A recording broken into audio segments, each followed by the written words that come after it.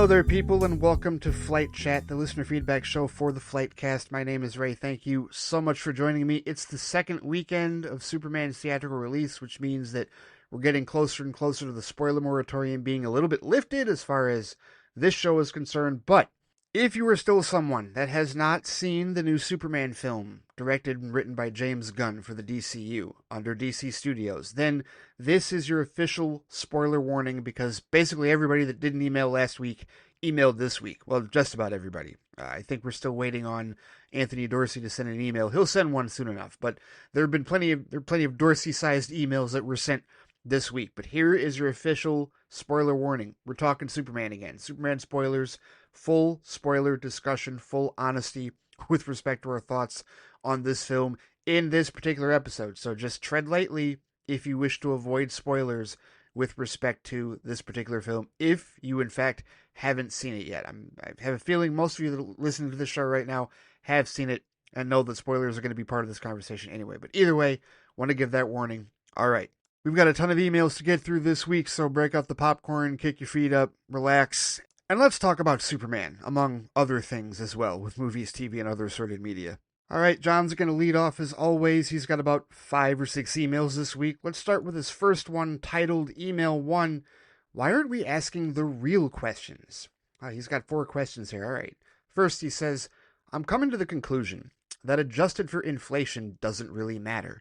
It only matters to the keyboard monkeys because they want to win an argument and want to rip this new Superman movie to shreds. We never ask this question. Do the studios care about adjusted for inflation? My guess is no, and here's why, he says. If we're adjusting the dollar price for tickets, then we need to adjust inflation for the budget, right? Man of Steel's budget for $225 million would balloon to $400 million today, would it not? Yes. In fact, Dave brought this up the other day. I was on Vodka Stream the other day. I went back to Vodka Stream.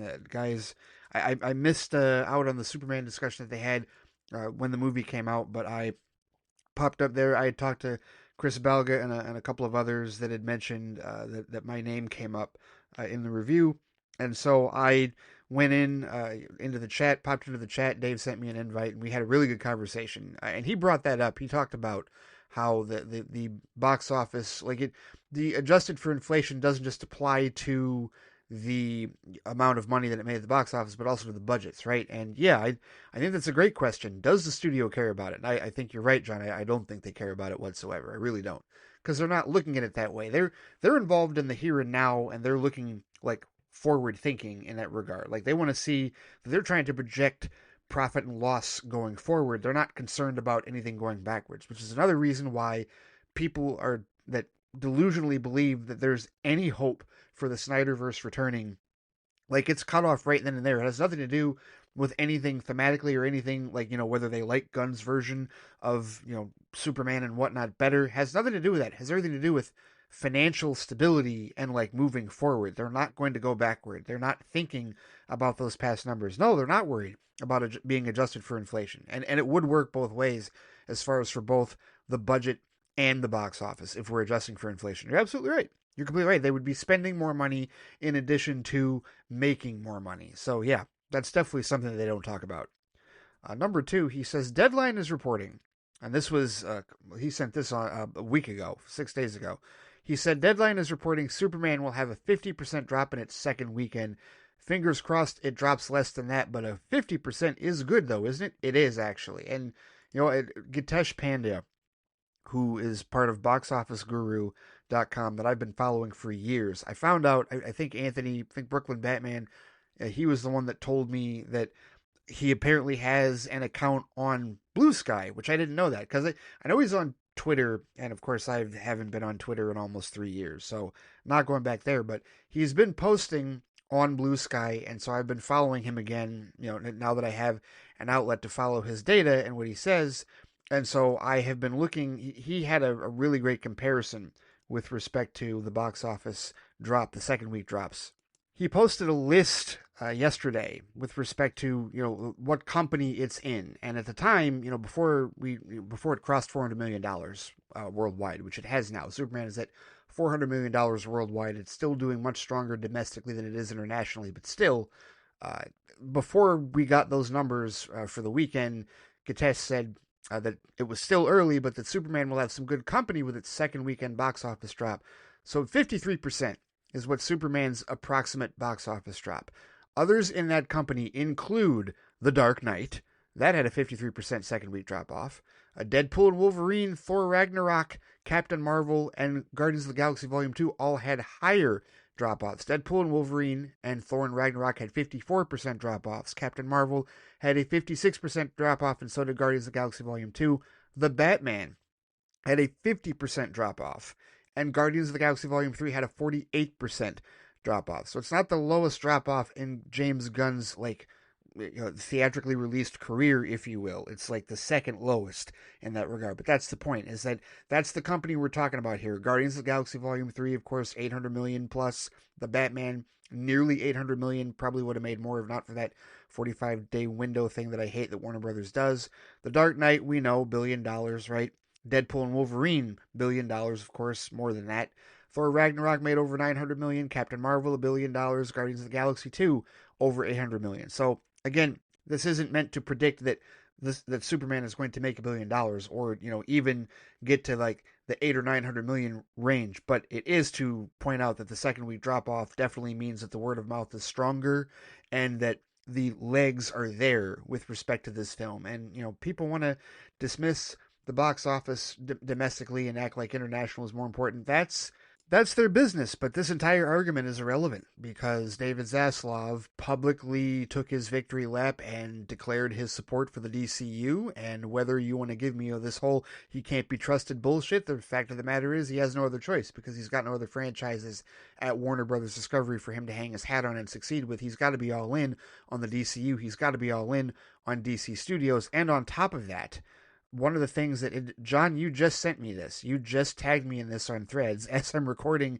this episode, so I'm going to bring it up now. This is actual live as it is happening, or at least as I'm recording it, is a quote from James Gunn that's taken from a Rolling Stone piece. Rolling Stone did a piece that I have not read yet, which is uncovering secrets of Superman. I might talk about this on Tuesday, perhaps, because I think that'll be our last bastion of Superman discussion before we get into Fantastic Four mode and Marvel comes back into the fray. But we'll still be talking about Superman even after that. But a quote from this about Superman box office. It was posted by Nerd Talk Show, which is one of the regurgitators out there with this quote. James Gunn says, "We're definitely performing better domestically than we are internationally, but internationally is also rising and having really good weekday numbers. The word of mouth is very positive, which is the thing that we needed to do the most." That last part right there, the word of mouth is very positive, which is the thing that we needed to do the most. I suspect, and this might even be something that, we should have inferred from the beginning, but remember how we talked about the knee-jerk reaction of the previous regime at DC Films when they were making the money with Batman v Superman Dawn of Justice, but they didn't like the Rotten Tomatoes scores. They didn't like the critics. They did not like the word of mouth.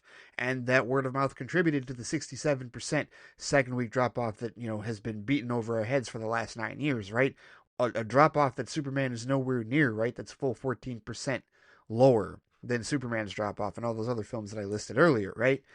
But with respect to word of mouth and the public perception of the film, one could argue that the studios, especially at the beginning of a universe, might be placing more of an emphasis on that than actual box office numbers, especially right now at a time where, let's be completely frank here, worldwide box office, the international box office, maybe they're not so eager to go see a movie about a character that historically is, supported or represented truth, justice, and the American way, right? People want to throw, and I saw somebody talk about Jurassic Park Rebirth and I knew ScarJo was going to beat Superman. Well, dinosaurs aren't political. At least they're not inherently political. They can be, but dinosaurs are dinosaurs. And we know, based on the history of Jurassic World as a franchise, that dinosaurs always sell, especially internationally in that regard. So anybody that doubted that Jurassic World was going to sell more than a superhero movie that's, historically been attached to the American way, I don't know what you were expecting in that regard. But, to blame that on the film, and to act like, the film is underperforming. No, that's a market condition that they couldn't account for. You can't change that. There's nothing that James Gunn or David Corenswet or anybody or Peter Safran or anybody at DC Studios, there's nothing that they could do to change that perception whatsoever. But The fact that the movie itself has positive word of mouth, that starts changing the perspective. So guess what that does?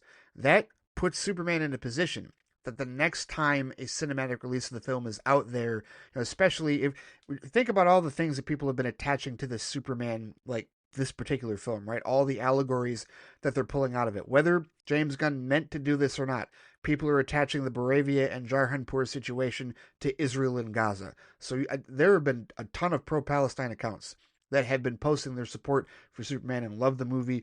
All the people that support the message of basic human kindness and all that. Like, there's a lot of positivity centered around, and even the fact that at the very end of the movie, like, Superman is supporting, people are taking his whole thing with Superman Robot 4 wanting to be called Gary as being supportive of identity changes, right? Gary, like the robot number 4 wanted to be called Gary. And, as after he puts the music on, Superman says, yeah, that'd be good, Gary, right? Like he immediately made the change that Gary asked for, right? And just, there's all manner of positive messages that are being relayed, that outside of the political spectrum with respect to this interpretation of the character. And so what that could do is, as the word of mouth for this continues to be strong, it sets up the possibility for Superman to have an even better turnout for the sequel. And I guarantee that's something that David Zaslav and Peter Safran and James Gunn are looking at when it comes to this word of mouth. It's like, well, no, they like the movie. The movie is very enjoyable, especially with the domestic audiences. So yeah, we know that, or we at least can infer that they will turn out well for a sequel. And then everybody else that's been on the fence about Superman, whether it's because of the American Way stuff or previous perceptions of the character, they can use this as a springboard to be like, oh no, this is a different Superman. This is not Superman. This is not the boring, broken, too powerful Superman that we were, weren't interested in the past. Now let's go check out what he's going to do further in this DCU, right? And that's, I've seen that sentiment on social media, and I'm sure, John, you've seen it. I'm sure many others have seen it, where people have said, I was never a fan of Superman. I never really dug Superman, but I went to go see this movie and I really dig this movie. And now they're new Superman fans. They're gaining new Superman fans through this film. And so you're not necessarily going to see that on the first turnout, but you should see it with the sequel. Marvel has done this a lot of times, guys. The first Iron Man movie made, I don't even think that cleared $600 million, if I'm not mistaken, back in 2008. And then the second movie, Iron Man 2, which, still isn't considered one of the better MCU movies, but it made more money. And then Iron Man 3 made over $1 billion as the first movie out of Avengers, right? Like, this happens. And Spider-Man, certainly. Like, remember, people were talking about, well, they were using, like, the nearly $900 million that Spider-Man 3 made as a benchmark for Spider-Man Homecoming, and it didn't do that. It made $880 million or something around that. But Far From Home made over $1 billion, and of course we know what No Way Home did. So this should be seen as a springboard. And at the end of the day, it's all academic anyway, because Zaslav has publicly supported DC Studios, and the word of mouth, as James Gunn has said now, is the most important thing. So that's the big thing, to get the franchise off to a good start, regardless of whatever goalpost people want to move with respect to box office and, adjusted for inflation and all that nonsense. It doesn't matter. It's all an academic argument. The DCU is here. The DCU is up and running. Accept it or don't, and, be just like the trolls and the morons on either side of the argument that want to take pot shots and be miserable pieces of shit all the time. Whatever. It is what it is. It's all subjective in that regard. The money is not subjective. The money is very objective, and the perception that the DCU is operational and moving forward, that is not subjective. That is objective in that regard. People want to focus so much on international and China and act like, domestic audiences continuing to praise this movie means nothing. Hey, that's your business. You're pretty much just, ignoring data, but whatever, it is what it is. Let's get to John's third question here for this first email. He says, what is the rule for heterosexual guys in relationships to see depictions of female nudity in films, TV, and other assorted media? That's an interesting question. He says, each relationship I was in had different perspectives. Brittany definitely was not okay with me seeing naked women on TV, one of the reasons I never watched Game of Thrones. Laura was body positive, and we were both cool with seeing naked people on TV, and Tammy doesn't care. How do you feel about Shonda seeing naked guys in media, and how does she feel about you seeing naked ladies? The reason I'm asking is I tend to notice media has more acceptance of male nudity, and it's becoming less common for female nudity these days, so that means Tammy and Shonda have more options than us. Well, I don't have an issue with Shonda seeing male nudity, and I don't think she has an issue with me seeing female nudity. I mean, it is what it is. It's part of the forum. But I think what you're really seeing, truthfully, in terms of, and mind you, I have not like paid attention to this personally, so I'm going based off of your perspective on this, John. But when you say that you're tending to notice that media has more acceptance of male nudity and it's becoming less common for female nudity, my like interpretation of that is we've seen almost entirely female nudity for decades. And, body positivity or not, there is definitely a concern about objectification. We've seen that, right? People that want to. Anytime you see somebody take a picture of the Amazonians on Themyscira from Zack Snyder's Justice League and compare them to the Amazons in Wonder Woman by Patty Jenkins because they try to make it look like Zack Snyder is he's objectifying women and look how scantily clad they are, which is a bullshit argument. And ask any of those actresses, and they're on the record as saying no, Zack treated us extremely fairly, and it was outstanding in terms of how that was done. Whatever, people love to virtue signal that shit. But I think what is happening is that we're seeing more respect potentially being paid, whether it's for actual genuine reasons or not, or whether it's because there is a concern that the audience, you don't want to be called out for objectifying women necessarily. Like, I think we're seeing more of a concern for that, which is good because women should not be objectified. So that concern, being there for whatever reason is good, but I think that's why you're seeing the difference in that regard. And that has led to, I've actually had more conversations lately, with respect to, the male gaze, if you will. And what I mean by that is not necessarily seeing naked guys, but like you talk about superhero physiques. We had this discussion at work actually about a week or so ago, that there's always, women have always had it more difficult than men in terms of like physical, like physique, like expectations and like, hey, what was that thing that just happened recently? They had the premiere for the requel. That's a new phrase for I Know What You Did Last Summer. Jennifer Love Hewitt was at this premiere, and there were tons of people body shaming her and talking about how thick she had gotten, and it was like, what the? That is absolutely ridiculous. That is, aside from the fact that Jennifer Love Hewitt still looks very attractive, like this whole body positivity or this whole body shaming shit and whatnot. The body positivity is a good thing. The body shaming is bullshit. And this idea that, women are still being held to this incredibly unrealistic S&B standard, and it's nonsense and whatnot. And the objectification, unfortunately, has never fully gone away. There's still tons of misogyny and tons of bullshit out there with respect to that. So I think what you're seeing, John, is you're seeing media try and push back against that. And now there is some male objectification, not nearly as much as there is female objectification, and I don't think that'll ever be the case. But now you see people like, well, why can't you look like Superman, or why can't you look like remember when Jason Momoa got shamed some years ago for having a quote unquote dad bod on the beach. And seriously, the way the dude looked, I mean, did he look like Aquaman? No, but he still looked better than I look now. And I go to the gym and lift like on a semi-regular basis in that regard. I would love to get my body to the point where Jason Momoa's body was in that dad bod picture on the beach. That was so stupid because, that's, you lift the veil and the actors will tell you that when the muscles are popped out like that for camera, that they're dehydrated, they're doing all of these unhealthy things to look like that on camera, but it's not a realistic body perspective to have at all for any of us, right? It's not realistic for men, it's not realistic for women. So I think what we're seeing is a skew going in the other direction as far as, like you say, with more male nudity being accepted than female nudity. I believe that's what it is, truthfully. I could be wrong on that, but yeah, I think that it varies based on, your partner. Like I said, I don't have an issue with Shonda seeing naked men, and I'm pretty sure she doesn't have an issue with me seeing naked women. Like if we're watching, like we watch Game of Thrones. Yeah, there's nothing about that. I mean, yeah, we it's there. I mean, what? It is what it is. It's part of, the choices. We might have a commentary on like, okay, why did they decide to do this or whatever? Was it necessary for that? I mean, there's scenes in Game of Thrones that take place in brothels, with ladies of the evening, if you will. So that's where, they just decide to get raw with it. And that's what some productions do. Other productions don't. It is what it is. But I think it varies, right? I'm glad that you and Tammy don't have an issue with respect to that. I'll say that. But it definitely varies based on the relationship that you're in, for sure.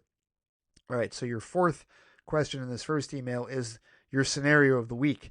This is a brief one. He says, I had some trouble deciding what scenario to do this week, but what if we got a Superman and Supergirl movie in 1987 instead of Superman 4?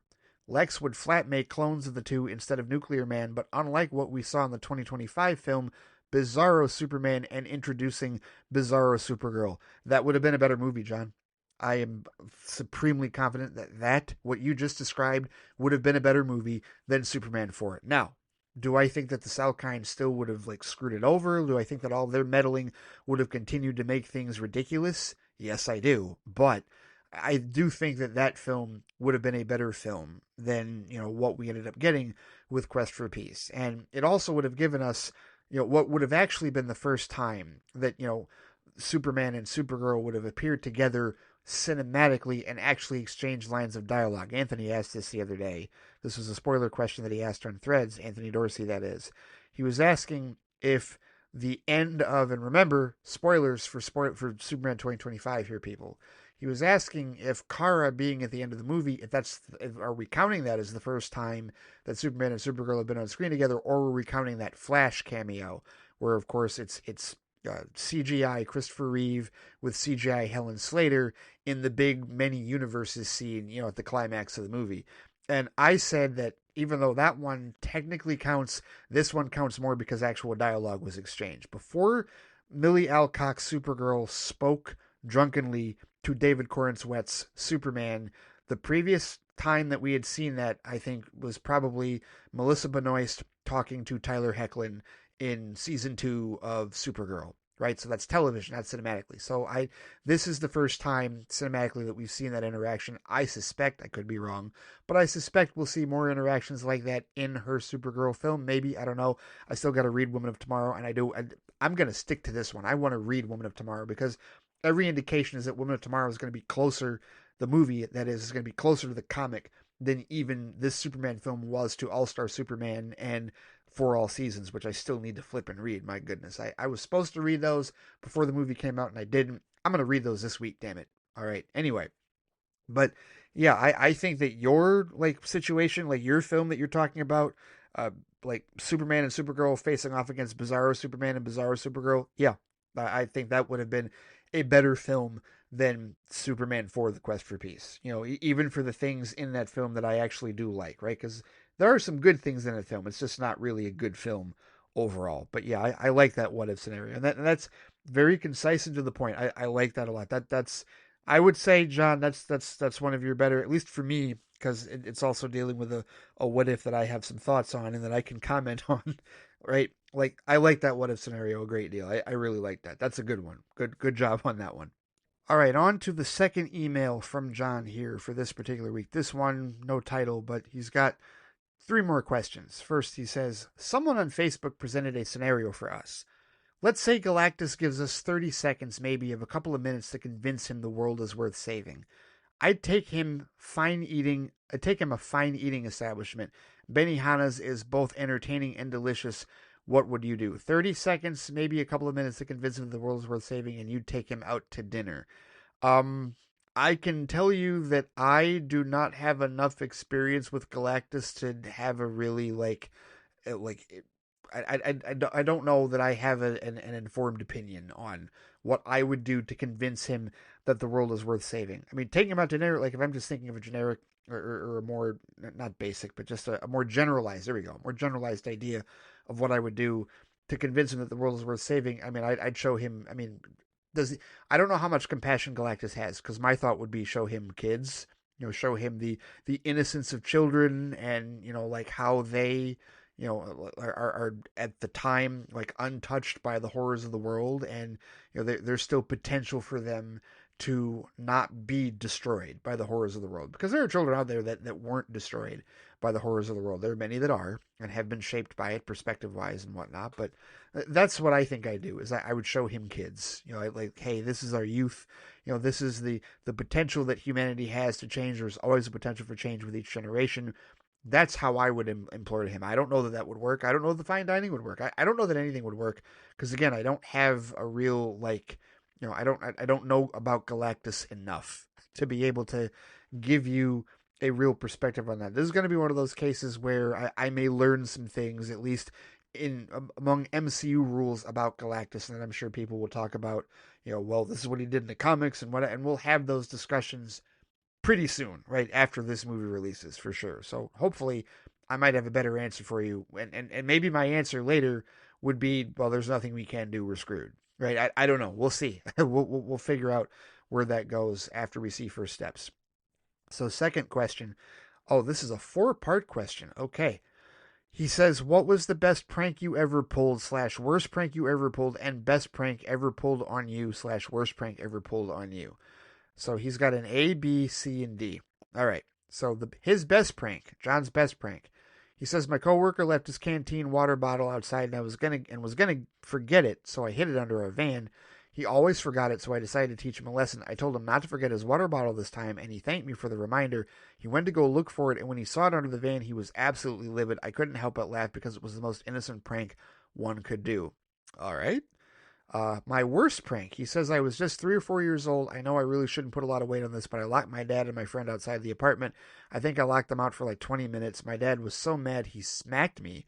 This was the second floor of our apartment. Even though I was a preschooler, it was a prank I regretted. Yeah, and he was thinking of safety.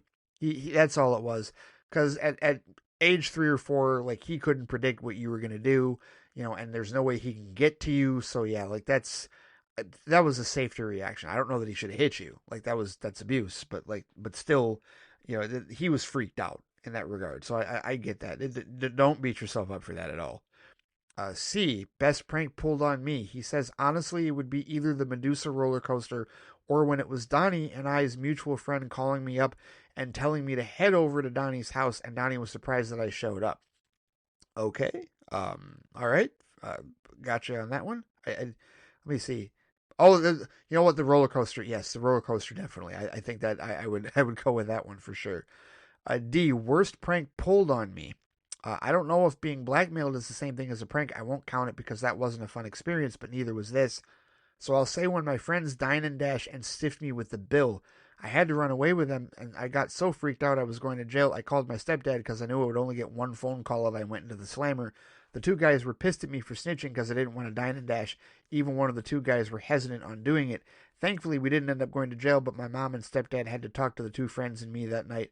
I was in such a state of panic, I couldn't talk. Yeah, that's crazy. I don't know that that's really, is that really a prank? I mean, I feel like that's just theft. Like that's just, like, not good behavior, right? I don't know how much that is a prank. I'm not much of a prankster, and I think that pranks really, for me, like, it just, a lot of times it revolves around somebody, like, scaring me. Like, if I, sometimes I can get a bit jumpy. So, like, if people come around the corner, or if there's been more than a few times where, like, I'll shut the door to my office and I'll record.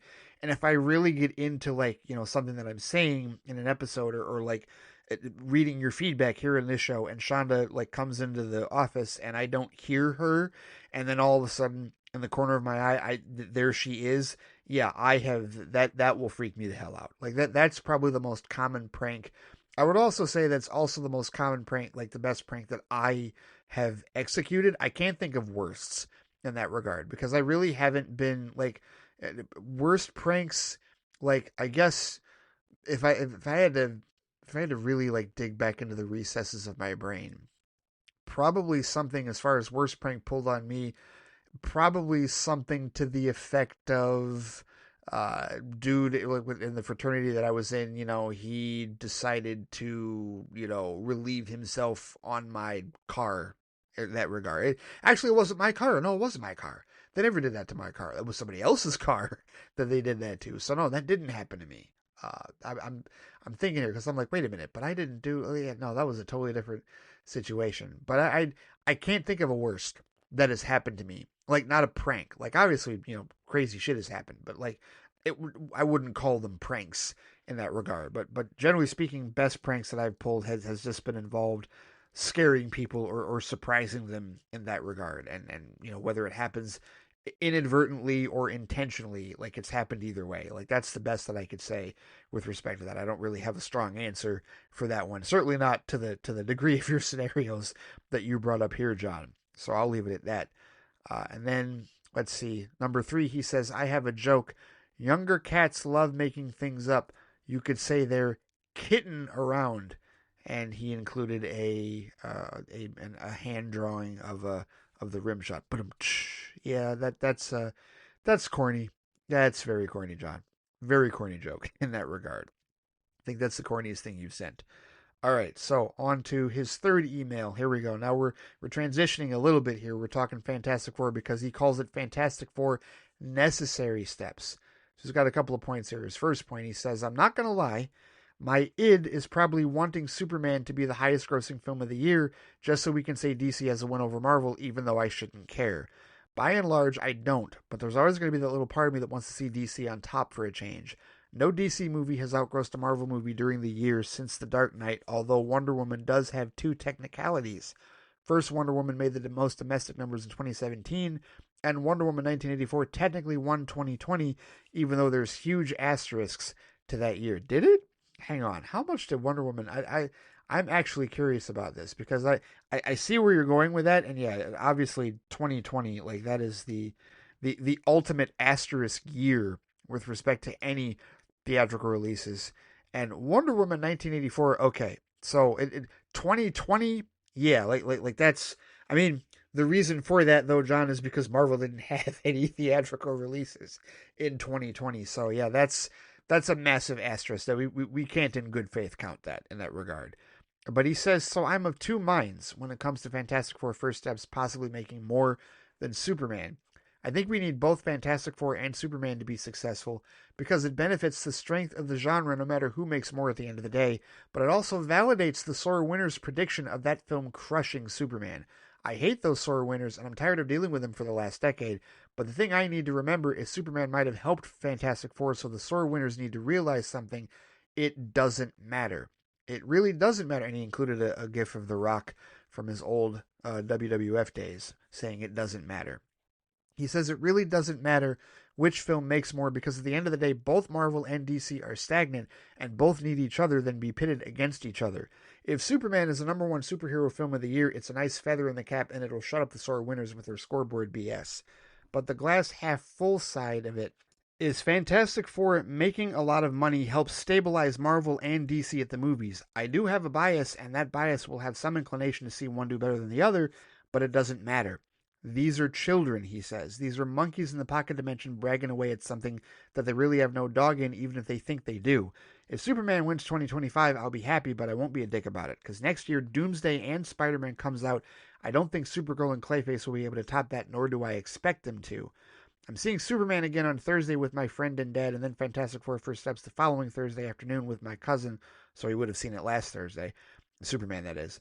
I'll likely give the films a happy face or an excited face. If they play Surger Girl in honor, did he mean Surfer Girl? I think so. In honor of the late, great Brian Wilson, I'll probably give it an excited face by default. I just want it to be a good movie. The only hang-up I have is Reed Richards looks weird with a mustache. A beard or clean shaven would have been better. That's a very subjective choice. He says, am I out of line here? The more I think about these trolls and bots, the more I'm picturing them as monkeys in my head. Thanks for that, James. That actually makes me more chill about these negative Nancys now.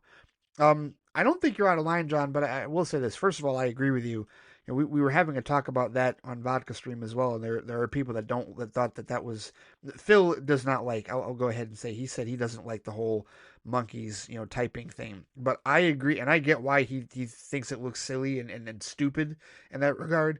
But I will also say that for our purposes, that's a meme that I absolutely intend to use, and I'm waiting for like spoiler moratorium to like die down before I really start using it because it's already there, right? And there's going to be once it releases on digital, there's going to be more high def versions of the monkeys in the pocket dimension typing stuff. And yeah, absolutely going to use that to describe the trolls and the bots because that's precisely what they are.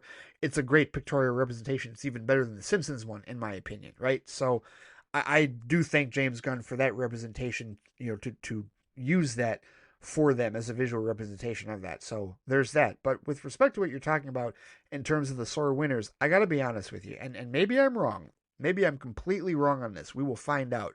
But I think the sore winner mentality is not going to be nearly as prevalent as it was before, and here's why.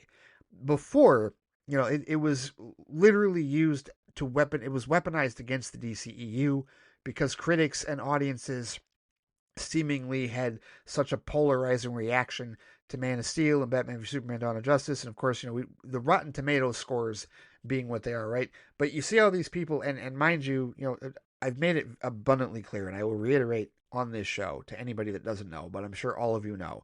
Don't use James Gunn's Superman to take pot shots at Man of Steel, and don't use Man of Steel or whatever to take pot shots at James Gunn's Superman. Don't fire pot shots at either movie on Threads. I will block your ass forever. I don't give a shit, right? And so that's why this is kind of an algorithm breaker. The fact that I really like the Superman movie because I'm still seeing a lot of the whole, like it isn't, it's funny, it's not the whole, like I was concerned about, well, it's the best DC film since The Dark Knight. I'm not seeing that. But what I am seeing is it's the best Superman movie since Christopher Reeve. I am seeing that. And that shit is just like, no. No. There are people who say that, like Jamel Hill said that. And Jamel Hill is somebody, like she's a bigger personality. She used to write for either the Free Press or the Detroit News. She's a Michigan State Spartan fan, so I've had my own issues with her as far as that. But there's a lot of stuff that she says that I, quite agree with in terms of social political stuff. She posted here. I will read her post in her entirety here.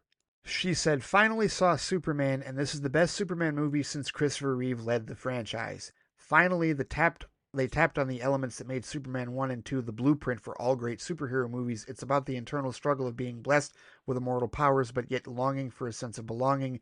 It was well done." Now, the reason that I am just not going to block that shit is because she didn't name Man of Steel. She didn't name Zack Snyder. She didn't talk about Snyderverse. She didn't talk about Snyder Bros. She didn't say anything about that. What she said was she said that this is the best Superman movie since the ones that she personally related to. And I wrote a blog piece about this a couple of days ago because there's a TikToker, Nikki Marina, that I watched a video that she recently posted about, she's a huge Marvel fan, but she posted a very positive video about Superman, and she was relating it to her own personal experience in terms of the comics and how she felt Superman was done, and how even though she feels there is a place for darker superhero movies, that Superman wasn't like a comfortable superhero for her, wasn't a friendly superhero for her anymore in that regard. I'm paraphrasing. Like I directly quoted what she said in the piece. You can go to flightcast.com and read the piece. But there are people out there without taking pot shots at Zack Snyder or the Snyderverse. And Jamel Hill probably doesn't give a shit who Zack Snyder or Snyder Bros are. She probably does not care in that regard. But she grew up, like she's older than me. She's Gen X, I'm pretty sure. So she grew up with Superman the movie in 1978. And she said Superman 1 and 2 is the blueprint for all great superhero movies in her opinion. It's all subjective. She's more than welcome to feel that way. And now she's saying that this new Superman movie harkens back to that in that regard, right? And so that's why it's like, you know what?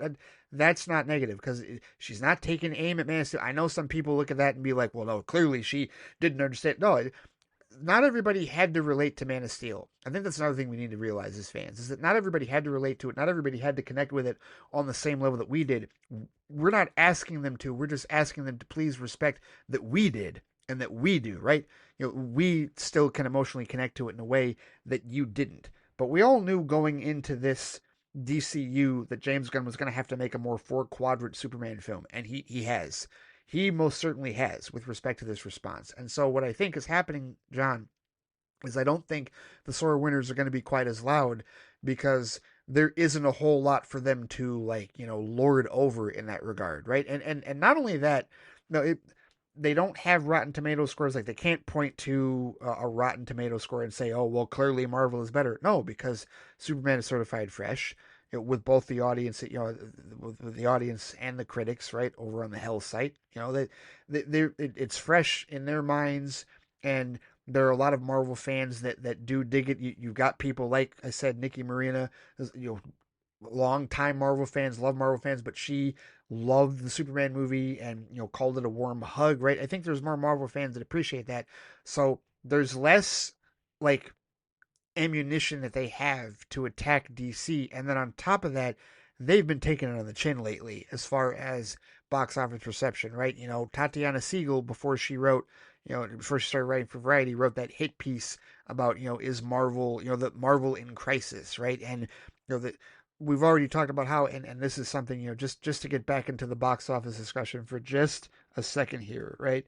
Like, and I want to confirm this when I looked this up. Captain America Brave New World, 415 million. Superman's going to pass that.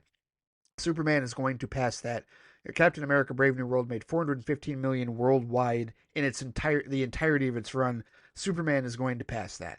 Thunderbolts, the entirety of its run. And remember, Thunderbolts is a movie that I have put sixth in my MCU list. It is a top tier MCU film, 382 million worldwide. Now, of course, Superman is a bigger character than either Thunderbolts or Captain America, but still, my point is, as far as recent Marvel movies, remember when they would tell us, Ant-Man has a trilogy, Iron Man makes $1 billion by himself, whatever. Well, they can't really say that anymore now, can they? The sore winners don't have much of a leg to stand on at this point, even if Fantastic Four does make a ton of money, right? The only thing that they could potentially say is, and if this matters, is if it has a bigger international box office. Oh well, clearly the rest of the world likes likes Marvel more than they like DC, which is bullshit because we all have.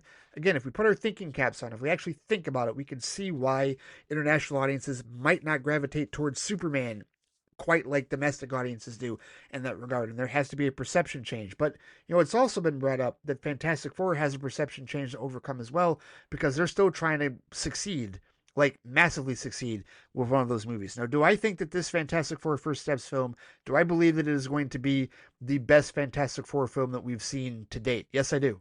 I do believe it is going to be the best. But that being said, the bar isn't terribly high. And if we're talking box office, the first Tim Story film back in 2005 made $333.5 million. Rise of the Silver Surfer, the sequel to that, $301.9 million. And then you get to Fan Four Stick, and that's $167.8 million. That's worldwide. Those are all worldwide numbers, and they're all pre-pandemic. Okay? They're all pre-2020. The last Fantastic Four movie that was released was in 2015. So let's not act like Fantastic Four doesn't have its own. Like literally, if we're talking about Fantastic Four making a record amount of money for its franchise, it's purely based on the Marvel Studios brand. Is the Marvel Studios brand and the movie itself enough to combat that? So, the expectations are high for Fantastic Four, but I feel like, we still need to see exactly how it does in that regard. So, John, I don't know that the sore winners are going to be as loud because, one, they don't have a whole lot of ammunition with this Superman movie being as acclaimed as it is and succeeding the way that it is, and two, they're not necessarily coming from a position of strength either with the current perception of Marvel Studios financially or the perception of Fantastic Four financially, right? So I feel like those are three big reasons why the sore winners, may not be out in full force. We'll see. We'll see what happens. It's going to start on Friday for sure. But no, I don't think you're out of line with your perspective. I really don't. So we'll just wait and see what happens. And I agree with you. And of course, I've been saying for years, the superhero genre benefits from both Marvel and DC being strong. We want a strong, healthy MCU and DCU going head to head. Right? Like we want both franchises doing well, and we have potential for that. We do. We do have potential for that, right? Based on the outpouring of all of the success for Superman, and depending on whether or not the MCU can, turn things around financially, right? We'll see. It does start with first steps. Because remember, my theory is that all the Marvel fans skipped out on Brave New World and Thunderbolts and decided to spend their money on first steps. We will find out if I'm right or wrong starting this upcoming weekend. But that's been my theory based on, Marvel flooding the marketplace with too many superhero movies, right? So are they waiting to see first steps or not? We will find out starting this weekend. We will see. Time will tell on that one for sure. All right, second point in this third email from John. He says, so for the third time ever and for the first time in 6 years, I'm returning to a popular panel at conventions. CWF, aka Cosplay Wrestling Federation, and Tammy is going to be my valet. I've always wanted a valet. This is exciting, he says. October 2019, I played Dr. Eggman. The following month, I was Walter White. I can't find my Heisenberg one at the moment, but here's a clip of my promo as Eggman. I can honestly say I've never heard of CWF. I've never heard of Cosplay World or Wrestling Federation. That's something else, and that's a pretty that's good cosplay. I'm looking at the clip. That's a pretty good cosplay of Dr. Eggman in that regard. So all right, nice job on that one. He says this year I thought I'd do a more obscure character, Ron Nasley of the Ruddles, a parody of the Beatles' John Lennon. John's my favorite too, Ray. Yes, I did mention that John Lennon is my favorite Beatle. He says, my father has so much Lennon merch when I was a kid. When I first learned about what being killed was, his first example he ever gave was John's murder. The second being Dr. King. Oh, about when he was murdered, yes, unfortunately. He says, I was uncertain who Tammy should be. Yoko Ono's Ruddles counterpart is a female Nazi named Chastity, so that's not going to work. No, not in today's day and age. His first wife sees this a parody of Cynthia is just her being ditched with a pregnant belly. That's pretty misogynist. Yeah, okay, I see what you're saying there, I think. So I figured she could play a parody of Lennon's girlfriend, he says. He had over a year when him and Yoko were on a trial separation. May Pang, but her Ruddles counterpart would be named June Fang. Oh, I like that. She's only slightly better than a Nazi being a photographer for the other hell site, TMZ. Okay, I mean, yes, like, but no swastikas, none of that horrific bullshit, right? Gotcha. So yes, that is better. I had considered doing John and Yoko. The problem is it might offend the Asian community if she tried to talk like Yoko. Yes, I agree. Don't do that. He says May Pang, while also Asian, was relatively quiet during their lost weekend relationship anyway, so we'll just make the joke that she's quiet. Wish me luck. I hope this goes well. It's funny. My friend Rob has done King Arthur for Monty Python and the Holy Grail. I don't recall anyone else trying a Python-adjacent character before, and technically the Ruddles is part of Python apparatus since Eric Idle partially created it. Let me know when you'll have a chance to watch the video. Keep in mind, this was before the Sonic redesign, so I got heat when I praised the film. Well, you shouldn't. I don't. Dr. Eggman, I mean, the redesign as far like with respect to, we're talking Jim Carrey, right? And I still haven't seen those movies, but I know what the redesign was. So I don't know. I mean, so what? People were like, Sonic purists were giving you heat when you praised the film. That's silly. That's ridiculous. Whatever. Like there's different incarnations of Dr. Eggman. When I grew up, it wasn't even Eggman, it was Robotnik, right? Like that's like I remember him being called Dr. Robotnik back in the day. So yeah, it's whatever. You know, it's not a big deal in that regard. It's a fine cosplay with respect to what you had in the video here. Third point in this email, he says, when Aquaman is introduced into the DCU, do you see Lobo interacting with the new version as a funny in-joke?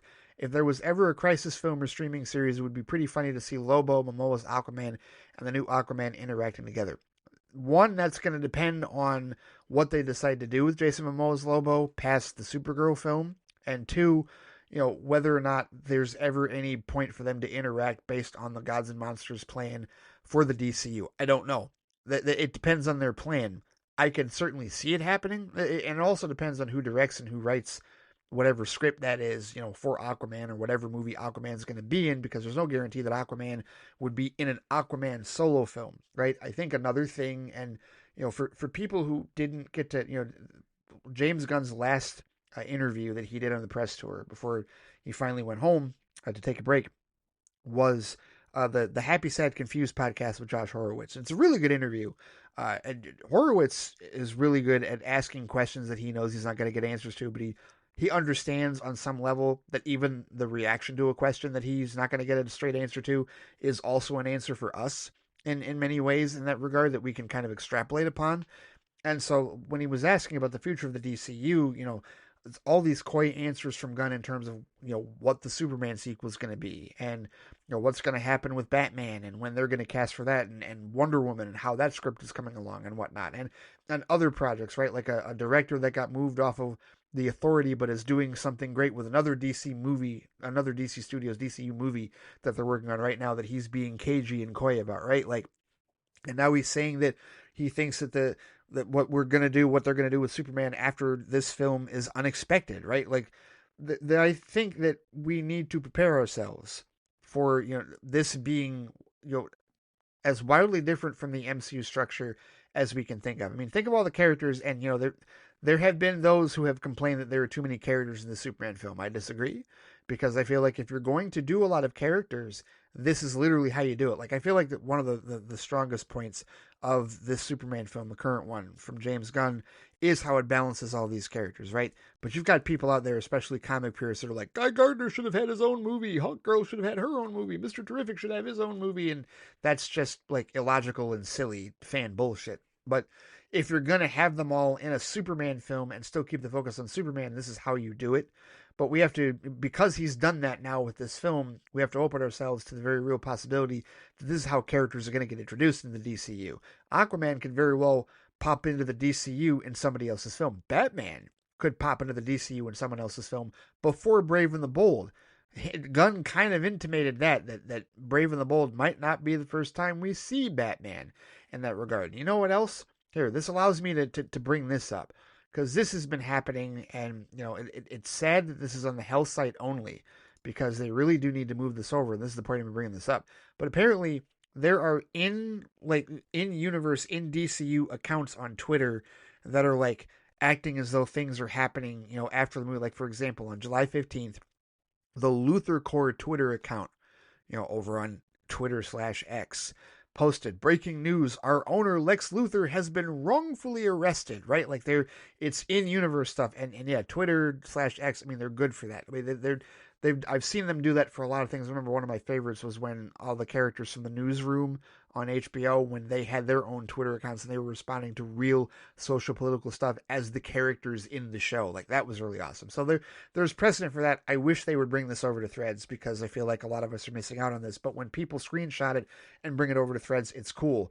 What recently happened was, I guess, a couple of days ago on July 16th, the verified Wayne Enterprises account posted, quoted Luthor Corps', our Lex Luthor has been wrongfully arrested, and said, "We do not chase headlines. We build Gotham. We protect its future."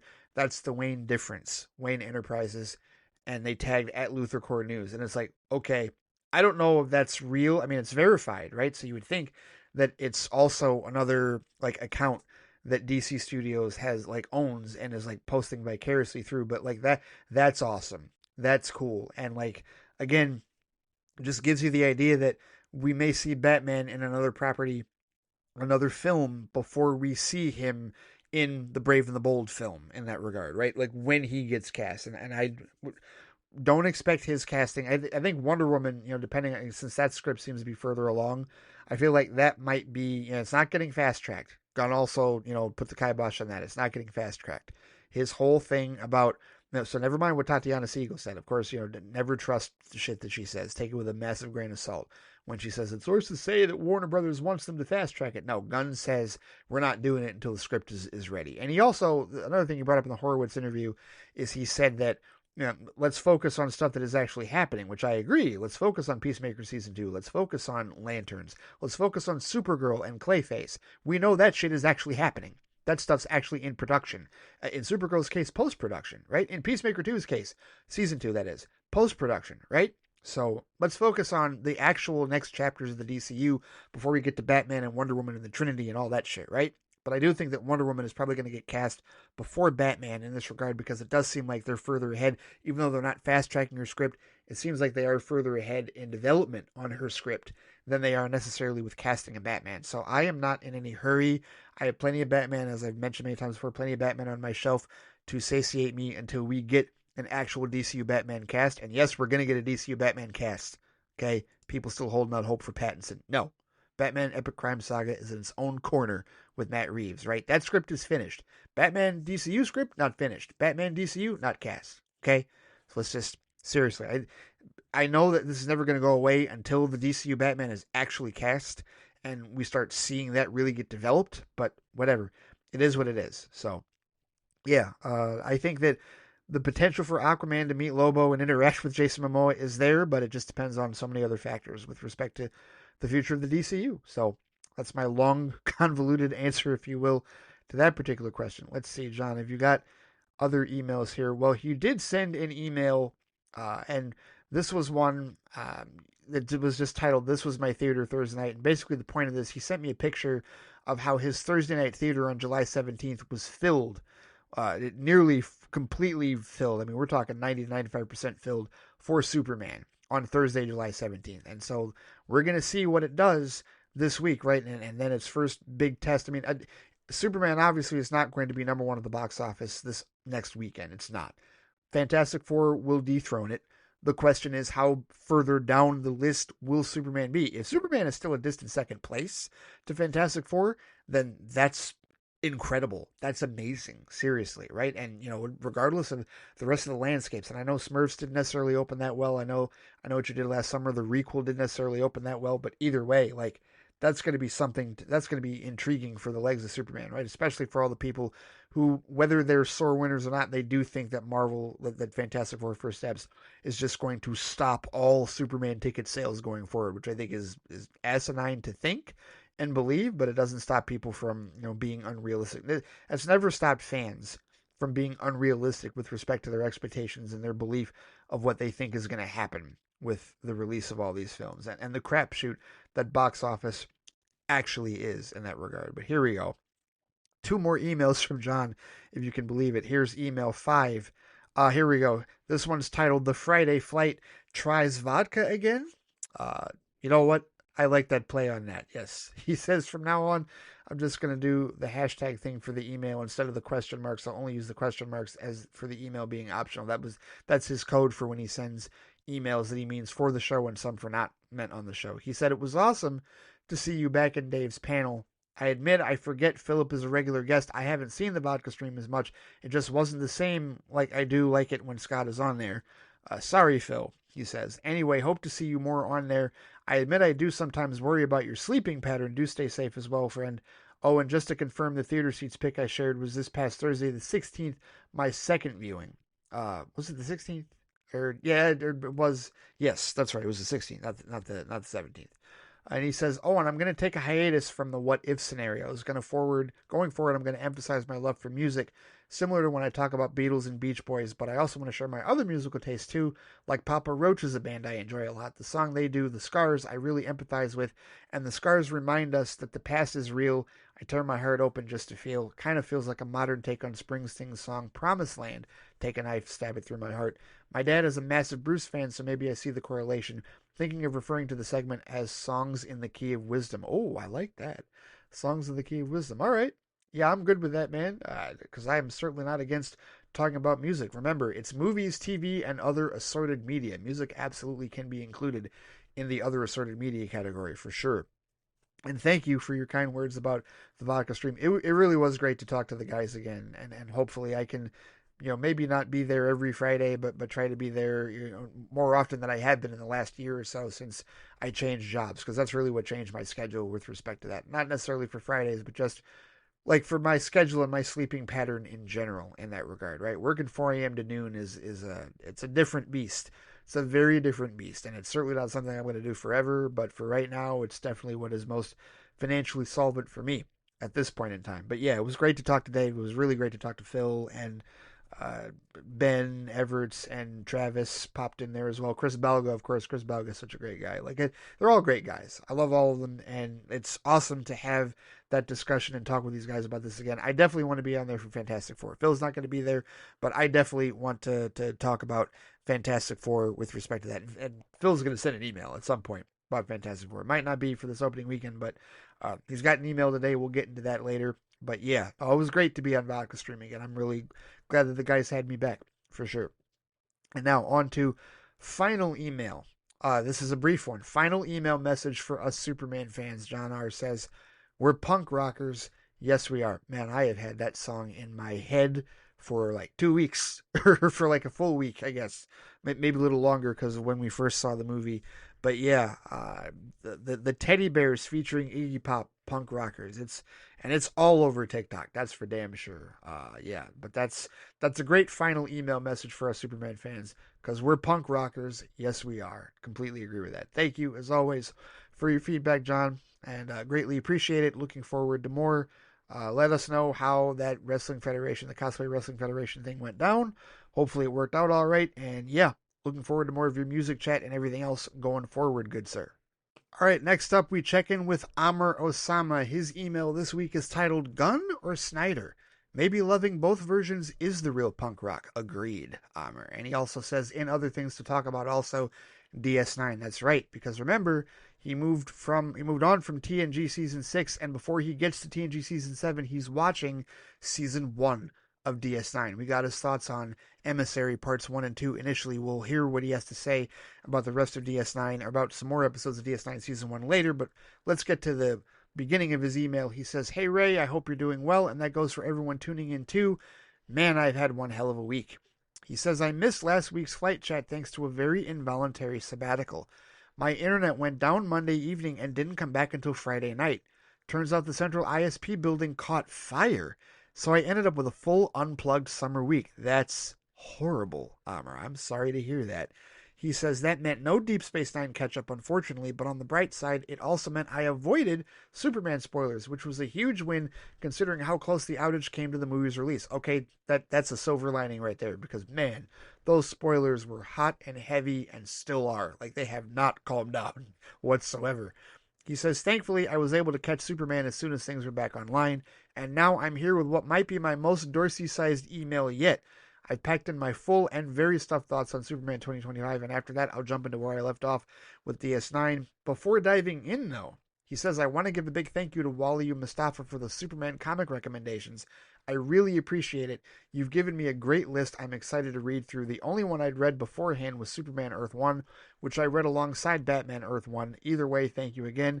And thanks also to everyone else who chimed in with suggestions. Much love." Yeah, I remember Jared Cardos. He had a couple of suggestions that overlapped Wally's as well, but he had a couple of other new ones too. But yes, indeed, glad that you enjoyed the suggestions. All right, now on to my review of Superman spoilers ahead, he says. Yes, we had the obligatory spoiler warning. Here we go. Superman spoiler conversation. Amr says it was in October 2022 when James Gunn and his producing partner Peter Safran were announced as the new co-CEOs of DC Studios. This marked a turning point for the DC brand, ushering in a reboot of the former DCU into what is now known as the DCU, a newly interconnected slate of films and TV shows. And animation as well. Also want to add that as well. Just 2 months later, he says, in December 2022, Gunn revealed that he was working on a new Superman film that would focus on a younger Clark Kent. This also meant that Henry Cavill would not be returning to the role of the Man of Steel despite his recent cameo in Black Adam. Then, in January 2023, Gunn officially announced the first chapter of the DCU titled Gods and Monsters. Among the announced projects was his new Superman film, initially titled Superman Legacy, which he would write and direct, much like his previous work on the Suicide Squad and Guardians of the Galaxy. The film was set for release on July 11th, 2025. As casting began, he says, David Corenswet was revealed as the new Superman with Rachel Brosnahan as Lois Lane and Nicholas Hoult later confirmed as Lex Luthor. The film's title was eventually shortened to simply Superman. A first look at the new costume was unveiled a year ago, and now, after much anticipation, the day has finally arrived. Superman has been released. After nearly a 3-year wait since that initial announcement, how does the movie hold up? Well, I'm happy to report, he says, that at least in my opinion, it was awesome. When the first teaser dropped back in December of last year, I liked what I saw, but I was still a bit skeptical. There was a lot riding on this movie, not just as a reboot of Superman, but as a launchpad for a whole new era of the DC Universe.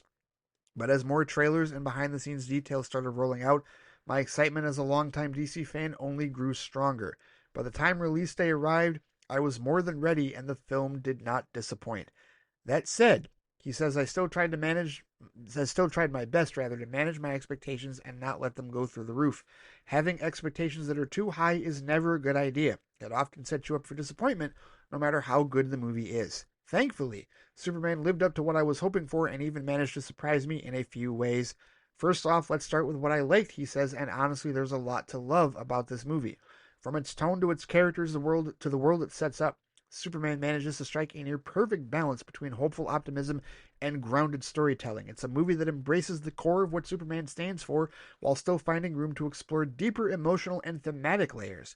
James Gunn clearly understands the character, and that love shows in almost every frame. David Corenswet as Superman was really good, he says. Actually, he was great, he says. He brings exactly what's needed from him in this version of the character: warmth, sincerity, quiet strength, and just the right touch of awkward charm when Clark Kent needs to shine through.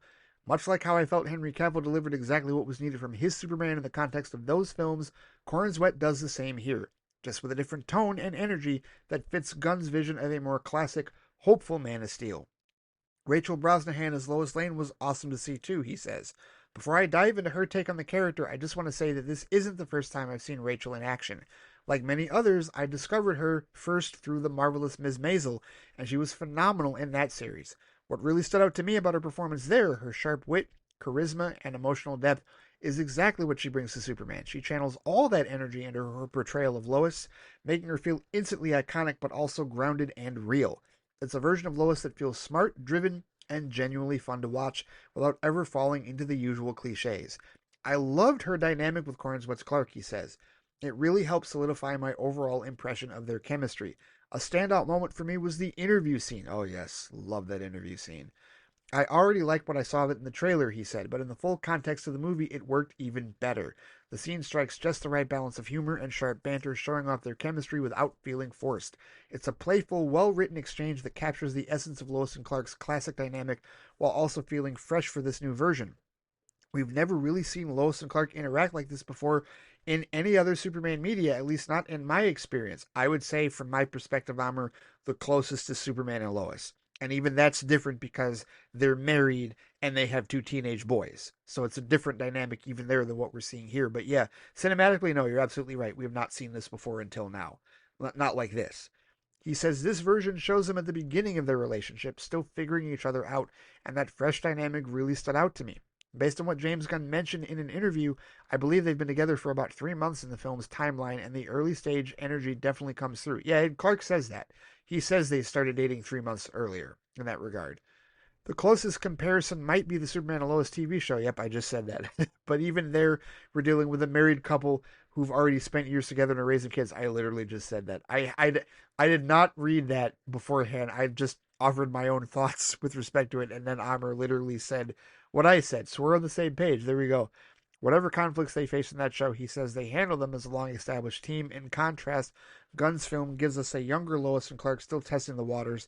There's uncertainty, excitement, and a lot of charm in watching that unfold. And now on to my other favorite character, aside from Superman, he says, Nicholas Hoult as Lex Luthor. Oh my god, I can't believe how much I enjoyed his performance in this movie. Lex Luthors of the past have often been portrayed as maniacal, coldly calculating, sometimes outright psychotic or egotistical to the extreme. They're usually driven by greed, power, or profit above all else. But this version, what I loved most about Holt's take is that he's simply the number one hater. He's not just a businessman or a schemer. He genuinely despises Superman on a personal level, and that energy radiates from every scene he's in. There's something almost petty about it at times, but in the best way. Not almost petty, completely petty, the pettiest, as far as I'm concerned. He says it makes him feel more dangerous because his hatred isn't just rational or strategic, it's emotional. He can't stand the idea of Superman existing, and it makes him unpredictable. Holt leans into that with just the right mix of menace and charisma. This man kidnapped and killed someone just because he knew Superman. My boy Malik didn't even do anything wild. He helped Superman up once and sold him falafels. That was it. And for Lex, that was enough to justify kidnapping him and imprisoning him in a freaking pocket dimension. Like, what? That level of petty, obsessive hate is insane, he says. But it also makes this Lex feel genuinely dangerous. He's not just going after Superman directly, he's targeting the people around him, even the most minor connections. That's chilling. Oh, very much so. Completely agree. Oh, and it gets better, he says. Lex also surgically modified a group of monkeys to, and wait for it, hate tweet Superman. I am not joking. This man is so committed to his anti-Superman agenda that he weaponized monkeys with Twitter accounts. Bro, the level of petty villainy is off the charts. Like, who even thinks of that? James Gunn, apparently, and I'm weirdly impressed. Hey, it's not without its basis in reality, as many of us have already talked about, and certainly on social media with respect to that. He says now, a Superman hating Lex Luthor is nothing new. A Luthor who despises Superman's very existence is classic, and we've seen it many times in the comics. But here's where it gets interesting. James Gunn leans hard into that hatred, he says, and not just the cold calculating version, but the petty obsessive kind. In terms of comic book inspiration, I definitely see shades of All-Star Superman's Lex in his portrayal. Gunn has mentioned multiple times that the comic was a key influence during the writing process, and it shows. You could argue, he says, that Jesse Eisenberg's Lex and Batman v Superman shared some of that same deep-seated resentment, especially the God complex aspect. But where Snyder, Goyer, and Terrio opted for a more grounded, cerebral take on Luthor, which with schemes like creating Doomsday or blowing up the Capitol to stoke public fear, Gunn goes full comic book bonkers, and I mean that in the best way possible. He embraces the silliness, the absurdity, and the theatricality of the character, and honestly, I loved it. Another element I really liked, he says, was how the movie opened. The moment it started, I knew I was seated. It begins with a Star Wars style opening text crawl, simple, bold, and rhythmically, good grief, talk straight, Ray, rhythmically structured around the rule of threes. Which, by the way, James Gunn also clarified in I think in the Horowitz interview or somewhere that wasn't intentional. He just found a number like three, and yeah, the 3 centuries ago, 3 decades, 3 years, 3 weeks, 3 hours, 3 minutes, right?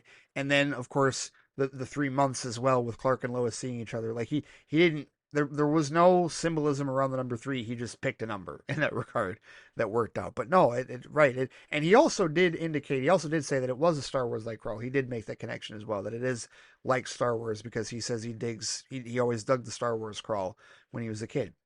And basically, Amr has it's a paraphrased version of the crawl. 3 centuries ago, metahumans began to appear. 3 decades ago, parents from a dying planet sent their only son to Earth, where he was adopted by kind-hearted Kansas farmers. 3 years ago, that child introduced himself to the world as Superman. 3 weeks ago, Superman intervened in a deadly conflict between two nations, Baravia and Jaranpur.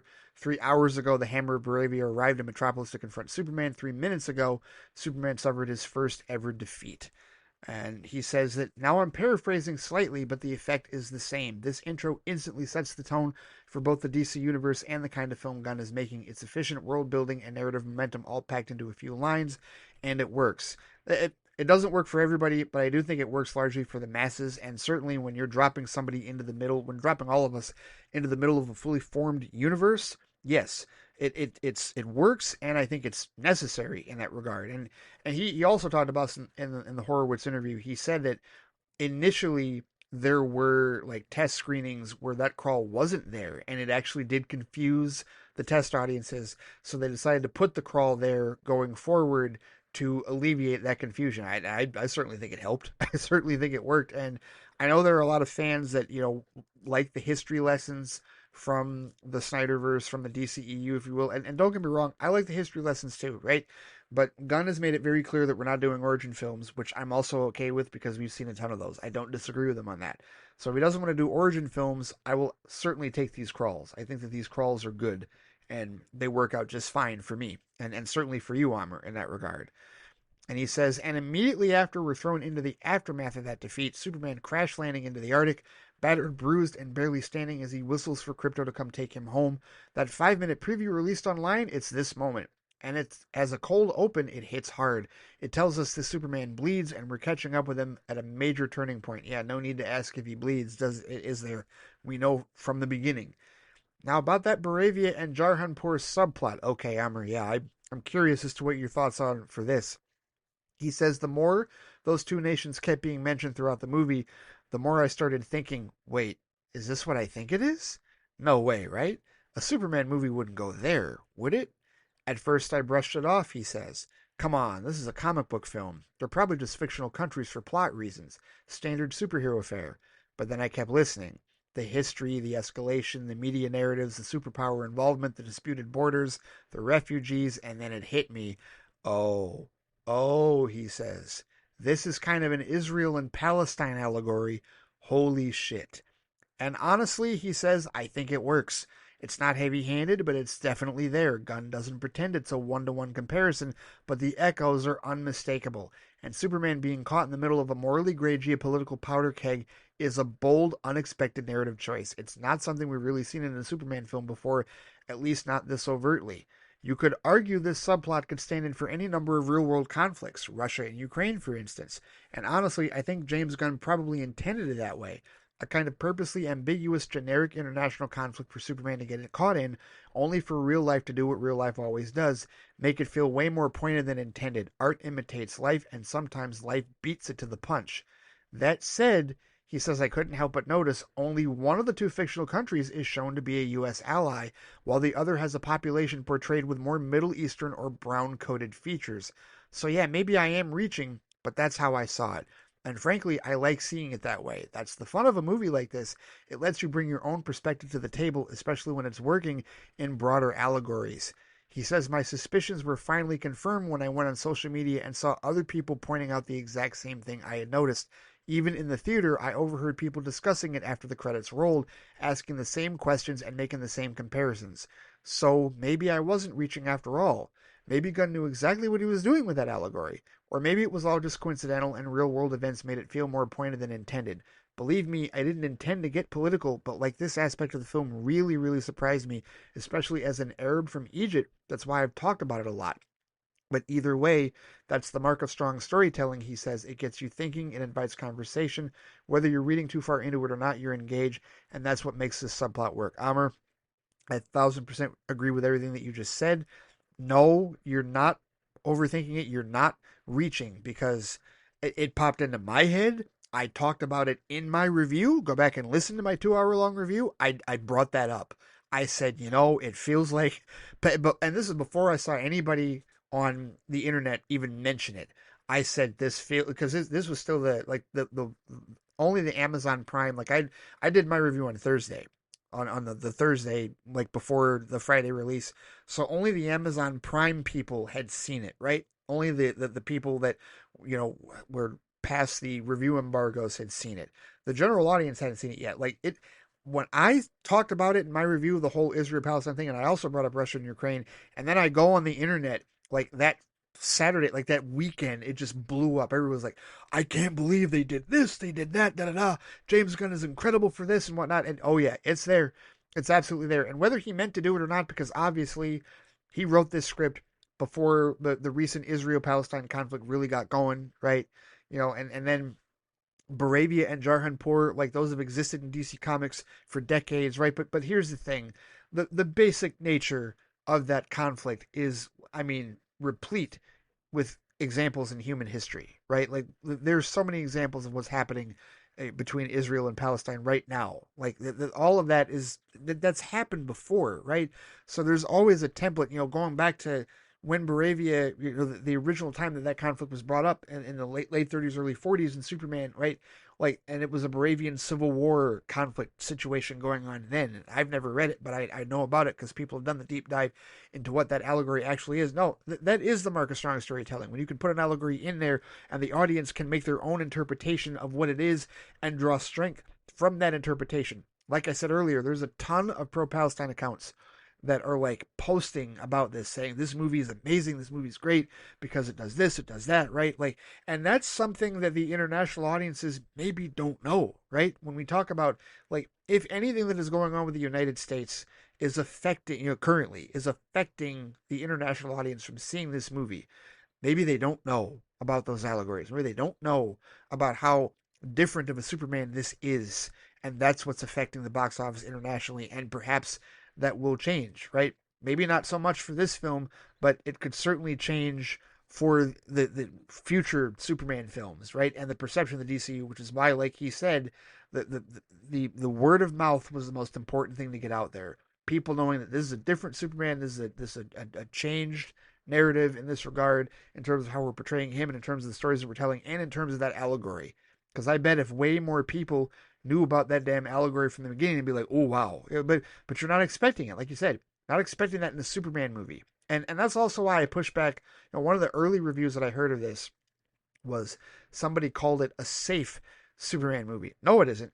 Like there are definitely, I mean, I could see where people call it safe from, in terms of like, well, it's safer than Man of Steel. It's safer than what Snyder did because it's a more 4-quadrant film accessible to the audience. Yeah, but when it comes to that, something like the Baravia and Jaranpur allegory, oh, that's most certainly not safe.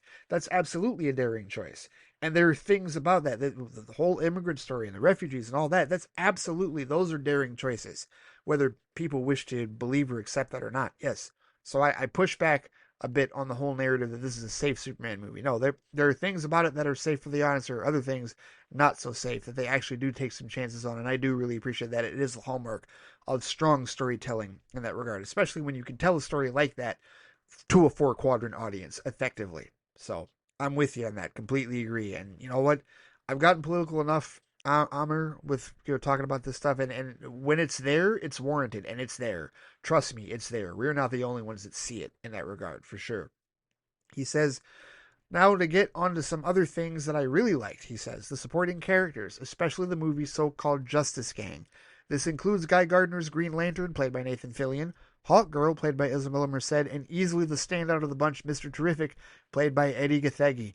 Mr. Terrific definitely got the most focus out of the Justice Gang, which I really appreciated. He's portrayed as highly intelligent, tactical, and the kind of brains behind the team's operations. Eddie Gathegi brings a grounded presence to the role that balances out the more eccentric personalities in the group. His chemistry with Superman is great, too. You get the sense these two have worked together before and genuinely trust each other. That's not to say Guy Gardner and Hawkgirl didn't shine, he says. They absolutely had their moments, especially in the film's final act. Nathan Fillion's Guy is loud, brash, and hilarious, exactly what you'd expect from the comics, and his dynamic with the rest of the team adds some much-needed levity. Isabella Merced's Hawkgirl is more serious, and while she doesn't get as much character development, her action scenes hit hard, and she feels like a powerhouse whenever she's on screen. Together they add depth to this universe without stealing focus from Superman himself. Mr. Terrific's role in the film was further solidified, he says, by that incredible needle-drop action sequence. Beyond just the action, though, it's his surprising level of involvement in the overarching plot that really cemented him as a standout. He's not just the smart guy, but he's instrumental to both Superman and the story, and I came away wanting much more of him in future DCU entries, he says. As for Green Lantern and Hawkgirl, they truly get their moment to shine in the film's final act, particularly during the Baravia and Jarhanpur climax. When the conflict escalates and Baravia launches an invasion against its neighbor, Gardner and Hawkgirl finally say screw it and interfere, and I mean really interfere. Baravia's forces aren't clashing with a standing army, they're advancing on civilians. That's when Guy Gardner shows off the full creative extent of his power ring, pulling off this hilariously badass sequence where he constructs giant hands to flip Baravian tanks upside down, and not just flip them literally, the constructs actually flip them off with giant middle fingers. It's pure Guy Gardner energy and had the whole audience howling. Yeah, I said flip many times, but come on, it was glorious. It was. I wasn't sure how to feel about it on the first go, but the second and third times I saw it, I was like, yeah, no, that's really good. That's hilarious. That humor worked for me in that regard with that character. Then Hawkgirl ups the ante, he says. She flies straight into the Baravian presidential palace, screeches like a banshee from hell, grabs the president himself, flies high into the sunset, and just drops him. Brutal, iconic, no notes other than she's not like Superman, right? Exactly. These two characters may not have had the same screen time as Mr. Terrific, but in the final act, they owned it, he says. Yes, I could not agree with him more on all this. But now on to some negatives, he says. Though to be honest, I hesitate to call them negatives even in the traditional sense. These aren't issues that break the movie, but rather elements that left me wanting more. It's that specific kind of frustration where the world building and character teases are so good, you're disappointed only because you didn't get more of it. A key example of this, he says, is Clark Kent and the Daily Planet supporting cast. While their presence is definitely felt, they don't get as much screen time or development as I had hoped. Of the bunch, Jimmy Olsen stands out the most, and to be fair, he shines in every moment he gets. This version of Jimmy, dude has serious game. Somehow he's got half the Daily Planet swooning over him, and he's in cahoots with none other than Eve Tessmacher. That dynamic alone, Jimmy and Eve being romantically and maybe even morally entangled, plays directly into the movie's plot in ways I didn't expect, and it works. But still, it leaves you wondering what else might be bubbling beneath the surface with the rest of the Planet crew. By the way, I also want to point out real quickly that Eve Tessmacher essentially saving the day is definitely a callback to Superman the movie, because she totally saves the day in Superman the movie as well, right? So it's the same thing in that regard. I do like that callback. He says, James Gunn went ahead and cast Wendell Pierce as Perry White, and yet we barely get to see him. I think he's in maybe 2 scenes tops. That's it. And with an actor of Pierce's caliber, it's hard not to feel like more was originally intended. After watching the movie and letting it simmer with me for a while, I can't help but suspect there's some footage left on the cutting room floor. The movie clocks in at a tight 2 hours and 9 minutes, which I think is a great runtime, but it also feels stuffed, maybe a little too much so. That sensation might come from the film's fast pacing, which doesn't give everything time to fully breathe. The film throws you into right into an already established DC universe, a world where metahumans have existed for 3 centuries. So the sight of superpowered beings is treated as totally normal, he says. That's not just told to us, it's shown brilliantly. During the kaiju fight in Metropolis, we see a random guy casually eating yogurt while watching Superman duke it out like it's just another Tuesday. Later, Guy Gardner is seen eating cereal in full Green Lantern gear at a diner, and no one even bats an eye. I genuinely love that detail. It feels like jumping into a random episode of Superman the Animated Series or flipping open a comic book from the middle of a long running arc. But at the same time, he says, there's just a lot going on. Maybe too much for the casual viewer, or so I thought, until I saw it again with my mom and my younger brother. She had no trouble following it and actually really enjoyed it. So do I know, he says. This is a far cry from what we got in the previous DCEU, where Zack Snyder opted, at least in my opinion, for a much slower construction. A lot of people have said Snyder's Superman is a deconstruction, and I kind of agree, but it's always struck me as odd. How do you deconstruct something that hasn't really been constructed yet? Take Man of Steel, for example, he says. That film doesn't rush through Superman's origin, but it also doesn't show Clark starting at the Daily Planet until literally the final shot.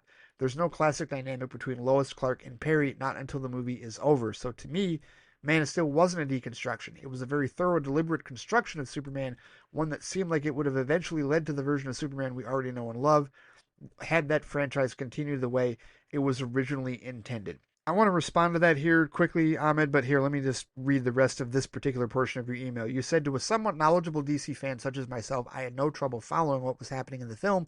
I could recognize the characters, the references, and the world building Gunn was layering in, even if it was done quickly and without much hand holding.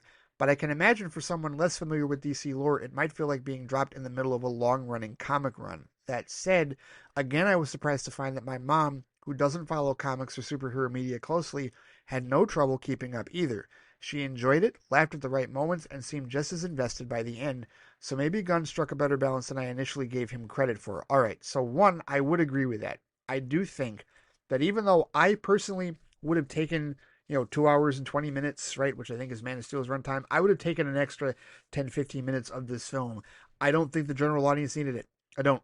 I think that the pacing was handled effectively, and we could see it in the reactions, right? Like, I haven't seen the vast majority of people complain about the runtime or Superman's pacing. In fact, nowadays you hear more people complain about how long movies are, right? And 2 hours and 9 minutes, I feel like that's a nice balance. And I don't think that Gunn sacrificed his creative vision for that runtime. I think that he understands that runtime is a part of the process. And this is where, he's a little bit producer in this regard where, okay, I can do this. I can absolutely tell this story in 2 hours and 9 minutes and not go so far over so as to bore or drag anything down. Because to me, there were no parts of this movie that dragged. There were no parts of this movie. The second time I watched it, I definitely saw the decompression and the breathing moments, right? Because remember the second apartment scene, when they're fighting the dimensional imp outside and Lois gives them the cocoa? That's a second decompression scene that I think is necessary, that I think absolutely works really well for their relationship and to slow the pacing down of the movie. There are moments in the movie where things do slow down for a bit, where you do get to breathe. The Pa Kent scene, right? The talk with him and Pa Kent later, that's absolutely a moment that does that, right? And I think Gunn does a really good job of balancing these within that more like audience friendly runtime in that regard. So I do agree that the pacing is better than maybe you initially gave it credit for, like initially. And I would also say that as far as like feeling stuffed, like I think for us, like as fans, we go into movies like this. I think I might have talked about this earlier. I think I did during John's email. That was an hour ago. But the idea that when we have all these characters in a film, and this isn't MCU thinking, right? I did mention this. We talked about Aquaman. This isn't MCU thinking where it's like, you see a Green Lantern, well, where's his movie? You see a Hawk Girl, where's her movie? And I'm not saying that you're saying that necessarily, Amr, but you can have all these characters in a film, still keep the focus on Superman, and then like they're supporting like what the universe is like. And I think the general audience is fine with that. I think a lot of times we assume that the general audience thinks the way that we do, and they really don't. They know the movie is called Superman. The focus is kept on Superman for the majority of the film, and everybody else is supporting Superman's story. So the fact that they got dropped into the middle of a fully functioning universe, I think that doesn't bother the majority of them. I think the crawl was enough. I really do. And that's all they needed, right? Remember, Gunn even said this. Like I said earlier, he said the first test screenings they didn't have a crawl, and then they put a crawl there, and they weren't confused anymore. That's all they needed. The general audience, at the end of the day, needs the most basic information. They get it, they're fine, right? They don't have to have history lessons. They don't have to have everything incredibly spelled out in that regard. Like, and not saying that we necessarily have to have it, but we like that. We appreciate that, like on fan circles. But then there are other fans like, oh, it's too long. They could have compacted that in that regard. So it's all subjective, of course, in that regard. But I think the pacing, even though I would have taken a longer movie, I think the pacing for this movie was worked quite well, to be honest with you. All right, now Amr says, now on to the film's soundtrack, or should I say score. The music here, composed by John Murphy and David Fleming, is so good, man. Now, I'm still vehement in my opinion, he says, that David Corn's Wet Superman should have had his own unique, fully identifiable theme instead of relying on the classic John Williams track. I'll always defend that stance. But what Murphy and Fleming did do here was impressive. Yes, they used the Williams theme, but they reinterpreted it. Instead of playing it straight, they played it with shifting notes, flipping melodies around, and changing major keys to minor and vice versa to make it feel less predictable and more emotionally flexible. This is what Danny Elfman should have done in Justice League, he says. If you're going to use legacy themes, don't just drop them in lazily. The only truly interesting thing Elfman did in that score was deliver an orchestral version of Wonder Woman's theme. For Superman, he once played the Williams motif in a melancholic, almost eerie way during the Superman vs. League fight, but then never returned to that approach. It was a missed opportunity. That was my fear going into Superman, that the Williams theme would be just slapped on for nostalgia points, but thankfully that wasn't the case. There's just as much original music as there is cleverly reinterpreted Williams cues. That balance really worked. That said, I was kind of hoping for a full soundtrack, he says. Superman films historically don't feature needle drops, so I was really curious to see what James Gunn might do, especially given how iconic his Guardians of the Galaxy soundtracks are. Surprisingly, the film only includes 2 needle drops, one whose name escapes me but plays during Mr. Terrific's awesome action scene, and the other is Punk Rocker by Iggy Pop, which kicks in during the end credits, and no joke, has been playing in my head ever since. Yep, same here, Amr, and of course, that needle drop is Punk Rocker by Teddy Bears featuring Iggy Pop. The other one is a song called 5 Years Time by Noah and the Whale, which came out in their 2008 album Peaceful The World Lays Me Down. I have heard of Noah and the Whale, but I wouldn't be able to tell you what their music was or have listened to a whole lot of it. But yeah, that's definitely like I've heard punk rocker a whole lot on TikTok in the last week or so. I've heard uh, 5 years time, the fun part. I've heard that more than a few times as well. So yeah, and that's another thing that Gunn talked about. People, I do recommend like listen to or watch the Happy Sad Confused episode, the interview with Josh Horowitz and James Gunn that just was posted on Friday. It's really good. But one of the other things that James Gunn talked about was how scary it was for him to rely more on score than needle drops because music is a big part of his films. And he does do a really good job. Everybody's subjective thoughts on the Guardians of the Galaxy films or Suicide Squad, his use of needle drops is really good. He is really good at it. I believe so, subjectively speaking, in that regard. And yeah, the idea of needle drops being used for the entirety of a Superman soundtrack, I can understand the appeal of that. I personally am glad he did it the way that he did it. I wanted more orchestral score because I do think that orchestral score does fit a character like Superman much stronger and is, in my opinion, subjectively speaking, is more necessary for a character like Superman than the Guardians of the Galaxy or the Suicide Squad. So I'm glad that he did that, but he still kept needle drops. And I remember the first viewing, I didn't know how to feel about it because that was the question going in, like, okay, is he going to use any needle drops at all? And sure enough, he did. And both of them, I mean, really, the punk rocker needle drop I liked from viewing one and love it even more now. But the other one by Noah and the Whale, I like that one too, with respect to the Mr. Terrific sequence. And I think that they also work because they counterbalance and add to the scenes that they're being used in. He just knows what to do. He just really knows what to do. But I like that it's mostly score with only 2 needle drops. I do really like that personally. That is my personal perspective on that. He says James Gunn might have made a score-only film, but he still found a way to inject his signature music taste into the experience. How? Through Spotify playlists. Oh, yes. Even though most of these songs don't actually appear in the film, Gunn personally curated playlists for multiple characters, kind of like this is what music this character would listen to. There is a Clark Kent Superman playlist, a Lex Luthor playlist, one for Lois Lane, even Ultraman, and more.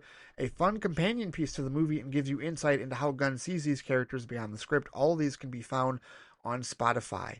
It's a cool way to carry over that Guardians of Gun style music identity without compromising the tone of a Superman movie that's meant to lean more orchestral and mythic. Yes, indeed.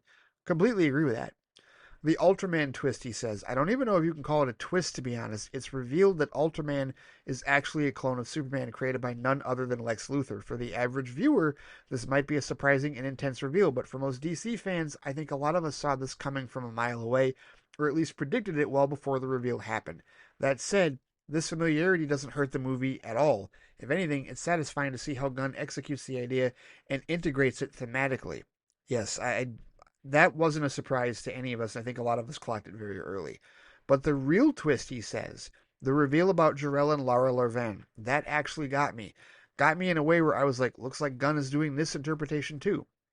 We're told early on, like we are always in Superman stories, that Clark's parents sent him to Earth as a beacon of hope, a last survivor meant to inspire and help humanity, he says. This is even backed up by the Superman robots in the Fortress, who comfort Clark with that familiar origin. They tell him his parents loved him more than air, more than land, more than life. But as the movie goes on, we learn something shocking. The message was corrupted, damaged in transit. The part that Clark was hearing was only part of the full truth. Later in the film, the full message is revealed, and it turns out Jor-El and Lara didn't send Kal-El as a hopeful savior. They sent him to Earth to rule, to establish a Kryptonian empire, to create a harem and spread his seed to repopulate the species. It's a disturbing reveal, one that changes how Clark sees himself and his origins. Now, to me, as someone who's read some DC comics and watched other adaptations, he says, this concept isn't totally new. We've seen versions of this idea before. My Adventures with Superman touched on a similar theme, and several comics have flirted with the Kryptonian Empire angle, but the way Gunn presents it here, through a corrupted, misleading message that emotionally devastates Clark, felt fresh.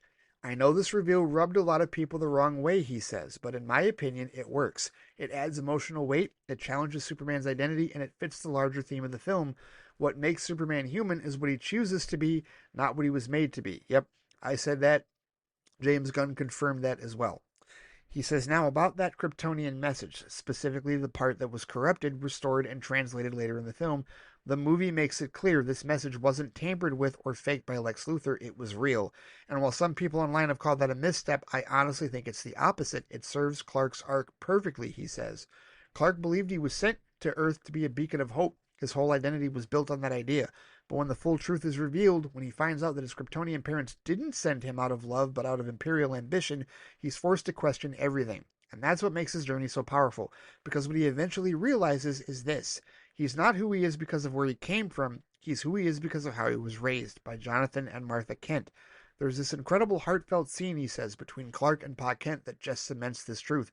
And then the movie ends. Clark healing in the sun, wounded, vulnerable, but steady. As he rests, he watches and listens, not to Krypton, not to Jor-El or Lara, but to home videos of him and the Kents. That's when it hit me.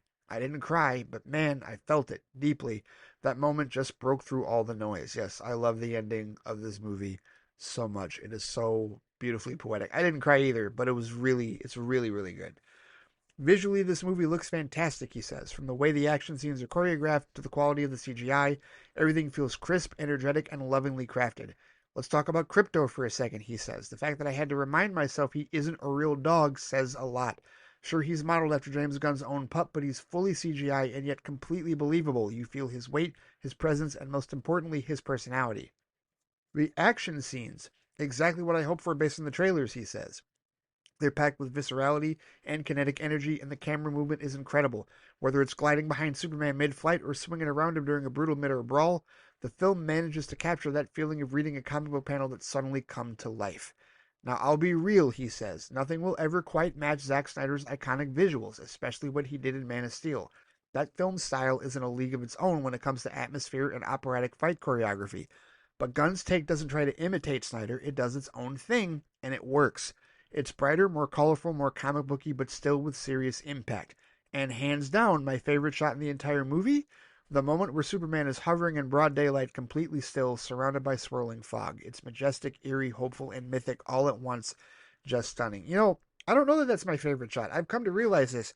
That is like a ton of people's favorite shot. I don't know that it's my favorite shot, truthfully. I'm not sure what my favorite visual effects shot of this movie is just yet. I got to think about that. I got to marinate on that, even after 3 viewings. But so many people have been impacted by that particular shot, and I get it.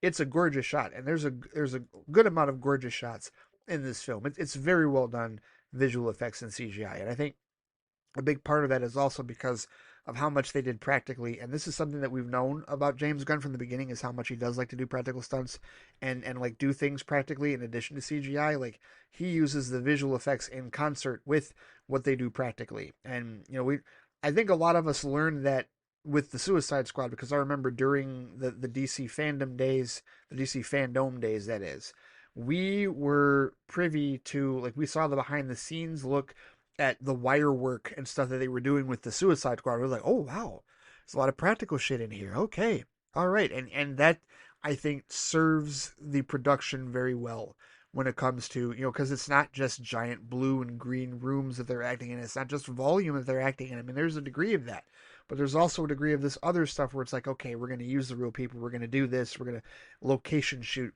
We're going to have this setup here. We're going to build these sets, for certain parts. And it really does help to balance things out in that regard. So yeah, it's gorgeous. It's really well done. But I'm with you.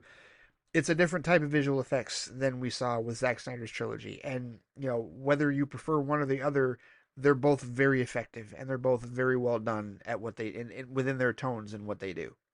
Amr says, if I had to pick a favorite fight scene, it's easily the one set in the baseball field. Superman versus the Engineer and Ultraman. There's just something so satisfying about the choreography here.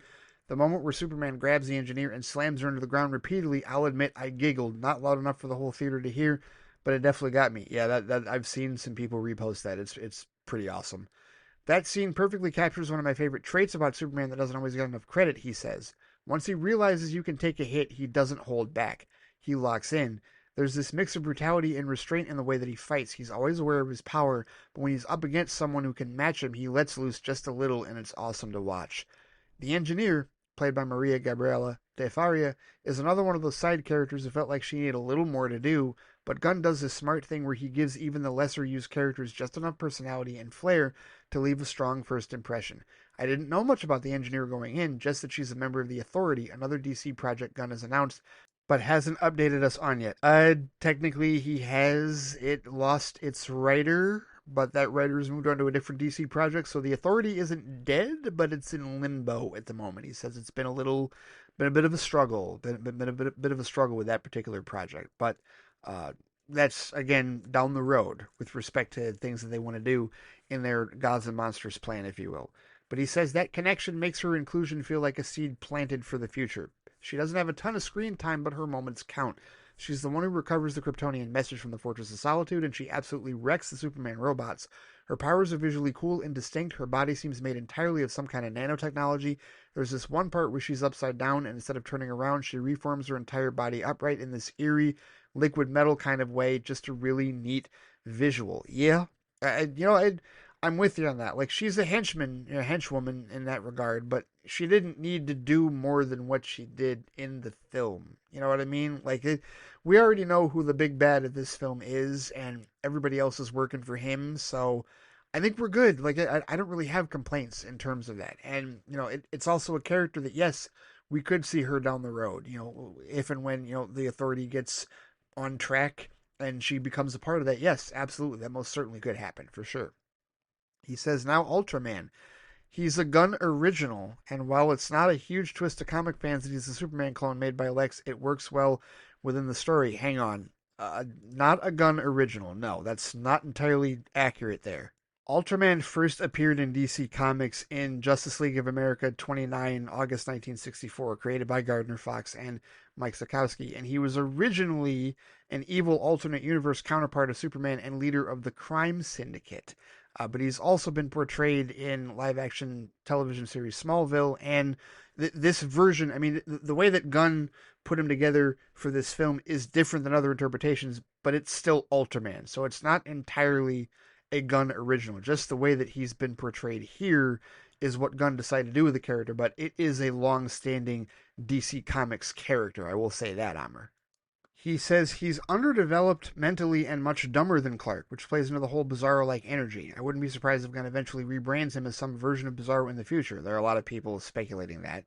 Superman throws him into a black hole, but if he's genetically Kryptonian, yeah, he might survive that. The whole concept of Ultraman gave me major Superman for the Quest for Peace Nuclear Man vibes, but, done right this time. Well, it's not the only connection to that. I mean, yes, obviously the strand of hair thing, because that's how Lex created Nuclear Man in Quest for Peace. And then also, apparently the people have said that the logo that the Hammer Bravia wears on his costume at the beginning of the movie looks a lot like the same logo that Nuclear Man wears on his costume. And I've seen side-by-side comparisons. And it could very well be an homage for sure. Amr says Metamorpho, Anthony Kerrigan, also deserves a shout out. He only pops up in a few scenes, but he makes the most of them. He shares a surprisingly emotional moment with Clark while imprisoned in Lex's pocket dimension, which is just a wild comic booky sentence to write. And he later helps turn the tide during the climax in Jarhanpur alongside Guy Gardner and Hawkgirl. At one point, he morphs his hand into a giant hammer and crushes the tank. I loved it. Now let's talk about the post-credit scenes, he says. Surprisingly, these aren't your standard let's set up the next 5 movies Marvel-style stingers. Instead, they feel more like fun, flavorful bonus scenes that add to the tone of the movie rather than the plot. They're not meant to tease the grand DC roadmap that's actually handled by the movie's ending itself. And that ending, he says, it gives us our first look at Millie Alcock's Supergirl. She only appears briefly, but what we get is so intriguing. It's not a setup scene in the traditional sense, but it leaves enough of an impression that you immediately want to see more of her. She's not the Supergirl many DC fans are familiar with from the CW Supergirl or Superman the Animated Series. This is Kara very different, a rebellious party girl type. She literally shows up drunk at the Fortress of Solitude, crashing in like it's a Kryptonian after party. The Superman robots even comment that she regularly travels to Red Sun planets just to get wasted and party. Superman says that. He tells the robots that. He says that's a far cry from the wholesome, duty-driven Supergirl we're used to. But apparently this version is very much in line with the comic Supergirl Woman of Tomorrow, which her upcoming movie is based on. I haven't read it yet, but judging by the online reactions, this bold, messier take on Kara is exactly what fans of that comic were hoping for. This new Supergirl feels unpredictable, volatile, and alive in a way that contrasts beautifully with Clark's grounded, compassionate energy. It's just a taste, but it works. Yeah, I'm going to read that comic. Unlike what I did with For All Seasons and All-Star Superman, which I still have not read, I'm going to read Woman of Tomorrow before June 26th of next year, for crying out loud. Anyway, he says, if I had to rank Superman among all the Superman movies right now, this one's at the top. But I'll be real with you, it's hard for me to rank movies I love. I always struggle with it, he says. There's just so much to appreciate in each one, and often what I love in one film might be something totally absent in another, and vice versa. That said, when comparing it to more recent solo Superman films like Man of Steel, I'd say Superman currently holds the crown. Though I do wonder if that's just recency bias talking. This movie is still fresh in my mind after all. Man of Steel offered this grander, almost mythic scale, and it introduced some fascinating, weighty ideas that still stick with me today. It's a film that aimed for awe and intensity, he says. Superman, by contrast, feels more personal, more emotionally earnest, and full of heart in a way that's immediate and deeply affecting. It reminds me of why I fell in love with superheroes in the first place. A lot of people have said that. It's not just a great Superman movie, it's a great movie, period. And while I may revisit my rankings in the future, for now, I can confidently say I loved this experience. I loved this. I loved what it made me feel. Now, online, you've got the usual dick measuring contest going on, pardon my language. Cable rules as far as language armor. You're fine. You're good. The Snyder cults versus the anti-Snyder cults constantly duking it out like it's some kind of blood feud, he says. You always see this one group praising Superman while taking jabs at Man of Steel or vice versa. But why does it have to be that way? Why can't it just be this movie does what it set out to do and that movie does too? What's wrong with liking both? And if you don't like both, that's totally fine too. But what's not fine? Tearing others down for what they enjoy. Disproving someone's opinion just to feel right. Everyone's allowed to have their taste. Let people like what they like. Just leave your neighbor be. Like Superman says in the new movie, maybe that's the real punk rock. Couldn't have said it better myself.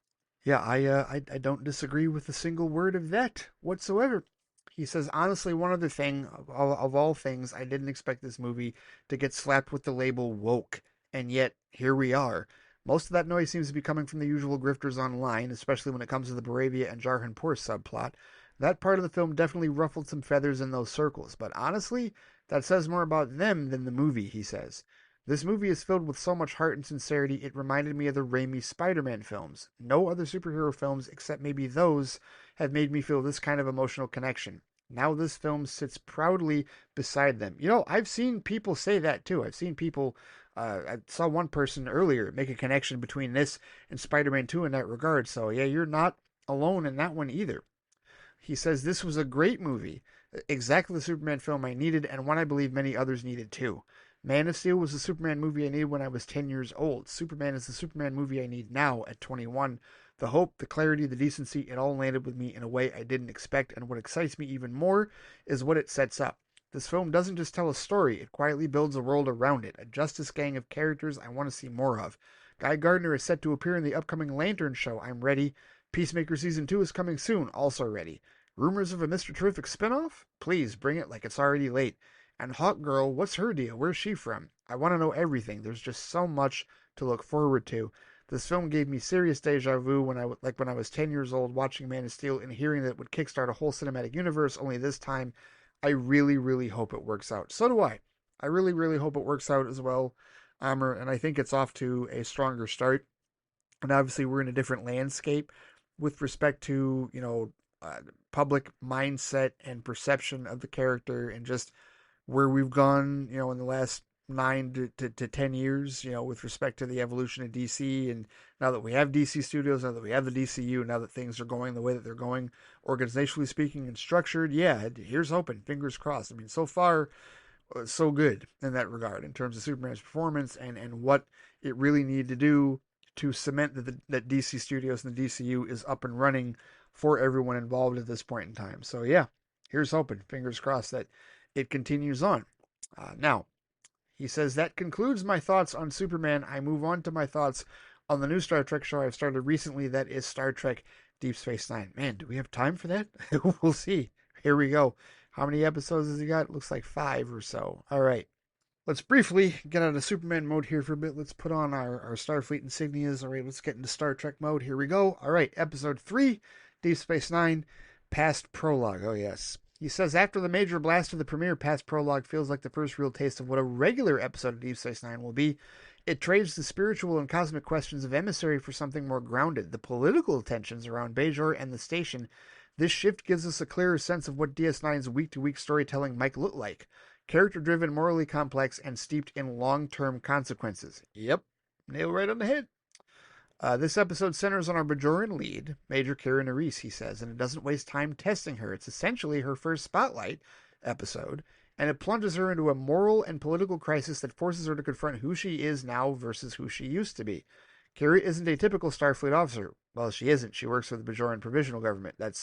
Amr corrected himself on that. I didn't say that, but I was going to say that if he hadn't said that. She's a former freedom fighter, he says, still tangled up in the trauma and loyalties of a brutal occupation.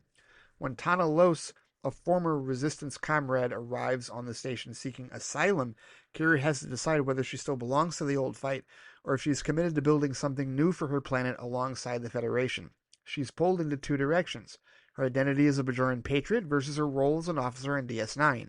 The fact that she contacts Starfleet behind Sisko's back adds tension, not out of defiance, but because she doesn't yet fully trust the system she's now working within. Her internal conflict feels honest and raw. She's principled, but she's not polished.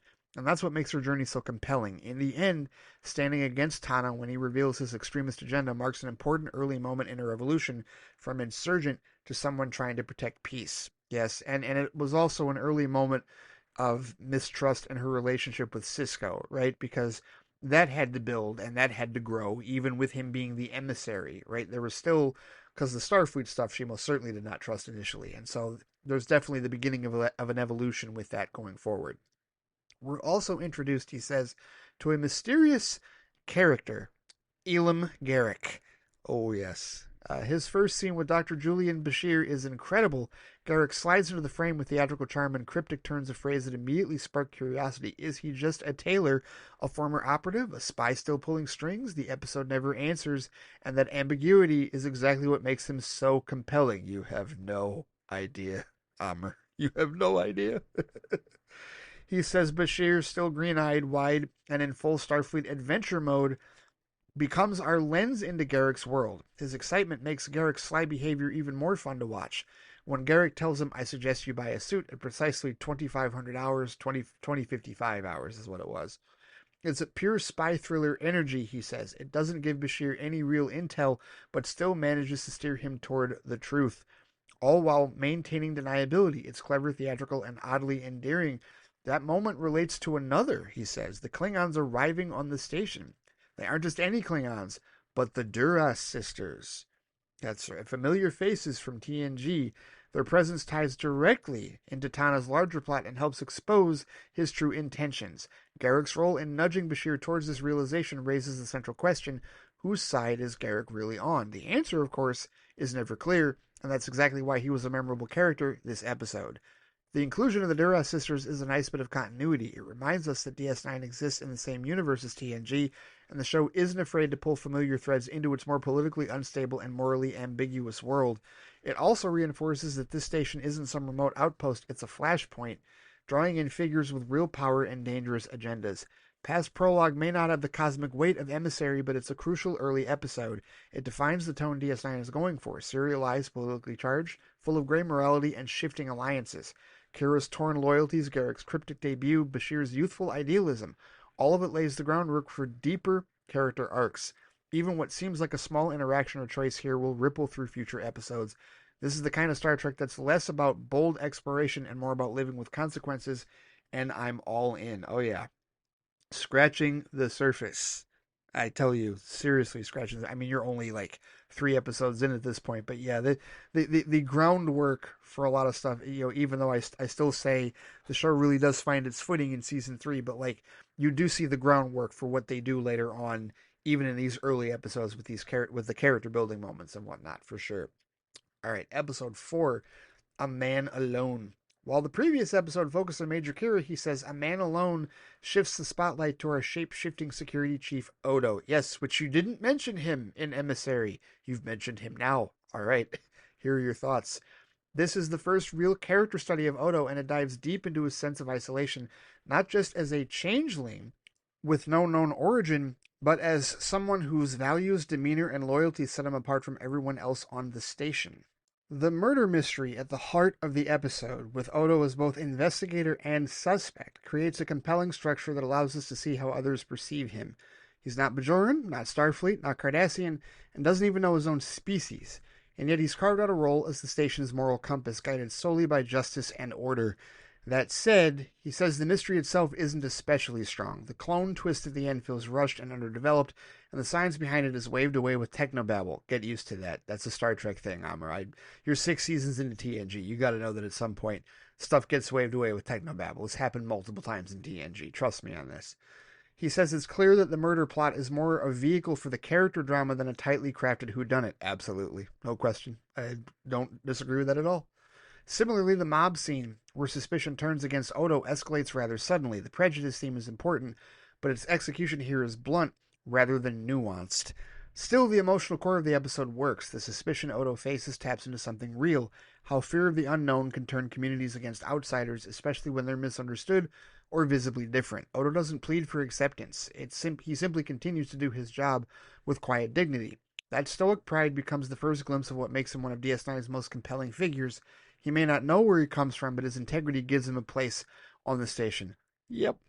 As he dives further into his history, you are ways away from that, but either way. He says, meanwhile, A Man Alone also delivers a thoughtful and surprisingly resonant subplot between Commander Sisko and Jadzia Dax. The show never uses the word trans, but the scenes between them carry trans-coded subtext that still resonates today. Sisko struggles to reconcile the fact that his old friend Curzon Dax now lives on as Jadzia, not just in a new body, but with a new personality and gender presentation. What's impressive is how the episode handles this quietly and respectfully. Sisko is clearly thrown, but he never invalidates Jadzia's identity. Jadzia, for her part, remains calm and assured. Their scenes show that relationships can evolve, and that identity is complex, layered, and worthy of respect. It's a subtle but powerful message, especially for early 90s TV. Yep, 1000% agree, and it only gets stronger going forward. There's a couple of other examples of this that are really well coded later on in the show. He says the episode also begins to fold Miles and Keiko O'Brien into station life now that Miles is a series regular. Keiko's subplot is small, but meaningful. She feels out of place on DS9, a botanist without a role in a dusty, unpredictable outpost. Her decision to open a school is about more than just staying busy. It's a way to contribute to the community and find her own sense of purpose. This marks the beginning of DS9's commitment to portraying a living, breathing society beyond the command crew. Yes, indeed. A Man Alone lays essential groundwork. It's a quieter, character-driven installment that explores themes of identity, prejudice, and belonging all through the lens of its most enigmatic character. And it shows that DS9 is interested not just in missions and mysteries, but in how people grow, struggle, and find their place in a world that doesn't always understand them. This is DS9 beginning to chart its own course, thoughtful, introspective, and unafraid to ask harder questions than its predecessors. You're only 4 episodes in, and you understand.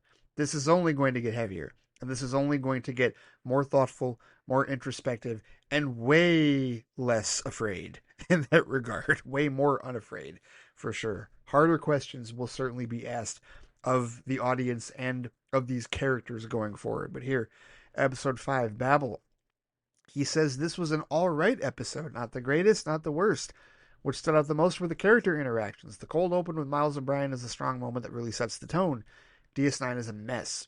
It's a chaotic, worn-down station, nothing like the sleek and polished Enterprise D from TNG. Seeing O'Brien overwhelmed, juggling constant breakdowns, makes it clear that he's not just the engineer here, he's the guy holding this place together with tape and willpower. Another part I really enjoyed, he says, was more of the Odo and Quark dynamic. Their friendly but suspicious rivalry is quickly becoming a highlight.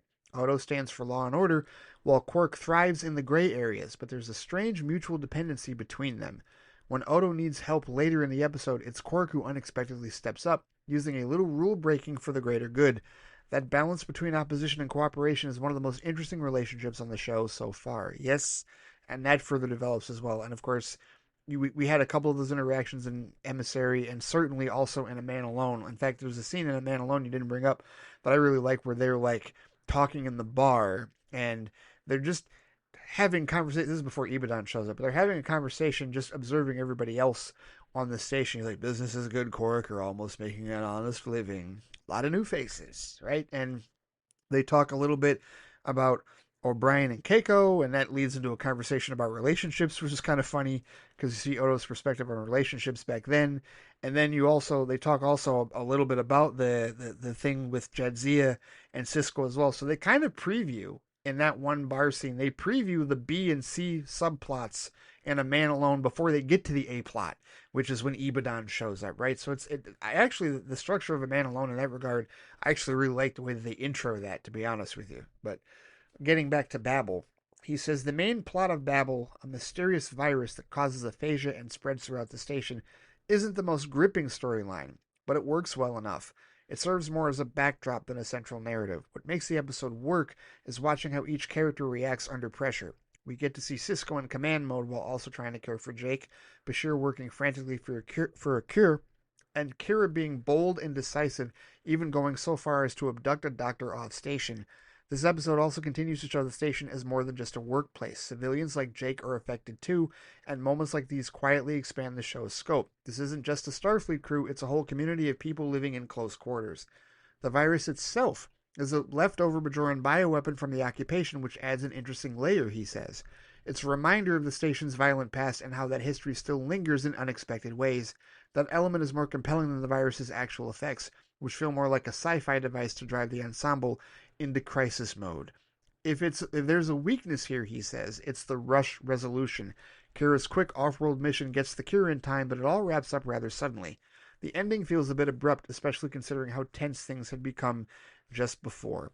Still, Babel does its job. It's not a major episode in terms of story, but it succeeds in letting us spend time with the full cast, get a feel for their chemistry, and understand the stakes of life in this very different kind of Star Trek setting. It's a good early reminder that DS9 is going to be more about relationships, conflict, and community than it is about weekly space anomalies. I will say, Amr, that in these first 2 seasons, you're going to get a dose of both. But again, when you get to season 3, it will be largely about, and there's still going to be bottle episodes here and there, right? Because remember, this is the old school television. It's 24 episode season. So you're still going to get bottle episodes and weekly space anomalies at times. But yeah, you're going to see more of that with the weekly space anomalies in seasons 1 and 2.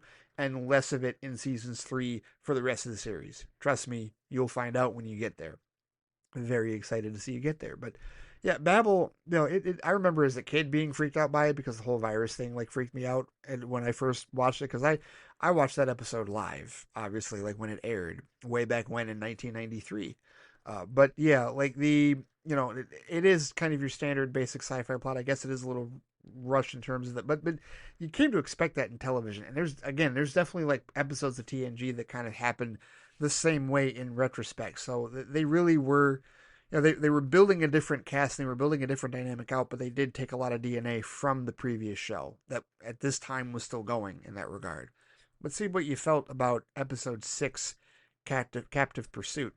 He says, this was a good episode. After the premiere focused on Cisco, followed by episodes centered on Kira and then Odo, I thought I had the show's rhythm figured out. Each episode would spotlight a different main character. That pattern was broken with episode 5, which felt more like a standard ensemble story, but this episode reestablishes the format by putting the spotlight squarely on our dear chief, Miles O'Brien. Yeah, I was about to say, this is an O'Brien episode.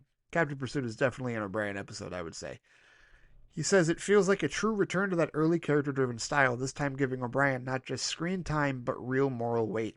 He's placed in a situation where he must make difficult decisions, ones that go against orders, protocol, and even Starfleet ideals, all because he feels it's the right thing to do. The story kicks off when Tosk, a strange and secretive alien, arrives through the wormhole. As his behavior raises suspicion, we slowly uncover the truth. He's part of a ritual hunt, bred and trained to be prey. That revelation pushes the episode into classic Star Trek moral territory. Should we interfere in another culture's practices even if they strike us as deeply wrong? What I appreciate, he says, is that DS9 doesn't offer a tidy resolution. O'Brien makes a bold, unilateral choice to help Tosk escape, risking his career in the process. And Cisco, while maintaining plausible deniability, chooses not to pursue the matter. It's messy, morally complicated, and very human, a hallmark of what DS9 does best. It's not about making the right choice, it's about grappling with ambiguity. This episode also marks the first time the wormhole truly clicks for me, he says. Up until now, I understood it conceptually, but it hadn't fully sunk in as a story engine. It wasn't until this episode that I really thought, oh yeah, this wormhole means we'll meet entirely new species and cultures we've never seen before. Coming into Trek through TNG, all the major species like Vulcans, Romulans, Klingons, and Cardassians were new to me, but this is different.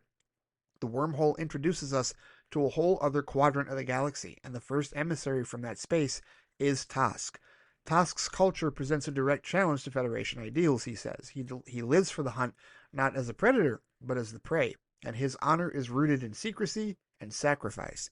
The idea that someone can find dignity in that role is bold and unsettling. It forces the crew and us to ask, can we respect a moral code that runs completely counter to our own? O'Brien's empathy really shines here, he says. He doesn't just connect with Tosk as an engineer or an officer, but as a fellow being who deserves respect and freedom. It's a side of him we rarely saw in TNG, where he was mostly the dependable transporter chief. DS9 is giving him room to breathe and to act on principle, even if it means breaking the rules. In short, Captive Pursuit is quietly pivotal, he says. It continues DS9's character-driven structure while expanding the show's scope.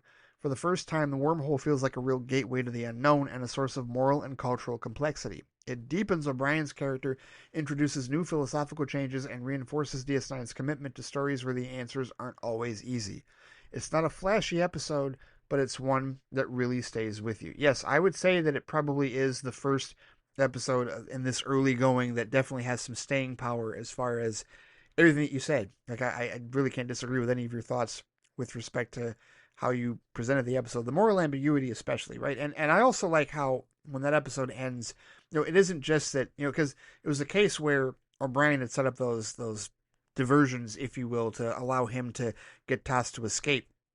And in the middle of the escape, like, they find him, and Odo could pursue him, but Cisco literally tells him, Constable, there's no hurry. And so it's not just Cisco's, letting it slip away, but it's also him telling the others, hey, we don't need to hurry up in this. Let's let this play out. right? Like, we tried, like, we can at least say that we tried, but it didn't work out in that regard. And then, of course, he dresses O'Brien down and is like, you will not, you ignored your duty to Starfleet, you ignored your combat, so you could ignore me. You would even ignore the Prime Directive by interfering in their damned hunt. Another stunt like this, and your wife won't have to complain about the living conditions here anymore. Do I make myself clear? Right? So he gives him the admonishment and, probably the mark on his record, maybe, I don't know. But Picard would have put a reprimand on his record for sure. But then at the end of it, like O'Brien says, he knew he couldn't get through all the security checkpoints, and he figured once you and the constable located us, it would be over. We'd find ourselves behind some bulkhead somewhere. And Sisko's like, I guess that one got by us. Yes, sir. Thank you, sir. Dismissed. And then after he leaves, Sisko has that grin because he agreed. He agreed with O'Brien. They all agreed with O'Brien, but they knew they couldn't interfere. So he found the morally ambiguous way to interfere, essentially. And they just leave it at that. And again, tip of the iceberg for what this cast and crew does on this show. Just prepare yourself. There's only so many times I can say that. But here, let's get to the last episode that you reviewed. You only had 4. Because you talked about Past Prologue, you talked about A Man Alone, you talked about Babel, Captain Pursuit. Okay, I guess this is 5. The 5th one that you talked about is episode 7, Q-less. He says this episode gives us yet another reminder of Deep Space Nine's TNG roots. At first, it brings back Vash, Picard's adventurous lover from Captain's Holiday and Cupid. That alone was a fun surprise, but then unexpectedly, Q shows up too. That moment Vash appeared, any longtime TNG viewer could feel the timeline ripple, but it's Q's arrival that really hammers home that at this early stage, DS9 is still living in the shadow of the Next Generation, sometimes playfully, sometimes awkwardly. What's interesting is that the episode seems to test whether DS9 can stand up to a character like Q, he says, someone who normally bends an entire TNG episode around himself. On the Enterprise, Q had the upper hand, teasing, mocking, pushing boundaries, but here on DS9, his tricks fall flat. Not because they're poorly written, but because this isn't the kind of crew that plays along. Sisko especially makes that crystal clear. His punch to Q's face is more than just a great laugh, though it's symbolic. Where Picard sparred with Q in philosophical debates, Sisko's not interested in the games. He's got a broken planet next door and a whole station to run. There's no time for omnipotent gestures, and Q seems to realize that too. That said, the episode itself feels uneven, he says. Despite its title, Q-less isn't really a Q episode. It's more of a Vash story.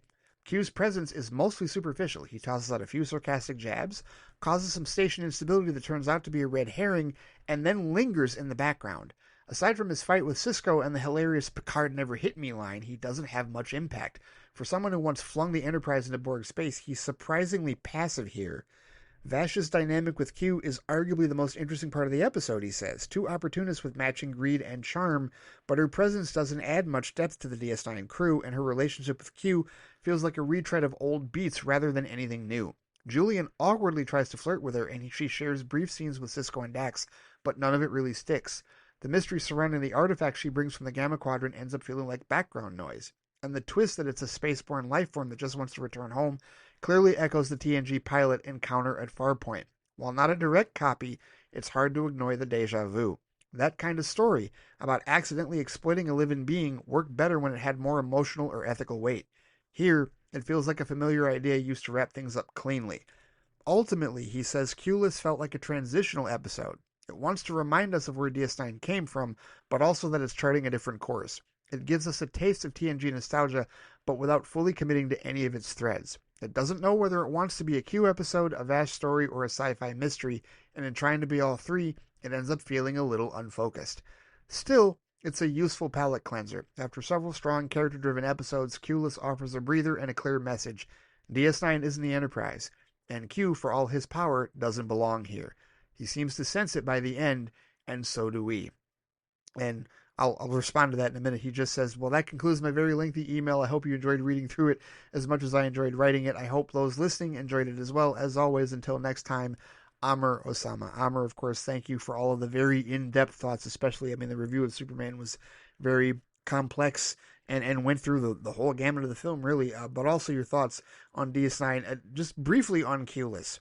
I think it's very insightful that at this point in time you gathered all of that with respect to the episode and the presence of Q in the station. And I mean, rewatching the episode and just rethinking about it, it's like, yeah, no, it's very obvious. That clear message, DS9 isn't the Enterprise, and Q, for all his power, doesn't belong here. He seems to sense it by the end, and so do we. That is why I don't mind telling you this is the only Q episode in the show. He does not come back. There's even a meme that says there's a meme out there where Picard, didn't physically confront. I'm paraphrasing, but it's Picard didn't physically confront Q and was plagued by him the whole show. Uh, Cisco punched Q on his first meeting and never had problems with Q ever again. Right? Like that's the thing. And yeah, it's not it wasn't the place for him. There's even more of a place for him on a different Star Trek series that I will not mention. But there's more of a place for him there than there is on this show. This is the wrong show. This is not the right place for him, and that's why he does not come back. Not just because like the cast and crew understood it, we understand it, the writers understand it. Yeah, we're not doing that again. So back to the Enterprise, back to that milieu for him for sure. Yeah, like I hear you in terms of a palate cleanser, but yeah. I think you're getting the gist even through these first 7 episodes or so of where DS9 is coming from and what it's doing going forward. And I absolutely look forward to more of your thoughts on that, good sir. Thank you as always for the feedback. It is, of course, greatly appreciated. All right, I appreciated that momentary break into Star Trek chat, but let's get back to Superman because it's been over 2 hours and we still have a lot more emails to get to. Let's go to Stu Little, who sent an email titled, "Dang it, that's a good Superman movie." Here's what the AI summary had to say about his email. It says, Stewart loved the new Superman movie, praising its visuals, tone, and character portrayals while also discussing potential plot points for a sequel. Oh, all right. Stewart also mentioned the upcoming King of the Hill revival and expressed excitement about its return. Okay, let's see how truthful that is. Stu says, "Hello. Time for my Superman thoughts. I'll try not to be too redundant compared to others because Anthony's probably got a big one coming this episode too." No, not yet. We're still about probably another week or so away from Anthony's email. Because remember, Anthony doesn't just cover one thing. He usually covers a lot of things in one shot. But he says, "So I'll try to boil it down to my specific take and observations," Stu says. "I loved it, as you know, and I really think that while this is a gun movie, he says it isn't quite like his other stuff in the genre." I agree. "For one thing, I feel like it was a lot tighter compared to Guardians. Gunn's talked about having a policy of only doing movies with finished scripts, and maybe this was the case here, as we've seen that Marvel has an approach of the finished product being very changeable even up to a month before a movie's release. See Quantumania, oh yes. I guess it helps being the head of DC Studios as well as the director, as you call the shots more on what needs notes or reshot." Yeah, I think he's trying to run a tighter ship. I think he absolutely is trying to run a tighter ship creatively with DC Studios than he had through the trilogy and the holiday special with Marvel Studios. I absolutely believe that. Visually, Stewart says, it's also really neat. The cinematography getting a close-up handheld feeling in action scenes is cool and a bit unprecedented with Superman. I was also going into this a bit unsure about how much of the film takes place in broad daylight, as CGI can suffer from that, and flatter lighting can leave things looking less interesting or atmospheric, but stuff like the kaiju battle and climax all came together, and ironically, it was the pocket dimension sequence in the dark where visually things are a bit lesser, with the obvious CGI of Baby Joey and such. Yeah, I would agree with that. The stuff outside the pocket universe did play better, visually speaking, for the CGI than the pocket universe stuff. I mean, the Baby Joey thing, that was going to be a massive suspension of disbelief anyway. But yeah, no, I hear you with respect to that. It's tonally pretty spot on too, he says. Again, gun-like, in the mix of humor and heart, and moments like Lex's game of Russian roulette bring the shocks. I do see the All-Star Superman influence with the comic bookiness done in a Silver Age style by way of some irony being thrown in. Everyone screaming and running out of the Daily Planet while Lois and Jimmy are calmly presenting their story to Perry and the others captures the way the metahuman stuff is the new normal in this world. Speaking of them, he says, so many great takes on the characters. Corin Sweat's Superman Clark is clearly more of a blended personality rather than two entirely separate ones, with Superman's goshes and dudes feeling like stuff Clark would say too, and his decency and struggles are balanced well. Brosnahan's a very textbook Lois, reporter first, very sharp-witted and decisive. As I recall, she also doesn't have to be rescued by Superman at any point in this movie. That is correct. She is not a damsel in distress in this film. Nicholas Hoult captures Lex's obsession pretty easily, and he's able to go from one extreme tone to another on a dime without giving you whiplash. I'd seen someone suggest he works so convincingly because he went up for the Superman role and didn't get it, and that makes it easy to channel that into playing a character who envies Corin Sweat. Yes, I could definitely see him tapping into that. Of course, he doesn't have a real life rivalry with David Corn Sweat over it. Like they're both very supportive of each other's roles. But yeah, he probably great actors know how to tie that stuff in for sure. The Justice Gang are a great addition, he says, with Cathegi in particular being a bit of a breakout performer, since we knew Fillion was going to nail Guy's obnoxiousness. But I think Mr. Terrific could get his own movie out of how cool he was made in this. There are rumors, and I don't know where the rumors came from because Gunn hasn't said anything. But the idea of a Mr. Terrific series, yeah, I'd take that. That or a small film. Hey, I know Zaslav isn't big on HBO Max films, but that's still an idea that I feel like could be bandied about. But either way, whatever their plan is, right? Isabella Merced, he says, is great as Hawk Girl 2, and Gunn's established that lethal measures are on the table outside of the Suicide Squad characters, though I could do without her screeching like a literal hawk going forwards personally. I was fine with it, and I feel like a lot of the general audience was perfectly fine with it as well, to be honest with you. But that is a very subjective choice, I get you. Anthony Kerrigan imbues pathos into Metamorpho really effectively for the screen time that he has. Maria Gabriela de Faria is a great minion who I was surprised didn't get a denouement of some sort with the tentative authority plans. Earthwatch, Planet Watch, seems like it's supposed to evoke Stormwatch, which was a precursor to the Authority in the Wildstorm universe, FYI. All right, fair enough. I mean, she's not dead. We have established the last time we saw her, she was unconscious, so she could still pop up. But I hear you about her not getting a denouement, to be honest with you.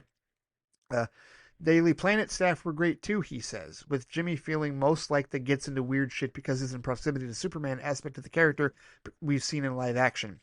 And Wendell Pierce isn't in the movie enough for me. I agree with that completely. But Stu says he's also kind of got me declaring that I don't think we've ever had a bad live action Perry White and that the character can fit a range. From the seriousness of Fishburne, the funny irascibility of Jackie Cooper, to when Michael McKean played him in Smallville as a disgraced famed reporter reduced to chasing the paranormal before meeting and investigating Clark, leads him to turning things around. Gunn also populates the movie with unconventionally eye-catching people, from Zlatko Burek as the president of Baravia to Stephen Blackheart as Lexus Science Guy Happerson, who is a comics character who does have glasses and a mustache like that. Stu, you're the first one to bring up either of those actors and characters. Appreciate that. The score is excellent too, he says. It pretty much sounds like what you'd expect a Superman movie to, even outside of the Williams theme, which gets some variety in how it's played and arranged and isn't effectively a carbon copy.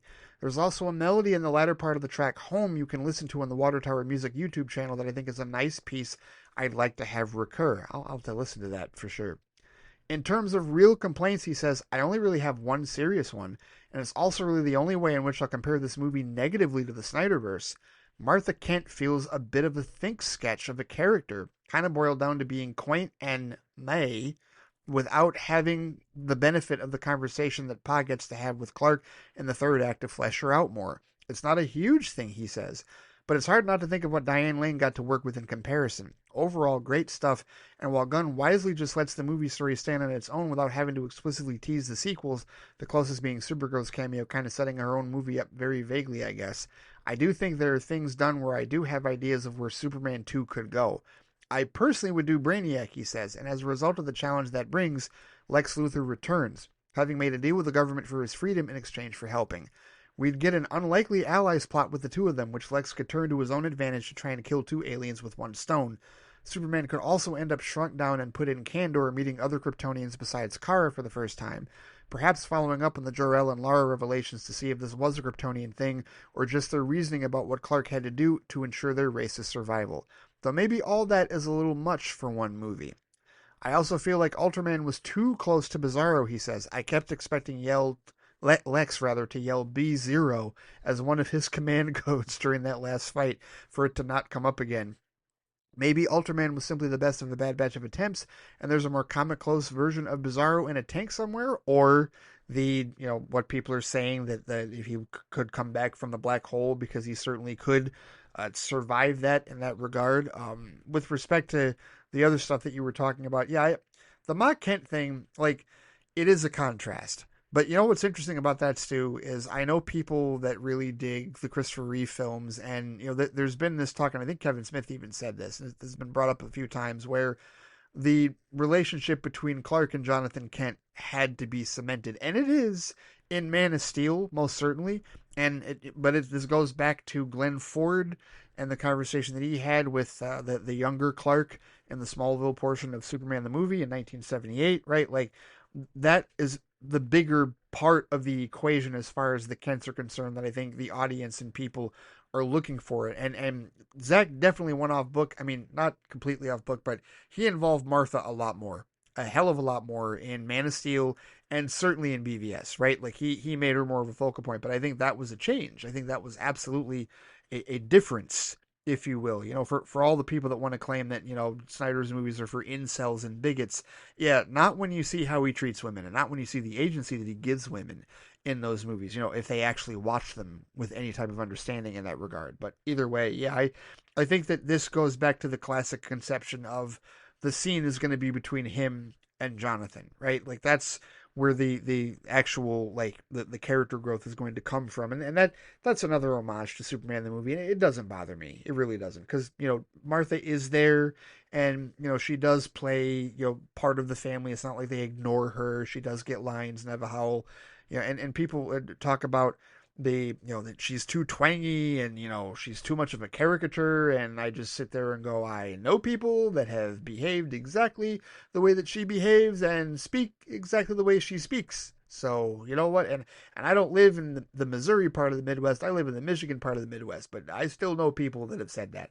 I still know people that act and sound exactly like Ma Kent does in this movie, and Pa Kent for that matter. So I saw nothing that was overtly like overly stereotypical with either one of them personally in that regard. But either way, yeah, I hear you with respect to that, and I tell you what, Stu, the fact that we have this film, and that's really the most that you can like necessarily complain about that and the Bizarro thing necessarily. Like I feel like the movie succeeds greatly in that regard, because we've had discussions over the years. I mean, and going all the way back, you remember, Stuart, going all the way back to the Fans Without Borders and the Squadcast Media days. Like you and I definitely have been far more aligned in our thoughts about the MCU and our criticisms of the MCU, and I think it's intriguing that this Superman film, we both enjoy it, and I think on some level we both understand and agree, even though I don't think you'd like flat out say it here, but I think we agree that this is not the MCU. This is not MCU 2.0. There are things that MCU audiences will enjoy in this film, but it is not a carbon copy of Marvel Studios, like in terms of how they've structured their universe, and that is a great thing. I love that is the case, for sure, and I would suspect that you enjoy that as well. But here, let's get to your last paragraph.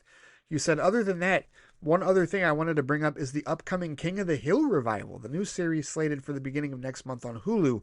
Will you be watching? He asks. I'm a big fan of the show from when it first aired, and its upcoming return seems to have spurred them to finally put the whole of it on Disney Plus in the UK after years of not being able to view or buy the series anywhere over here. The plot of the new series picks up with Hank and Peggy returning from Saudi Arabia, where they've been working for several years and are now retiring, with the time frame of the show moving on to the present, with a 21-year-old Bobby working as a chef and Arlen having moved on a bit from what Hank was used to. I think it's a great hook, and it'll be interesting to see a series with a protagonist who's a befuddled old-school conservative, but with an actual strong moral fiber and sense of decency in 2025, with Mike Judge having also debunked the notion that Hank would have voted for that guy. I have high hopes for it, I tell you what. Take care, Stu. I did not know about this, Stu, to be honest with you. I never watched King of the Hill. I missed the boat on that one. I have nothing against the show. Clearly it has a great following, and now they're bringing it back on Hulu, and I appreciate that Hulu is reviving it, because they brought back Futurama, which I'm a horrible Futurama fan. I still have not watched the Futurama revival episodes. I one of these days I just need to. There's so much shit to watch. Just one of these days I just need to sit down, sink my teeth into it. But I'm at that point now where it's like, okay, what do I watch next? What do I dive into here, right?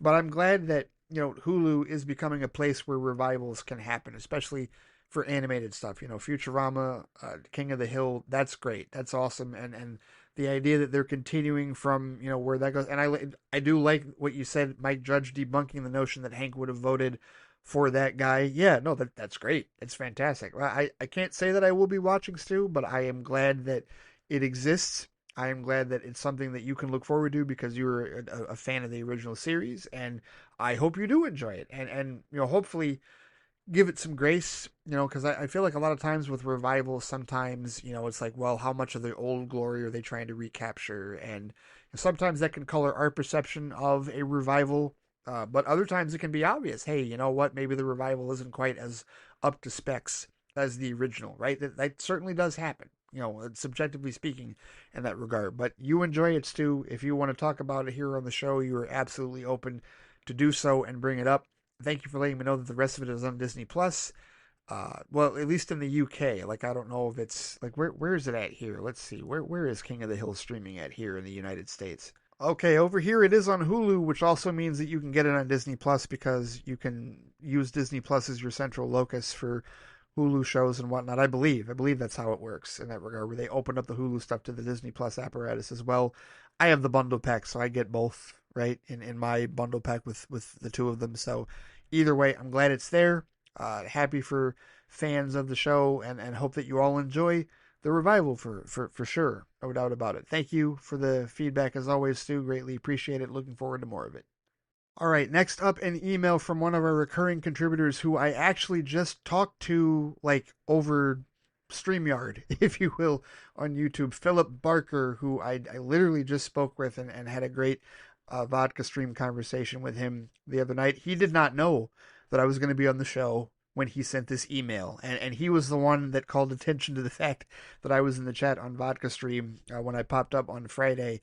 But he did tell me that he had sent a quote-unquote Dorsey-sized email once I got onto the show, and I said, oh, I can't wait to read it. So here we go. This email is titled, You Don't Owe This World a Thing You Never Did, which we were just talking about Martha Kent, Diane Lane's Martha Kent in particular, from Batman v Superman Dawn of Justice Ultimate Edition, the only way to watch that damn movie, in my subjective opinion. That's a great quote. The summary of Phil's thoughts. It says Philip shared his thoughts on the Jurassic World Rebirth and Superman films and offered to discuss them further with you. Oh, wow. All right. That's a very personal AI summary. All right. Good deal. Let's dive into it. Phil says, Hey, Ray. Been a while.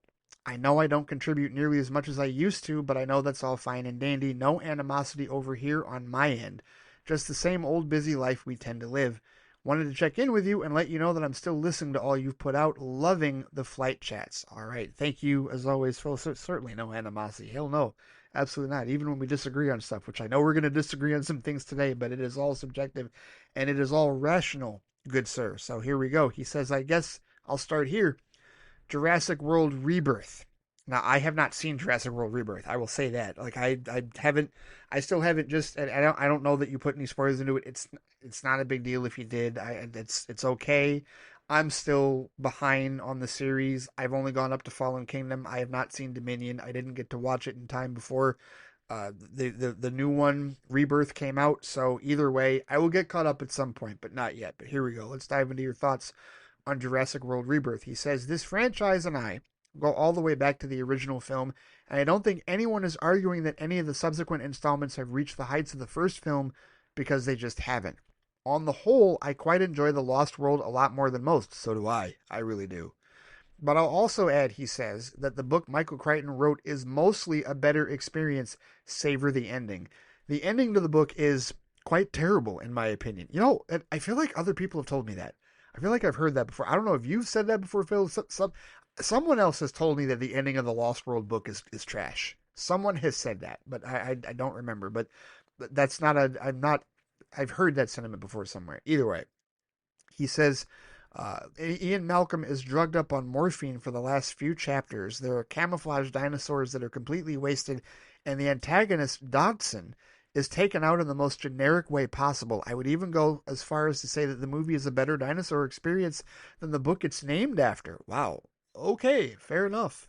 I really dig The Lost World. I've controversially, because Alex De Silva disagreed with me on this, I've said that The Lost World is my favorite, truthfully, even more than the first one, even though the first one is phenomenal, of course, obviously.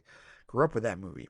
But Philip says, JP3 is fine. It's nothing to scoff at, but it's certainly not the worst of the bunch. Oh, I agree. I think I agree. Yeah, I'm pretty sure I agree, yes. The Jurassic World trilogy has its highs and its lows, too. The first film did exactly what it needed to do. and reintroduced the world to dinosaurs. Fallen Kingdom, while flawed, is underrated in my opinion and took the franchise into an interesting direction with a lot of potential squandered in Dominion, he says.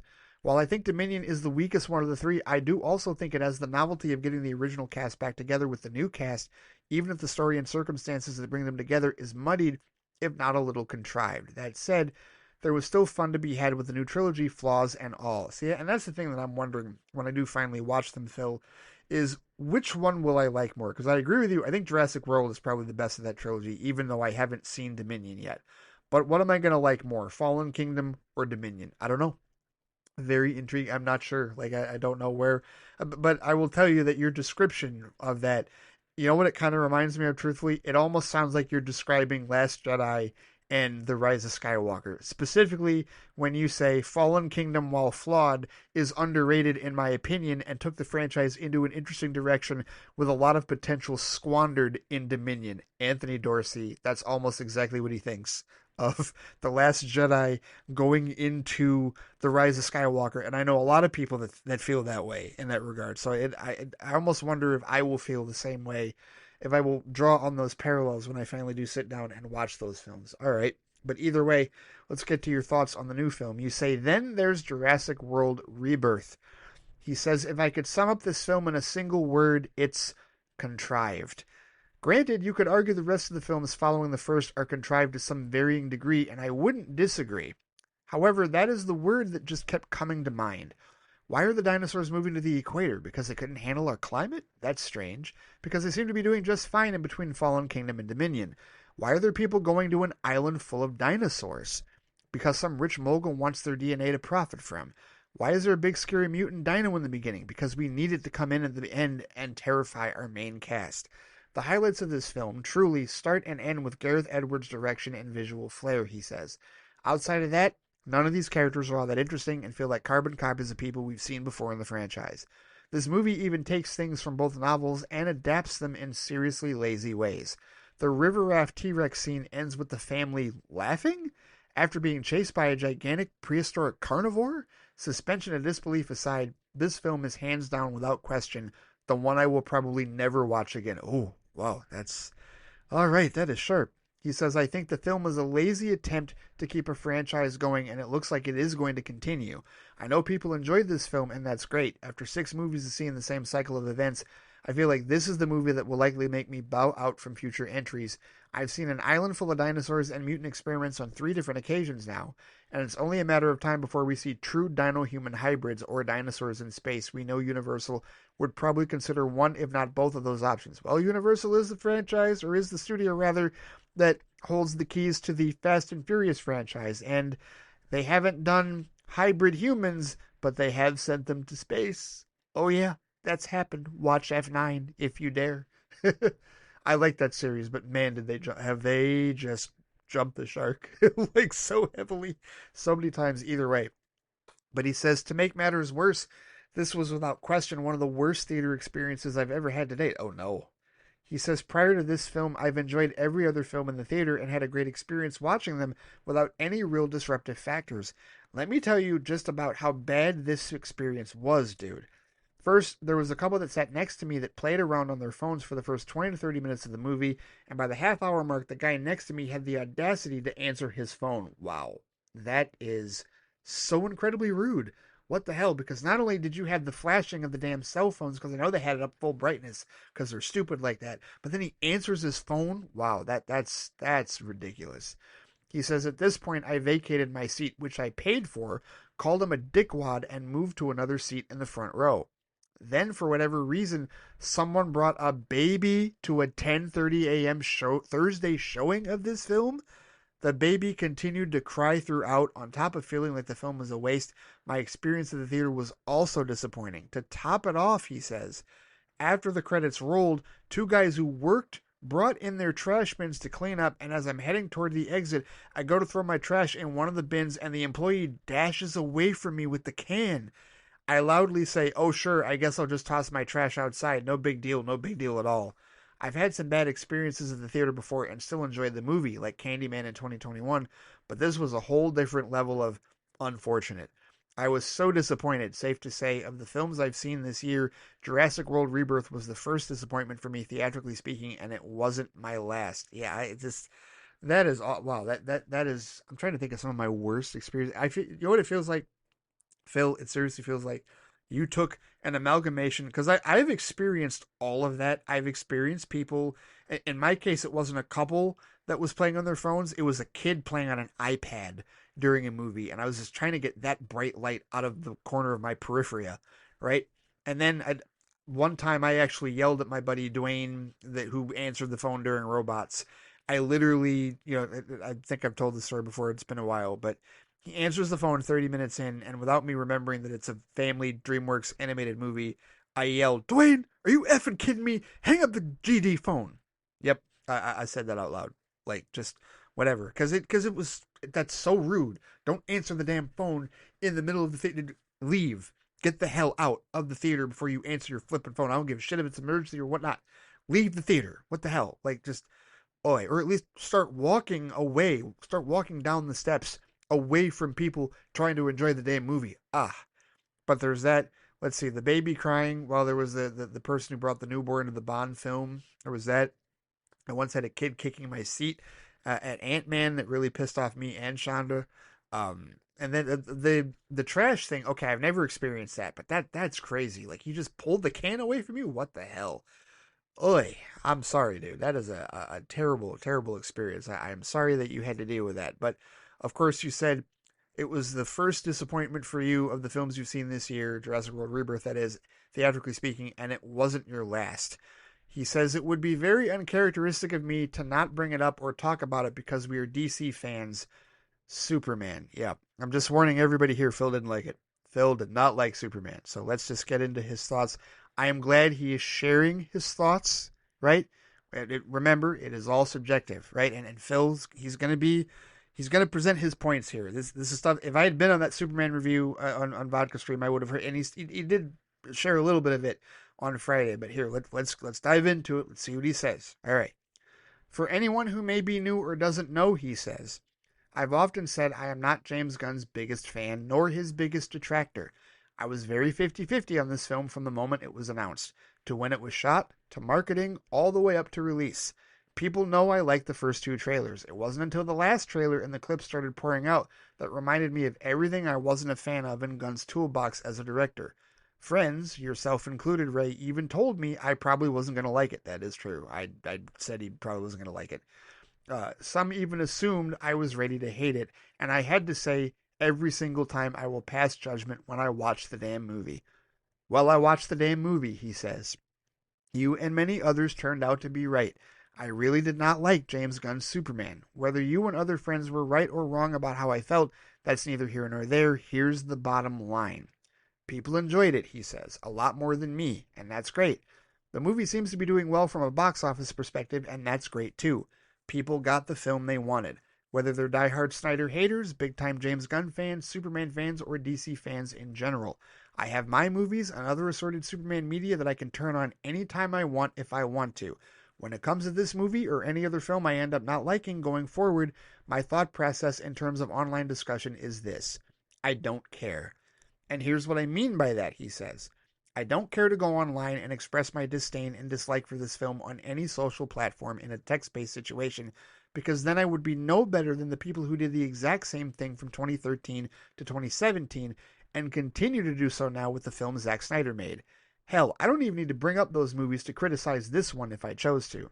I'd rather express myself in a live stream format with friends whom I talk to on a regular basis who know how I am and understand where I'm coming from, or even in a situation like this where I can get it out in a much more condensed form towards someone I respect and have respected for close to a decade. I know for a fact you and I feel very differently on this," he says, "much like we do with Gunn's Suicide Squad film, and that's totally fine. I'm not here to piss on anyone's parade. I'm not here to tell anyone they're wrong or ignorant for liking this film. It's all subjective, as you have so adamantly coined.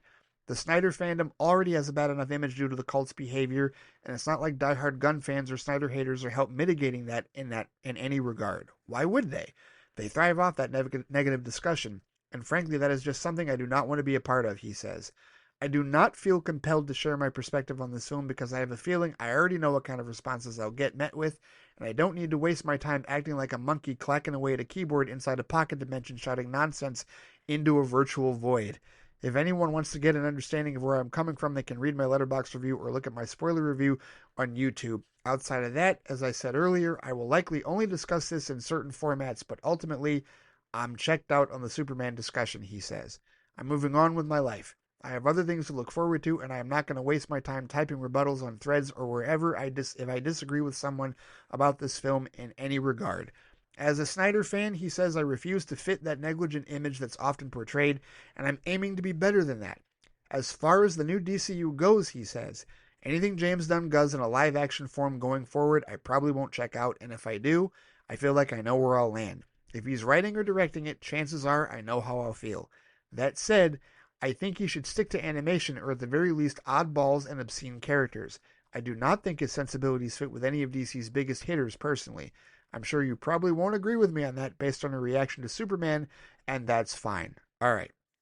So, all of that, Phil, thank you for sharing your thoughts. Thank you for being open and honest. And most of all, thank you for being rational. Because literally everybody, and everyone knows this, what Phil just typed, right? He did not like Superman. He did not like the film. And he used more colorful language to describe certain things that he didn't like about the film in the streaming format that he says, the live stream format that he says he would much rather like to share his thoughts on, which is great. It's all subjective. He's absolutely within his rights as a human being that can change his perspective whenever he wants to feel this way about James Gunn's work, to feel this way about the movie. But I tell you, if more people would just be as rational as he was in that whole paragraph or two, like all of that, like literally, people enjoyed it a lot more than me, and that's great, right? You know, like just and him deciding to detach himself from the online conversation, right? So you know what that means? Like, you know, people that want to just, you know, nitpick and be like bitchy about something will listen to that and go, oh, well, he just doesn't want to talk about it. He just doesn't want to embrace the joy and embrace the fun. No, he's saying he didn't like it and he doesn't want to be a dick.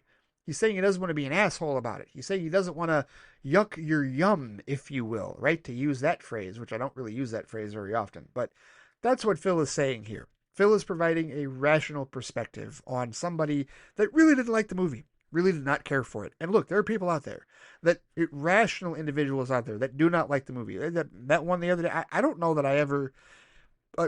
Paul was another one of the guys on the panel for Vodka Stream the other night. I don't think he and I have talked before. Maybe we have. Maybe we have briefly at one point in the previous Vodka Stream. It's been a while, but he didn't care for it either. He even said the phrase that it reminded me of what Brent said when he left the BVS years ago. Brent said years ago that he was depressed for like 2 days after he saw Batman v Superman: Dawn of Justice. He does not like that movie. He has never, and he has no inclination. He's kind of in the same position that Phil is in right now with Zack Snyder's Justice League. He watched it, but he absolutely will not share his thoughts publicly about the film. He doesn't feel the need to do that. And it's for a lot of the same reasons, because he has friends, mostly the rest of Squadcast Media, that really enjoy that movie, really like that film, and he doesn't want to get into the pissing contest. He doesn't want to get into the arguments, because he doesn't want to be one of those toxic haters either in that regard, right? So to this day, I've still never talked to Brent about Zack Snyder's Justice League, whether it was on a show or whether it was behind the scenes. We've never had a discussion about it. Not once. Not at all. And I don't know that we're going to be honest with you, because he doesn't want to be a negative asshole about it. And I respect him for that. I do.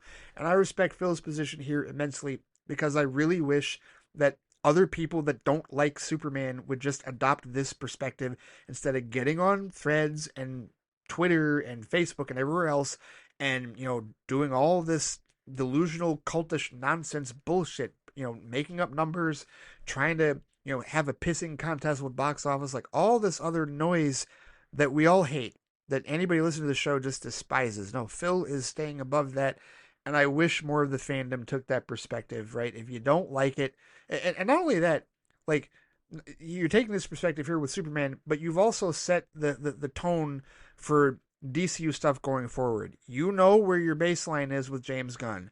If he does something else, writer, director, you're not going to check it out. And because you know what you're going to get, right? You have it in your mindset. You know what, and this is what I talk about when I talk about people in terms of like when people tell me, Ray, you like everything that you see.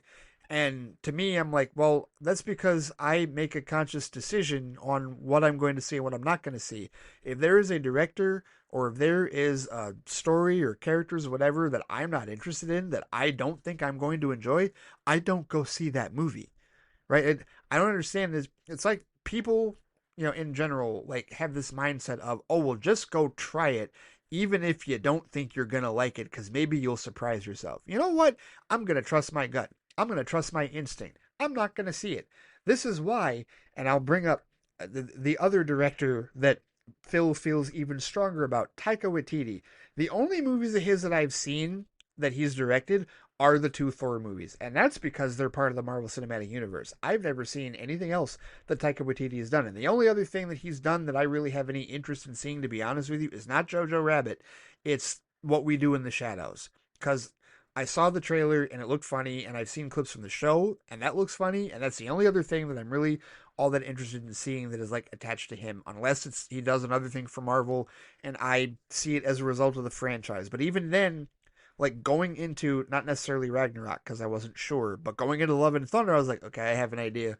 I've prepared myself, and that's why I didn't leave the theater depressed or upset, right? And that, getting back to what Paul said, he didn't say he was depressed for 2 days after watching Superman, but he did say that he and his buddies left the theater depressed after watching the movie. But either way, like just setting the baseline for what you're gonna like and what you're not gonna like going forward with a franchise, people need to do that more often, because you know what that is? That's taking accountability for your own feelings. And Phil, I salute you for that. I applaud you for that. If way more people flipping did that, then the discourse around films in general would be so much better, be so much healthier, be so much more rational and realistic in terms of expectations and whatnot. But no, we got some lazy ass people out there that just love to be miserable about the stupidest shit and argue about the dumbest things and try to win arguments. And I'm glad that you were not interested in that. Neither am I. And I feel like the both of us have come a long way from our days on Twitter, arguing with bots and bullshit artists. And thank you. I do appreciate you using the computerized monkeys in the pocket dimension. I appreciate you using that as an example, even though I know you hate that part of the movie. You thought it was effing stupid. But I appreciate you understanding and knowing the allegory and using it appropriately to describe all the people that we're not going to be, that we're absolutely not going to be. So yeah, I want to give you your props on that for good measure, sir. But here, as far as what you are looking forward to, he says Mortal Kombat 2 looks dope. I can't wait to watch that film. Carl Urban looks great as Johnny Cage, and the cast is even bigger this time around. Tron Ares looks surprisingly good too. Yes, it does. Yes, it does. October and November is full of good stuff coming in the pipeline. Considering Predator Badlands and The Running Man come out on the same day. That'll likely make for a great double feature, but of course, Fantastic Four comes in under a week now, and I'll be in Southern California visiting some friends. Hopefully I'll find time to watch it, which I'm sure I will. Oh yeah, we're going to talk about it at some point. It might not be this week, Phil. We're going to have a conversation about Fantastic Four, because I certainly am going to see it opening day, and you're going to see it at some time, when you get the chance, and we'll certainly have some great discussion about it. And I know it's going to be great discussion. You know why? Because like I told you on Vodka Stream, I am supremely confident that is going to be, regardless of what it does at the box office, regardless of all the stuff centered around, the Marvel Studios performance and all that, I am supremely confident that it will be the best Fantastic Four movie we will have seen to date. I think First Steps will be superior to the Tim Story films and to Fan Four Stick. Yes, I do. I am confident in saying that now, just with its association with the Marvel Cinematic Universe, and just with the fact that Matt Chapman is doing it, and also the retro future look of this film. I dig it already in what we've seen so far, and I like the cast, right? I'm Pedro Pascal. Who doesn't like him? He's a darling at the moment right now. Maybe the far right doesn't like him, because he's pro-human in that regard. But and Vanessa Kirby, I've been a fan of hers since, what was the first thing I saw her in? Was it Mission Impossible? Might have been Fallout. Might have been Mission Impossible Fallout, where she played Max's daughter. Yeah, she was awesome in that particular film, and I've seen her and a few other things. So she's cool. Yeah, no, it's going to be good. It's going to be good, and I look forward to enjoying it this week as we shift into Marvel mode a little bit here out of Superman for some things going into this week. But yeah, we will discuss it, good sir. And oh, definitely, man. Okay. The double feature you're talking, Predator, Badlands, and The Running Man. I still need to see Prey. I have not seen Prey. I have not seen Prey. I still need to watch Prey and absorb that, right, to get myself up to speed on the Predator movies. But I hear you, man. Predator, Badlands, and The Running Man on the same day. It's almost like somebody they were like, okay, we're doing that on purpose. Arnold is in neither of these movies, but we're going to go ahead and run them out there on purpose in the same day. And that Running Man trailer looks so good. Glenn Powell, man, he's hit the jackpot. I feel like him and Jack Quaid have hit the jackpot with like a lot of different. They've got their hands on a lot of different projects here. Like after being in some smaller stuff earlier on. But yeah, I can't wait to see that. And that does sound like a great double feature idea. Maybe take a day off in October for that. I don't know. We'll see how that goes. But yeah, there's some good stuff to look forward to. I wish I could offer more in the Mortal Kombat scene, but I never played the game, and I saw the one that came out in 2021 on HBO Max, and I thought it was decent. I didn't hate it. I didn't think it was a bad movie, but not the greatest of films. This one, I think, like you were saying, it does look like it's going to be better and bolder, and yeah, no, it'll be intriguing. I think I'll give it a watch. I don't know if I'll go to the theater to see it, but I think I will give it a watch at some point for sure. He says, not much to talk about on the gaming front. I know you mentioned my name in regards to Pokemon in an earlier episode. I do play Pokemon Go, but I'm not as active as I used to be. Honestly, I've been investing time into Final Fantasy X. It's one of my favorites in the franchise, and my best friend and I bonded over that in high school. It's his personal favorite, and he plays it once a year. I'm playing it on Nintendo Switch 2 and going for a full run this time around. All the ultimate weapons, beating all bosses and secret bosses, stat maxing, and the like. I think I've said enough here, and I look forward to your thoughts on everything coming. If you want to have a deep dive discussion about Superman and why it worked for you and not me, my DMs are always open, or you can even set up a time to do a voice call or whatever if you're comfortable with that, or even better yet, a podcast episode for my show or yours if you're up for it, of course. As always, my friend, live long and prosper, Philip Barker. Phil, thank you for the invitation for that. I imagine at some point in the not too distant future, we shall have a discussion, a more in-depth discussion in those milieus, if you will, with respect to our thoughts on Superman. I wholly respect your perspective on it because you are not somebody that wishes to share your disappointment with others, and ruin anybody else's enjoyment of it, right? And you don't have an issue with the rest of us enjoying the film in that regard, right? So like that's, and again, it's a time-honored fan construct. I say this all the time when stuff gets rebooted, when things get redone, and I say, you know what, guys, we told the Christopher Reeve fans this all the time. It's like, listen, Man of Steel does not erase Superman the movie from existence. You can watch that at any time you wish, right? I have all of them. I can watch any of them at any time I wish. Whenever something gets rebooted or redone, it doesn't erase the original out of existence. And if you own it physically, you can watch it whenever you want. Like, seriously, like nothing stops you from doing that. It's not like it erases it from your memory, like Men in Black Neuralizer style in that regard, right? So if more people had that perspective, yeah, things would just be so much better as far as that goes. But either way, no, I will have a discussion about it at some point, I'm sure. I'm not sure what the avenues are, but we'll see where the Flight cast expands. And like I said, you have your shows as well, and maybe it comes up, both of us get into a live discussion like on your show or somewhere else. Like either way, there's some expansive stuff that hopefully will be happening in the not too distant future that will allow us an opportunity to have a discussion, a rational, reasonable discussion about that particular show, as I'm sure the both of us certainly will be committed to doing in that regard. So thank you as always for the feedback. Greatly appreciated. Safe travels on your trip to Southern California. I hope that you enjoy Fantastic Four First Steps as much as it is anticipated for you. I know that's the film from the beginning that you were most anticipated to see, and I hope that it is, for you, the best comic book film of the year, without question, good sir. We will talk soon. All right, time to check in now with our resident Superman superfan, Waliyu Mustafa. His email this week is titled, "'Cause I'm a punk rocker, yes I am." And the summary says that Wally, who wrote about his positive experiences with the new Superman movie and its impact. Yeah, this is going to be more of an introspective email because he gave us his thoughts in review last week. I hope he's updated us on how many times he's seen the film so far. He's got to be approaching double digits if he's not already there, but let's see. He says, "Hey Ray, has it been a week since Superman released? It certainly has, and it has flown by, pun intended. As of me writing this email, I have seen the movie 7 times now. I'm aiming for an 8th viewing on Tuesday with a friend, and that will do until the Steelbook arrives. Well, before that, it will be digital or streaming." Yes, that is true, and of course, that is an option with respect to that. Now, 7 times, 8th viewing on Tuesday. He sent this email on Friday evening. So, the Tuesday viewing, his 8th viewing, that is his goal, hopefully, in the next day or so.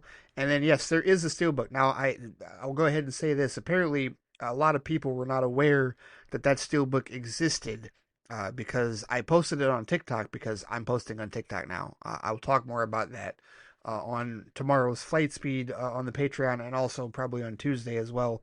But I posted the images that I got from like Blu-ray for Life and a couple other places of the Steelbook and how gorgeous it looks. And it's the same Steelbook that Wally has pre-ordered, but the one over here, as we mentioned last week, is going to have the slipcover on it. And apparently it's already sold out at all the major retailers: Amazon, Walmart, Target, also Grove.com, which is where I pre-ordered it from. Grove.com is a physical media, and also they sell digital, but they sell a lot of Warner Brothers, a whole lot of Warner Brothers stuff. I've gotten more than a few things from them. And I don't necessarily like the organization of their website and for tracking, but I have not, knock on wood, I have not had an issue with anything that they have shipped to me. But right now, all the websites are sold out of the Superman 4K Steelbook. But I say keep an eye on it because I've seen this happen before. Those links can go live again, if they find other copies or they decide to make other copies, and I feel like they should and hopefully will. So anybody that does not have it pre-ordered yet, just keep an eye out for that link at any of those retailers, and I hopefully one of them will pop back up again. And we don't have a date on that Steelbook arriving either, but yeah, it'll be on digital or streaming before that. The rumor is sometime late August. Hopefully they will at least.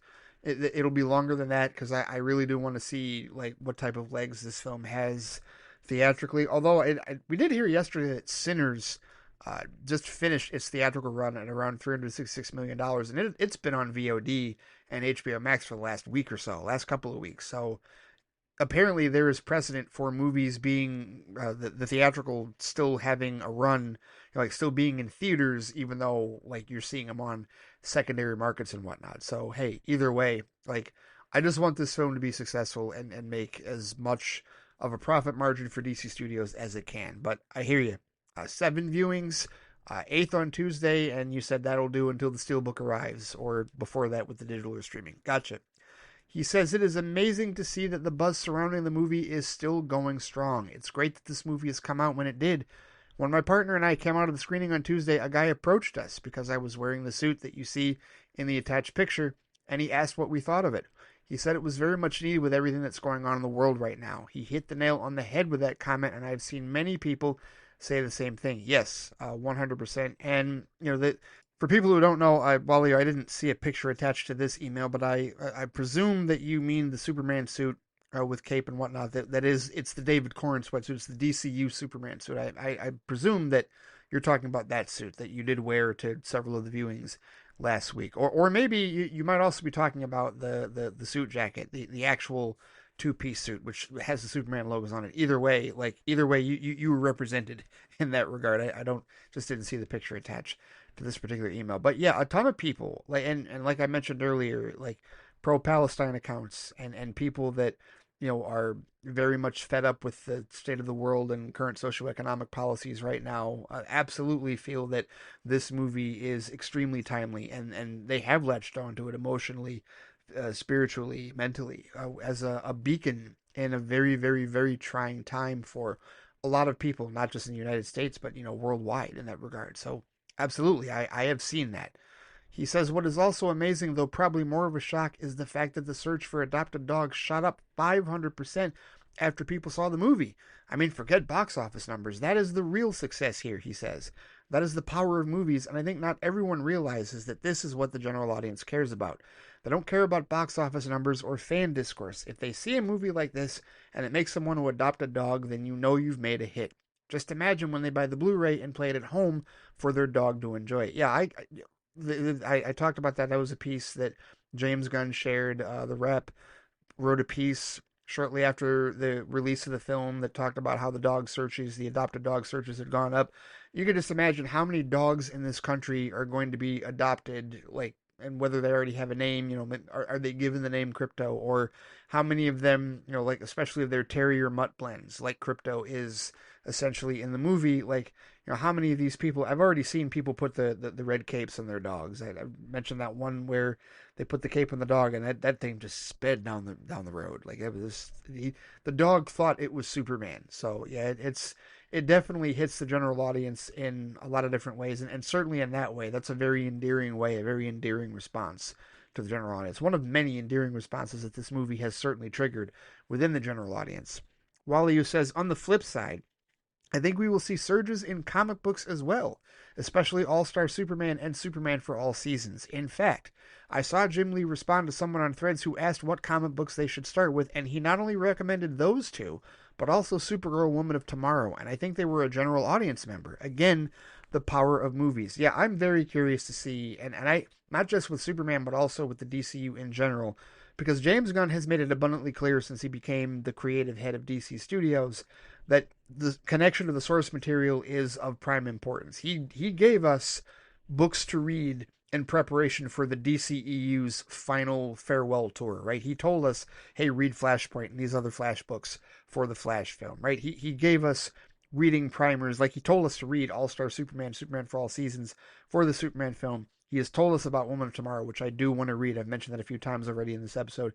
I do want to read that. Absolutely. So, like, all of that has like a connection to the source material, and Jim Lee, I know he's happy to say that. And like Tom King, he was posting about it earlier today. He and Mitch Gerrits and a lot of these artists and writers are excited to be involved in that process. Again, this is unprecedented because even Marvel Studios, not necessarily, at least I haven't seen this type of outreach, this type of connection between the cinematic studio, the movie studio, and the source material, like creatives and the source material itself. So I'm very curious to see how comic book sales are affected by these movies as the DCU continues to evolve and move forward with DC Studios. Starting with Superman, but certainly going forward, definitely. Wally says, I see the movie has now made over 300 million worldwide, and no doubt by the end of the weekend, it will likely surpass the 600 million mark, maybe 700 million. Not quite that high, Wally. It is definitely past 400 million at this point, worldwide, that is. And, we'll see exactly. Gitesh Pandya, who runs boxofficeguru.com, he believes firmly that it will reach 600 million. But between 6 and 700 million is where it seems to land. So then the question is, okay, how close does it get to Man of Steel's 670.1 million? And I say, I've said this before, the closer it gets to Man of Steel, like the more successful that is, because then basically you really are at the starting over point in terms of the beginning of a movie for your universe. And that's because that was the starting point for Man of Steel. And if you continue, they were supposed to launch the DCEU from that point. If you do the same thing with Superman, then you're right back to where you should be. But in this case, better word of mouth, right? Better critical response, right? We can be honest about that. For those of us that enjoy Man of Steel, we know the critics didn't enjoy it. And we know that the word of mouth was not nearly as strong as we have seen so far in just 1 week for this Superman film. So, that's a bigger leg up that this film would have going forward if it finishes anywhere near Man of Steel's money. But Wally says, listen, in all honesty, I don't care how much money it makes. The only thing I care about is how this movie is making people feel, whether they enjoyed it or not. If they didn't, that's fine. And if they did, that's also fine. Has it instilled hope and optimism in a way we have never seen? Judging by most of the reactions I have seen online, yes. And I would agree with that. I mentioned the one TikToker, Nikki Marina, that I wrote the piece about with respect to people reconnecting with the Superman that they feel more comfortable with based on how they were raised. And, that is a perspective to, understand, from those of us who don't necessarily agree. And came at it from a different angle. We can't just dismiss the people who, Man of Steel didn't vibe with them. They're not anti-Man of Steel, but it didn't vibe with them as far as the Superman portrayal. And this one is, for a number of reasons, whether it is social political allegories, whether it is the nature of the genuine human kindness that, David Corenswet's version of the character portrays, anything else that we see in this film, yeah, it is absolutely hitting audiences very strongly. And a lot of people have responded extremely positively to this film. You really don't see a whole lot of negatives from, at least not from the general audience. However, Wally says, that being said, I've had enough of the idiots for their negative takes. Yes, because there are idiots with tons of negative takes. He says, whether they use Superman to attack Man of Steel or vice versa, use Superman the movie to attack Superman or vice versa. People, it's perfectly okay to like them all. The new movie does not erase Man of Steel, just like Man of Steel doesn't erase Superman the movie. And stop with the Snyder Bros shit, he says. I really enjoyed the Snyderverse, and I do wish it had been allowed to conclude the way it was originally intended. But I have moved on, and so should you. But you won't. So instead, you can carry on behaving like the monkey bots in the movie. Spew your garbage all you want. It just means I will keep on blocking until the algorithm knows I don't want to see that shit. Oh, I block a ton of people today. And I'm an equal opportunity blocker in that I will block you if you weaponize James Gunn's Superman film against Zack Snyder's, I will block you. If you weaponize Zack Snyder's Superman against James Gunn's, I will block you. I am through with allowing people to be on my feed that weaponize a movie to attack another. I am done with that. I don't give a shit if you like this Superman movie or if you like Man of Steel or if you don't like either one of them or if one of them you like more than the other. I don't care. Don't weaponize it. In either direction. I do not listen to either hyenas, either group of, like you said, the monkeys in the flipping movie, the monkey bots in the movie. That is our meme. That is what we will use, right? When the better high def version of that GIF comes out, when the digital release of Superman is out there, that is what we will use, Wally. That is what we will use, John, and any others. That is going to be our rallying cry to describe these trolls and these miserable POSs that just always want to zap the fun from the rest of us that enjoy all of it. Seriously. And we just always have to remember, we're happier than them.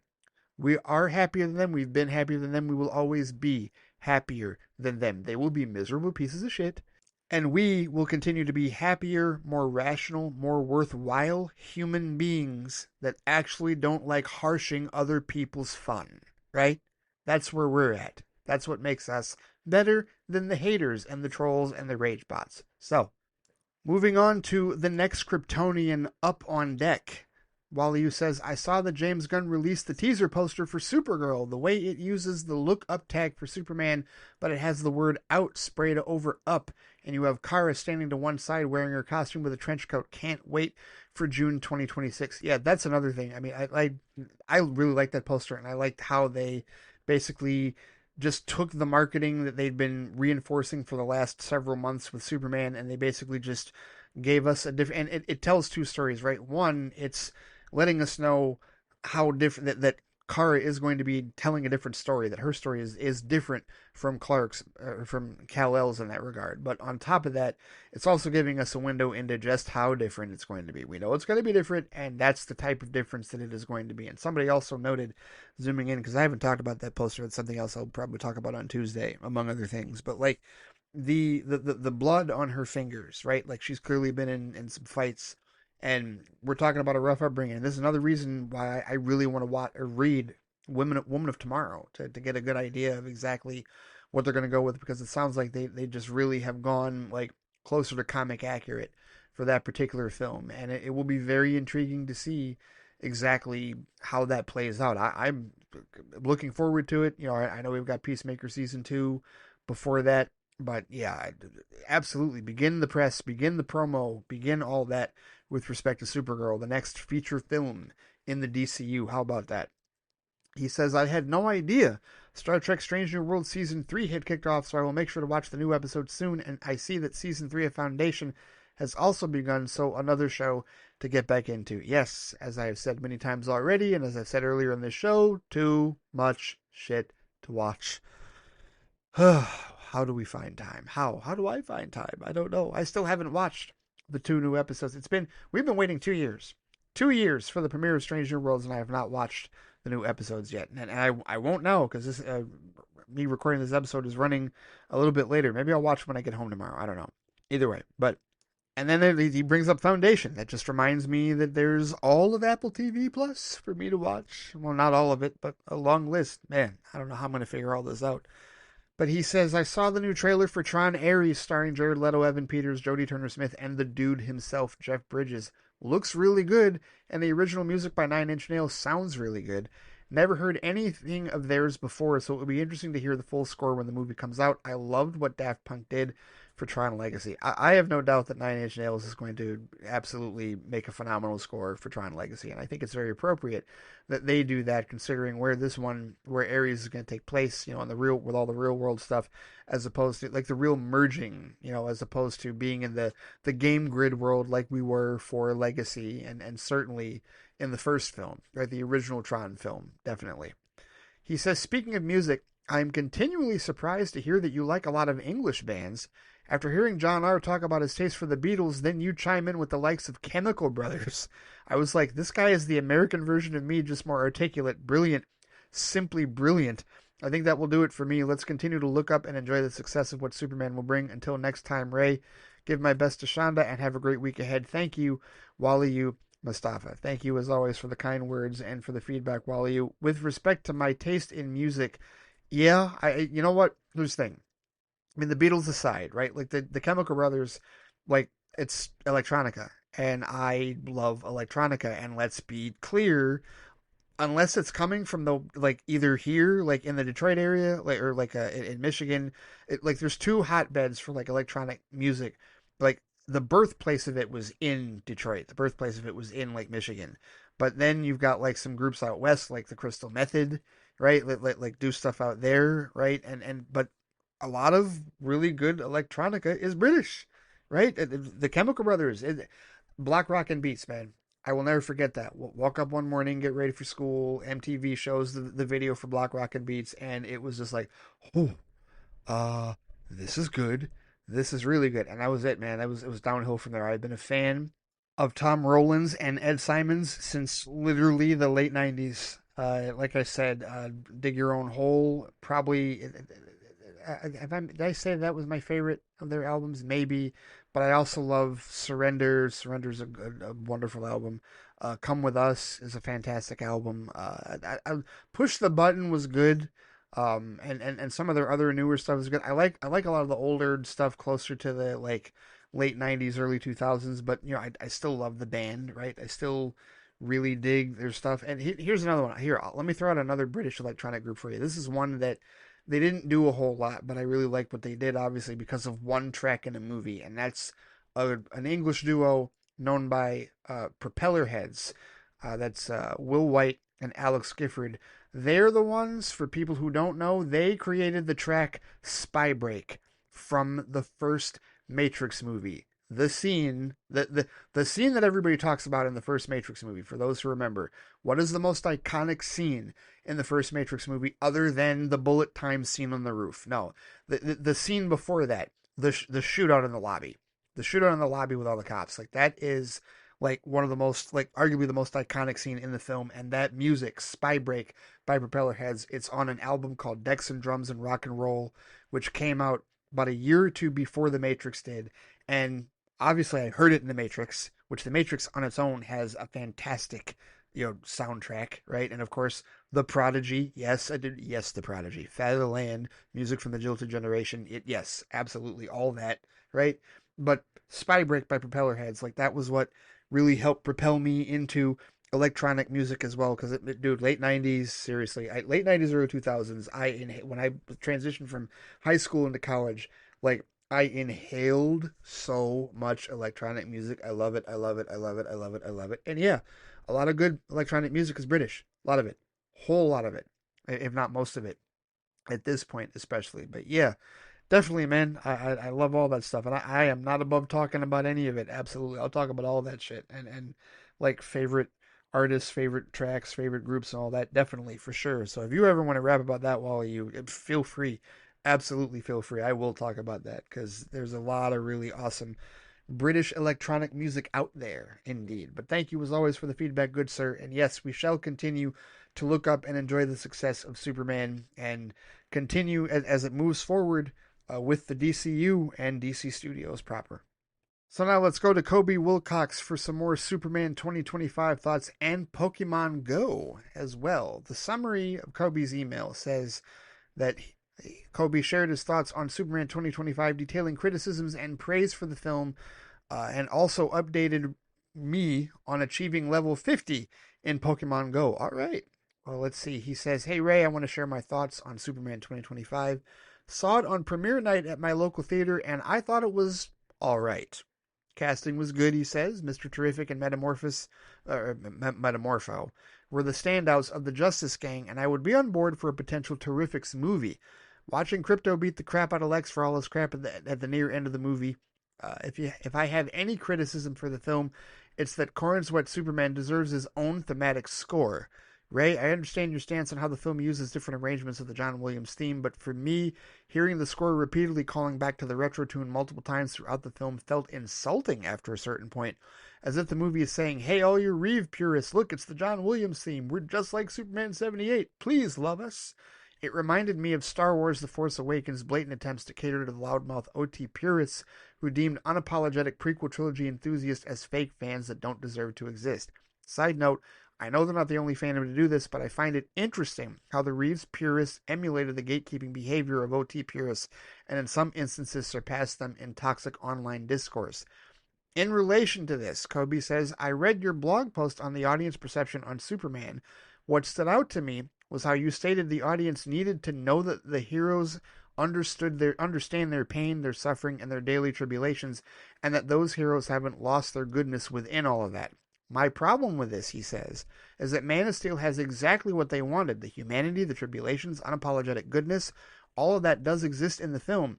But the militant vocal fans refuse to acknowledge those aspects because of the rigid belief that it only counts if the character is in a bright color palette or he has to meet a ridiculous smiling quota. This attitude persists to this day. It has me anticipating later entries in the DCU that will offer tonal variety for the franchise. So to end this Superman discussion on a positive note, he says, I want to share an article online, mutual shared by Top Film Magazine. I think there's some words missing in a bit of your typing. Was this voice to text? Maybe, I don't know. But an article by an online mutual shared by Top Film Magazine titled Superman Belongs to Everyone, Why Zack Snyder and James Gunn Got Man of Steel Right. To summarize the article, it's okay to like both. It's a short read, but I appreciate it for being one of the few, if not only, mainstream articles that's able to praise Superman 2025 while respecting Man of Steel. I'll leave a link for you, Ray, if you're interested. Thank you for sending me that link, Kobe. But I do want to address your concerns here. First, I do think, and this is something that I brought up on Vodka Stream the other night as well, because one of the things that has definitely come up, and Phil brought this up, a couple others brought this up on the show, they were talking about how there are fans out there that, all the slings and arrows that we took for, being appreciative of Man of Steel and Batman v Superman: Dawn of Justice, and seemingly similar things that they didn't like in those movies are happening in the current Superman film, and there's no outrage, right? Like, and what's an example? The buildings crumbling, like, collateral damage and like certain other stuff, right? But I can't think of an immediate example. But there are fans out there going, well, how come they're not outraged by this, or how come they're not outraged by that? Or wait a minute, there is actually one example I did comment on. Let me bring it up here on Threads, because I actually did quote. I quoted this on Threads just to ask the question, if you will. And this was a couple of days ago. Here, I'm scrolling through. Boy, have I typed a lot. Here we go. Right. So, yeah, that's right. Somebody had brought up, there are people that believe that James Gunn is setting up Superman for a moment in the DCAU where it's Batman and Superman fighting Darkseid, and it involves, I think, Superman tosses Darkseid, like he gets a bit more physical and a bit more, like, blunt with him, and there's a point where he throws him into several buildings, like in Metropolis, right? And to me, it looks exactly like the shot in Man of Steel, where Zod throws Superman into a bunch of buildings, right? And this is part of the whole collateral damage complaint that people had in terms of, well, how come he didn't lead them away from the city and he kept people in danger and that's not how Superman would behave, right? So I said, just so we're clear, you guys are okay with James Gunn letting Superman throw Darkseid into several buildings with people in them. But when Zack Snyder had Zod toss Superman into several buildings, that's not Superman? If Gunn gives us this moment, that's great. I have no issues with it, I said. It's just interesting where a lot of fans online draw the line at who and how they can allow Superman or his rogues to destroy things in Metropolis, right? And I do agree with that. But one of the things we talked about in Vodka Stream the other night is I do think that on some level, whether we're owed it or not, because I guess we really aren't, and whether it happens or not, I do feel like there's a lot of us fans that, spent the last 9 years and plus defending the Snyder trilogy that want retribution. And what I mean by that is, if James Gunn does something that, if Zack Snyder had done it, there'd be an outrage. We want to see outrage for James Gunn doing it as well. And that's not going to happen. And the reason it's not going to happen is because, well, one, it doesn't matter at this point. Like, it's all surface level bullshit in the first place, right? But the other thing is, when you talk about Kobe with respect to how the audience perceives it, one of the things that I really want to make clear is that the general audience perception of Superman is not as affected by the toxic individuals in the anti-Snyder cult as we think it is. It's not. It just isn't, right? Now, these people, like, they might read reviews, and maybe some of them, just glom onto reviews like that or whatever. But here's the thing. Like, I keep hearing people tell me about how, well, the Snyderverse did so much damage to the DC brand. It's going to take a while for James Gunn to clean all that up. Well, apparently it only took a week for him to make $400 million, right? And if we were in it, dare I say, if, let's say November 5th had gone a little differently with respect to the United States of America, then I wonder if the international numbers for Superman might be better. Right? I'm just going to go ahead and throw that out there, right? Superman might be doing stronger internationally if that had happened, right? Because, we know that Man of Steel made, 390 million, I think somewhere around there, internationally, right? Like overseas in that regard. It made 291 million domestically, which I think there's certainly a chance that Superman can pass the domestic number. But what I'm getting at here is that the general audience perception of Superman is not so, like, damaged by either the Snyderverse or the people railing against the Snyderverse, because clearly the general audience has turned out so far for this film and been like, hey, we like this film, this is cool. And maybe I don't feel like the general audience throws in the Man of Steel shots and throws in the Snyderverse shots. I feel like those are just the people that know that they're going to get a rise out of us, and that just have no reason to be anything other than miserable about shit. Like, they have to use it to attack a thing that they don't like those people, right? But that's still few and far between as far as the audience as a whole. And the blog posts that you're talking about, like, before I get to that, your reaction to the Williams theme, I think that's a little cynical. I really do. And I understand where the cynicism is coming from, because trust me, I have been a huge proponent of, I wanted Corenswet to have his own theme. I felt that he was owed his own theme, and I do not like this argument that gatekeepers trot out about how, well, if James Bond hasn't changed the music, then Superman shouldn't. That is an extremely bad faith comparison, and that is not an accurate argument, right? There is an established multiverse within DC and Marvel and different iterations of characters, which means different themes. It's been that way for years. We've seen it with Batman. We've seen it with Spider-Man. That's why you can't put Superman in the same category as James Bond, because it hasn't been established there from that perspective. You just want to be a selfish-ass gatekeeper that only wants the Williams theme on everything. No, I am not a proponent of that. But if you're going to use the Williams theme, you have to use it with a purpose, and you have to not be lazy about it. And Amr and a number of the others have talked about it already with respect to, this wasn't lazy, and this wasn't just, a warmed over version of what we got with Williams. No, this was actual new music, right? Actual new pieces, new themes that were built with incorporating this into, changing keys and major and minor and whatnot. Like, they actually took some care to build their own theme and just incorporate the Williams theme into it. And I'm not willing to agree with you to say that, oh, it's just, hey, only Reeves Pierce. No, I don't think they did it just for the Reeves Pierce. I don't. I think that James Gunn feels that strongly about the Williams theme. And that's fine. I don't have an issue with that. That was his creative choice. He decided to make that creative choice. Just like he decided to stick with Trunks, he decided to take Corrin Sweat's suggestion and keep Trunks. Neither of those were deal breakers for me with the movie, and they were never going to be deal breakers with me. I just didn't want them to be lazy with the Williams theme, and they weren't. They were not lazy with it. No, and I don't think it was just a cheap grab to appease Williams Pierce. I think that's a cynical perspective to take, honestly, Kobe, to be honest with you. I don't think that was done just for Williams Pierce. I think that there are people out there that identify with that theme beyond just being purists, and it does evoke the nostalgia, and I don't have an issue with nostalgia in that regard. I don't. I really don't. As long as it's done with a purpose, and as long as you're still committing, your effort and resources and your energy to it, and it's not just a cheap job like what John Ottman did with Superman Returns, even though I like John Ottman, or like what Danny Elfman did in Justice League, right? Like, if you don't do it that way, if you actually put your own thought into it and change it around, I'm perfectly okay with that. So I don't agree with you with respect to your perspective on that theme. But with respect to the blog post, here's the thing.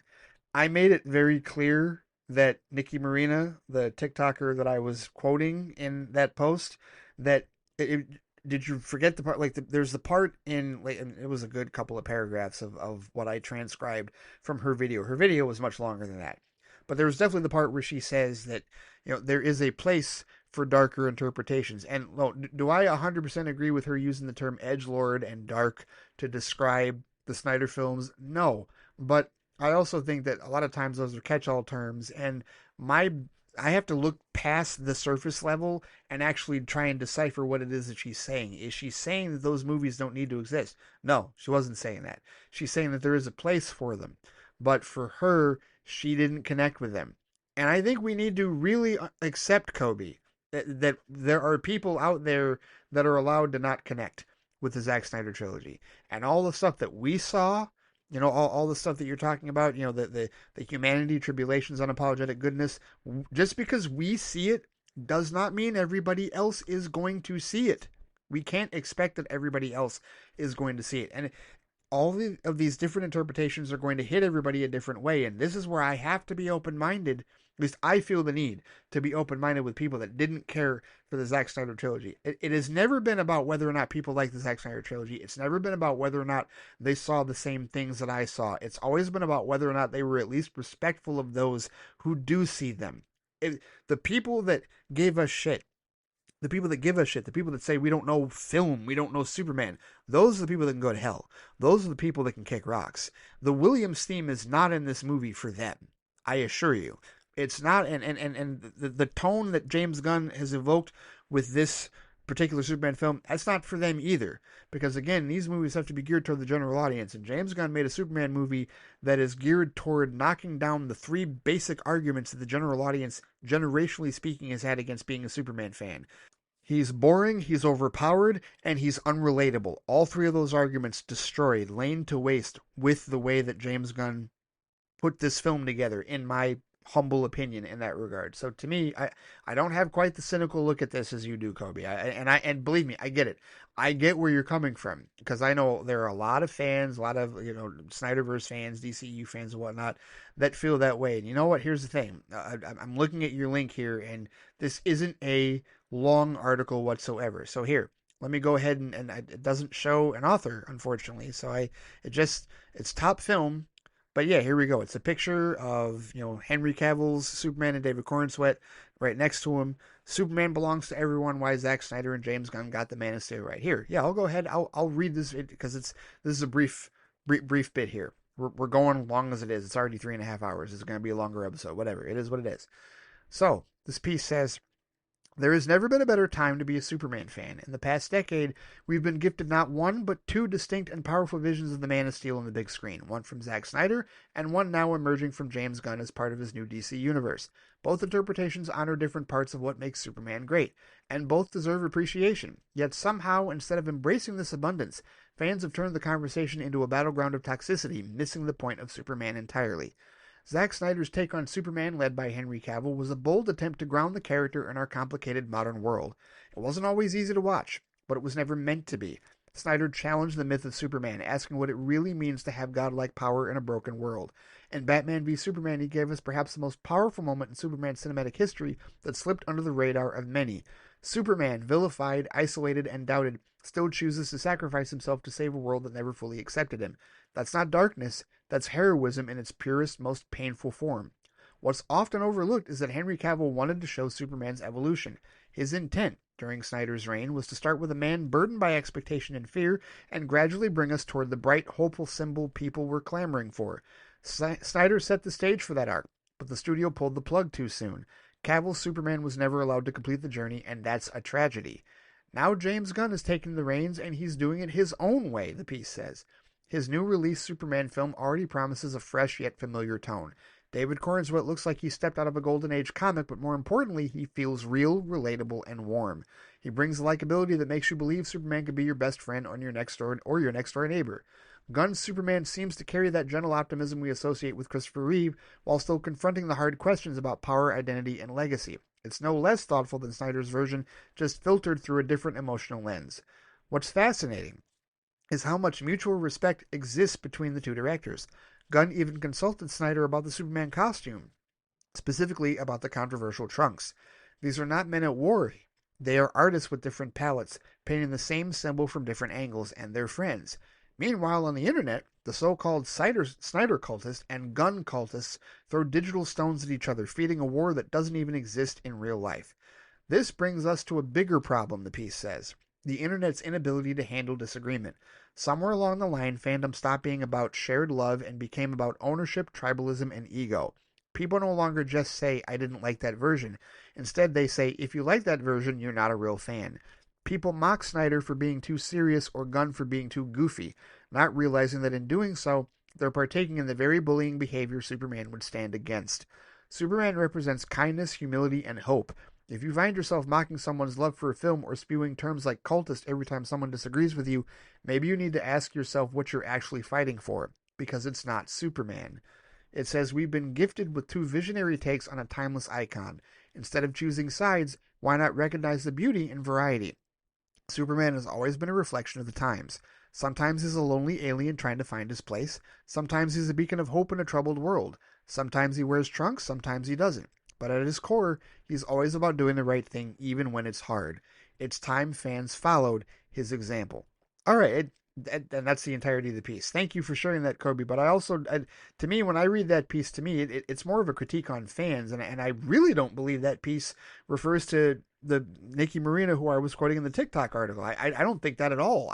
Because she definitely was not saying that there was no place for the Snyder films. What she was saying is that they were co-opted by a lot of not good people. And sadly, that's the truth, Kobe. They have been co-opted by a lot of not good people and a lot of bigoted, delusional humps that belong to the cults, right? That is unfortunate, right? You look at flipping Ben Shapiro, right? And other people like that who they're the ones that are calling Gunn's Superman movie woke because it's not like what Zack Snyder gave them. And I know Ben Snyder is a fan of Batman v Superman because he posted that on Twitter some years ago, right? But Ben Shapiro is not somebody to be listening to as far as I'm concerned in that regard. No, certainly not now, not ever, not now, not ever in that regard, right?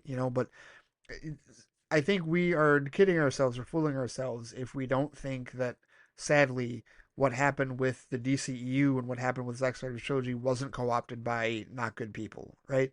And, regardless of how they feel about it, the general audience and a number of others did not get what they were looking for, what they were hoping for in that version of Superman. Whether we saw it or not doesn't matter because it's all subjective, right? I'm not. My whole thing with saying it's all subjective is literally what this piece is saying, right? And simply instead of saying I didn't like that version, you're saying, well, if you like that version, you're not a real fan, right? No, that second part, absolutely not. People are allowed to not like Man of Steel. People are allowed to not like Batman v Superman: Dawn of Justice. They're allowed to not like Zack Snyder's Justice League. It's not about that. It's about whether or not you can be respectful of those who do like it. And I still think largely the general audience, of course, they don't even know about all the Snyderverse stuff and all the fan infighting, and they couldn't care less about it anyway if that was the case, right?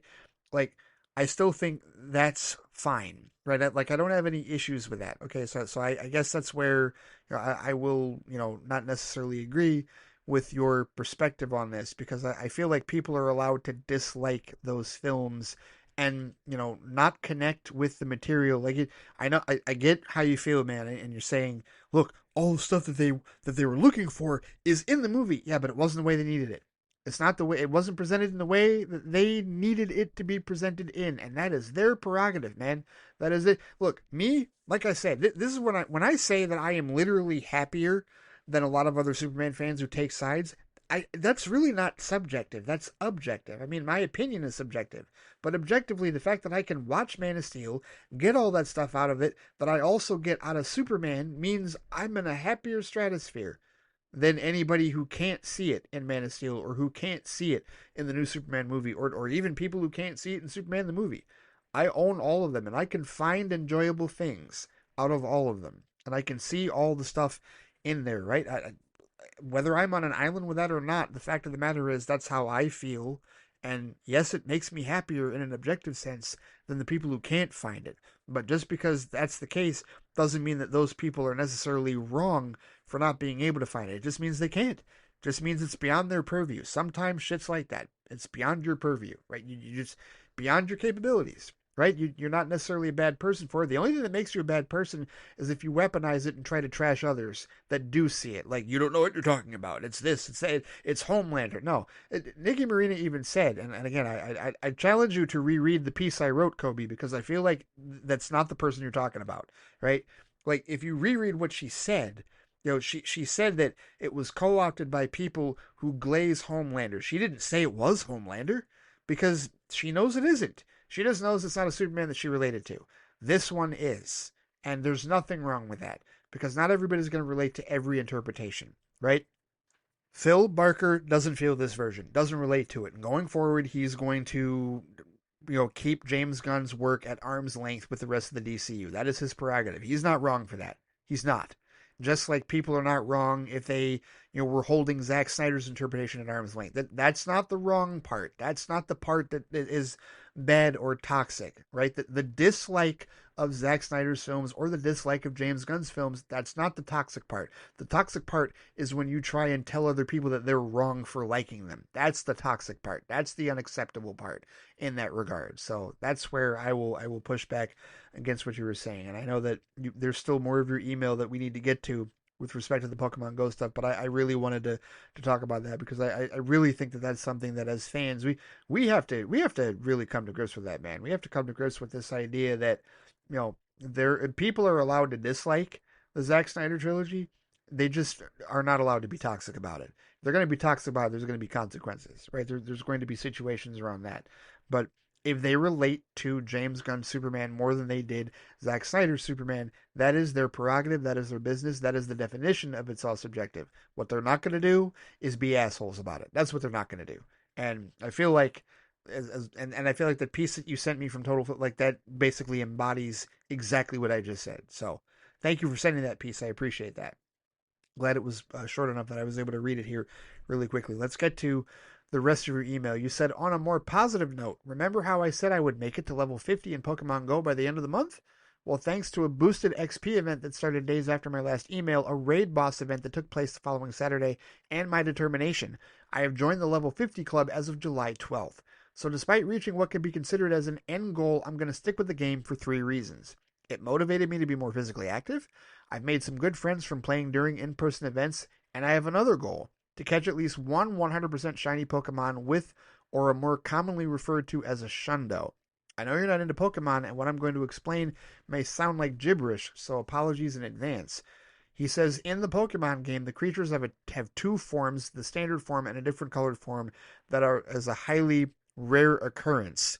The variation can depend on the Pokemon. Some might be radical, such as Absol going from black to red, or it could be so subtle it's barely noticeable, like Gengar going from purple to 2% lighter purple. As for the perfect aspect, all you need to know that the Pokemon caught has natural perfect stats. The odds of getting a Shundo is 1 out of 2,097,152, and that's not including events boosting shiny odds or And despite playing the game for over 9 years, I have yet to catch a shundo despite multiple instances of getting shines that almost made the cut. You know, part of that I actually did know thanks to Detective Pikachu. I'm being dead serious on that part. Detective Pikachu, there was a bit at which I own that movie, by the way, Inglorious Steelbook came out last year. But yeah, part of that movie explained a little bit of what you said because I was reminded of what you said about the different, what'd you say, the different forms, the standard form and then the rare form. Yes, because and part of it also, like I have friends, especially when I worked at GameStop, I had friends and coworkers that were into it, and they briefly would explain it here and there. So some of that that wasn't really gibberish to me. I understood. I got the premise of all of it, and I understood like more of that part of it, like in explaining the whole dynamic with it. So thank you for that. He says, Ray, I hope I wasn't a murmur to you with my Superman thoughts, but I tried to be honest and respectful as I can. If I stepped out of line, please let me know so I can do better. Thanks for hearing me out, Ray, and I'm going to try to get back into the boys for my next email. No, you were not a line. You were not a line at all. You were honest, and just because I disagree with your perspective with respect to what I think is a bit of cynicism on your part, and in terms of like the John Williams thing and the piece that I wrote about the general audience interpretation of Superman, just because I disagree with your perspectives doesn't mean you were out of line. No, you were honest, and you didn't get personal or call any names. No, there's nothing wrong. There's nothing wrong with being honest and sharing your perspective. This is where agreeing to disagree absolutely plays and absolutely becomes a factor. And it's not that I don't understand where you're coming from. I 100% understand exactly where you're coming from and why you feel the way you feel about how they use the Williams theme and how you described it, when how it felt to you, and how you feel about these people who they wanted all these things out of Zack Snyder's Superman, they didn't get it, but it was all still there, right? And I get it. I have a different perspective on it. That's all. There's nothing wrong with that. Again, a place where opinions aren't right or wrong and where we can agree or disagree about movies, TV, and other assorted media because it's all subjective. That is it. That's what it has to do. Doesn't mean we're not going to agree. Doesn't mean we're not going to disagree. Doesn't mean we have to agree on everything. Doesn't mean we're going to have the same perspectives on everything. But that's the beauty of the cultural diaspora. We all have our own differing perspectives to offer to the conversation. So as always, Kobe, thank you for the feedback. It is greatly appreciated. Looking forward to more honesty from you, good sir. All right, we've got a couple more emails as this is shaping up to be the longest flight chat to date. We're gonna severely beat the timing of Zack Snyder's Justice League at 4 hours and 2 minutes. We're gonna go well over the 4 hour mark here. But this next email, Alex De Silva sending in Flight Chat 11 Emmy catch up. Now the AI bullet pointed the summary of his email. It says Alex discussed various topics, including second screen shows, the movie Superman, and the DCU marketing. Alex also shared thoughts on the Broadway show Hamilton and the TV shows Adolescence and The Pit. Alex then discussed Mission Impossible 2, the book Project Hail Mary, and the Star Trek The Next Generation episodes Menage a Troy, Transfigurations, The Best of Both Worlds, and Family. Really? Did he watch 4 episodes? Okay, let's get into this. Here we go. He says, hey, Ray, some miscellaneous thoughts, and then we'll get into the start of The Next Generation Season 4. Oh, he did watch 4 episodes. Okay, here we go. He says, what's your take on the concept of second screen shows? These are shows that are basically created to be background noise while the viewer just scrolls on their phone, hence the term second screen. I heard a showrunner recently tell a story about how they went to pitch a show to Netflix, but the pitch was rejected because the show was essentially deemed too well thought out and demanded the viewer's attention too much, so it wouldn't be a good second screen show. If this is where the future of TV is heading, then that's very concerning. I think this concept of a second screen show is downright idiotic. If you don't want to pay attention to TV and what you really want is to just be on your phone, then just be on your phone. I'm not knocking the concept of comfort shows that a viewer may have already seen before and just leaving that on in the background. But for a show you've never seen before? If the show doesn't demand your full attention, then what's the point of watching TV? I'm way too young to be having such an old man yells at clouds rant like this, but this concept really just rubs me the wrong way. I don't know about you, but I would never start a new show just to purposely leave it on in the background. All right. I've never heard of this.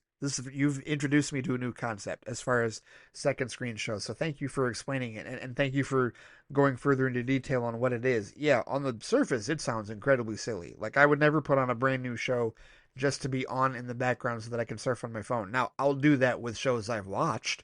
I'll do that with Frasier. I'll do that with Mary Tyler Moore. I'll do that with like a ton of like especially sitcoms. Any old sitcom, especially on Pluto TV. Pluto TV is perfect for this because there's a Cheers and Frasier channel that I've mentioned before on Pluto TV, and if I put that on the background, great. I've seen all 11 seasons rather of Frasier. I've seen all 11 seasons of Cheers.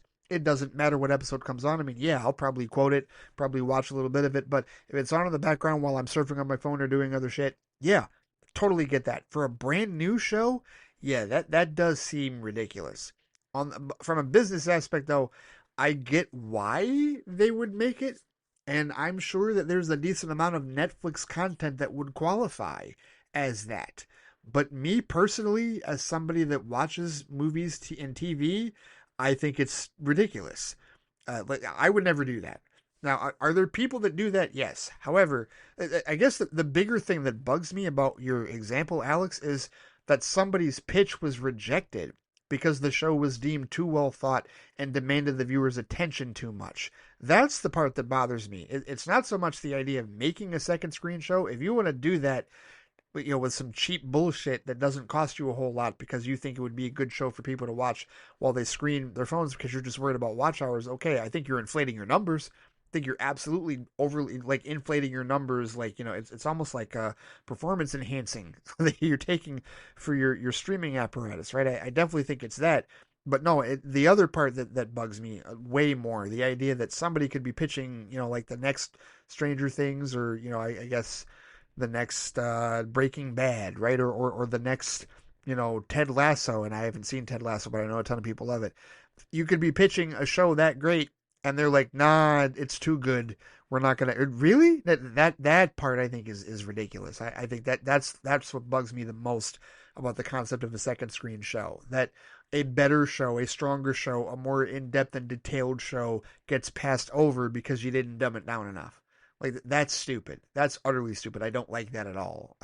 I get the premise behind the second screen show, but denying other pitches because they're too complex, that's dumb. That's stupid. I personally do not like that whatsoever. That's just my subjective opinion on that. But yeah, it's a little concerning, not gonna lie. A little concerning to hear that. I would agree with you on that for sure. He says, anyway, Superman, loved it. Great movie, had a great time. The scene where the kid from the country getting invaded put up the makeshift flagpole and cried out for Superman gave me huge chills and filled my eyes with tears. I can't quite verbalize why that moment hit me so hard. It was such a beautiful moment. No, seriously, it's like the essence of the character, man. It's the essence of the hope that Superman provides, especially for a young child like that in war-torn Jarhanpur. This dude is about to get mowed down. This kid is presumably about to get mowed down by the evil Baravian army, before, they all get saved, right? And he is summoning up all the courage he has that all these grown-ass adults don't necessarily have the same courage he has to raise that flag and call upon his hero to save him, right? Yeah, that's a massively emotional moment in that movie. There's no doubt about it. So yeah, I understand, especially, you having a child of your own now, like that's probably going to put you in a different mindset with respect to that as well. Alex said that he mentioned last week, for people who don't know, that I think the mother-in-law, right? She babysat while you and your wife were able to go see the film. So yeah, glad that you enjoyed it. You have further thoughts. You said, I personally like how Gunn adapted the Williams theme for the movie. It's such an iconic score and fits the character so well. At this point, Superman isn't so much a character as much as he is a concept, and to me, the Williams theme encapsulates the nature of the character more than just the Reeve version. At the same time, I do agree with the sentiment that this new version of Superman deserves his own theme. This could allow for a best of both worlds scenario where Superman's theme can be fluid depending on the nature of the story. Okay, I like that. I do like that. And I also like the possibility, like they use the Williams theme, the reuse of the Williams theme, incorporated into their score for this film. But that doesn't mean that Cornsbeck can't get his own theme later on. He could. And maybe it's even something that is a variation, that is built out of the other original music that they created from this score, right?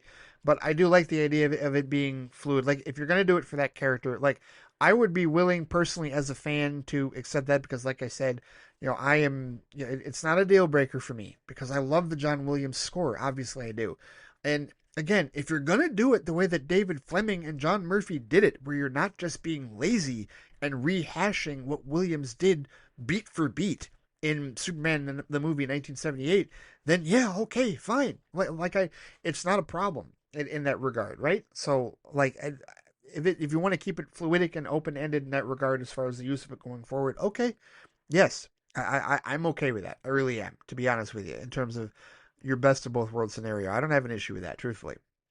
He said, "Did you see the teaser poster for Supergirl, where instead of look up, it's look out? Great marketing. So far, the DCU is knocking it out of the park in terms of marketing its theatrical offerings.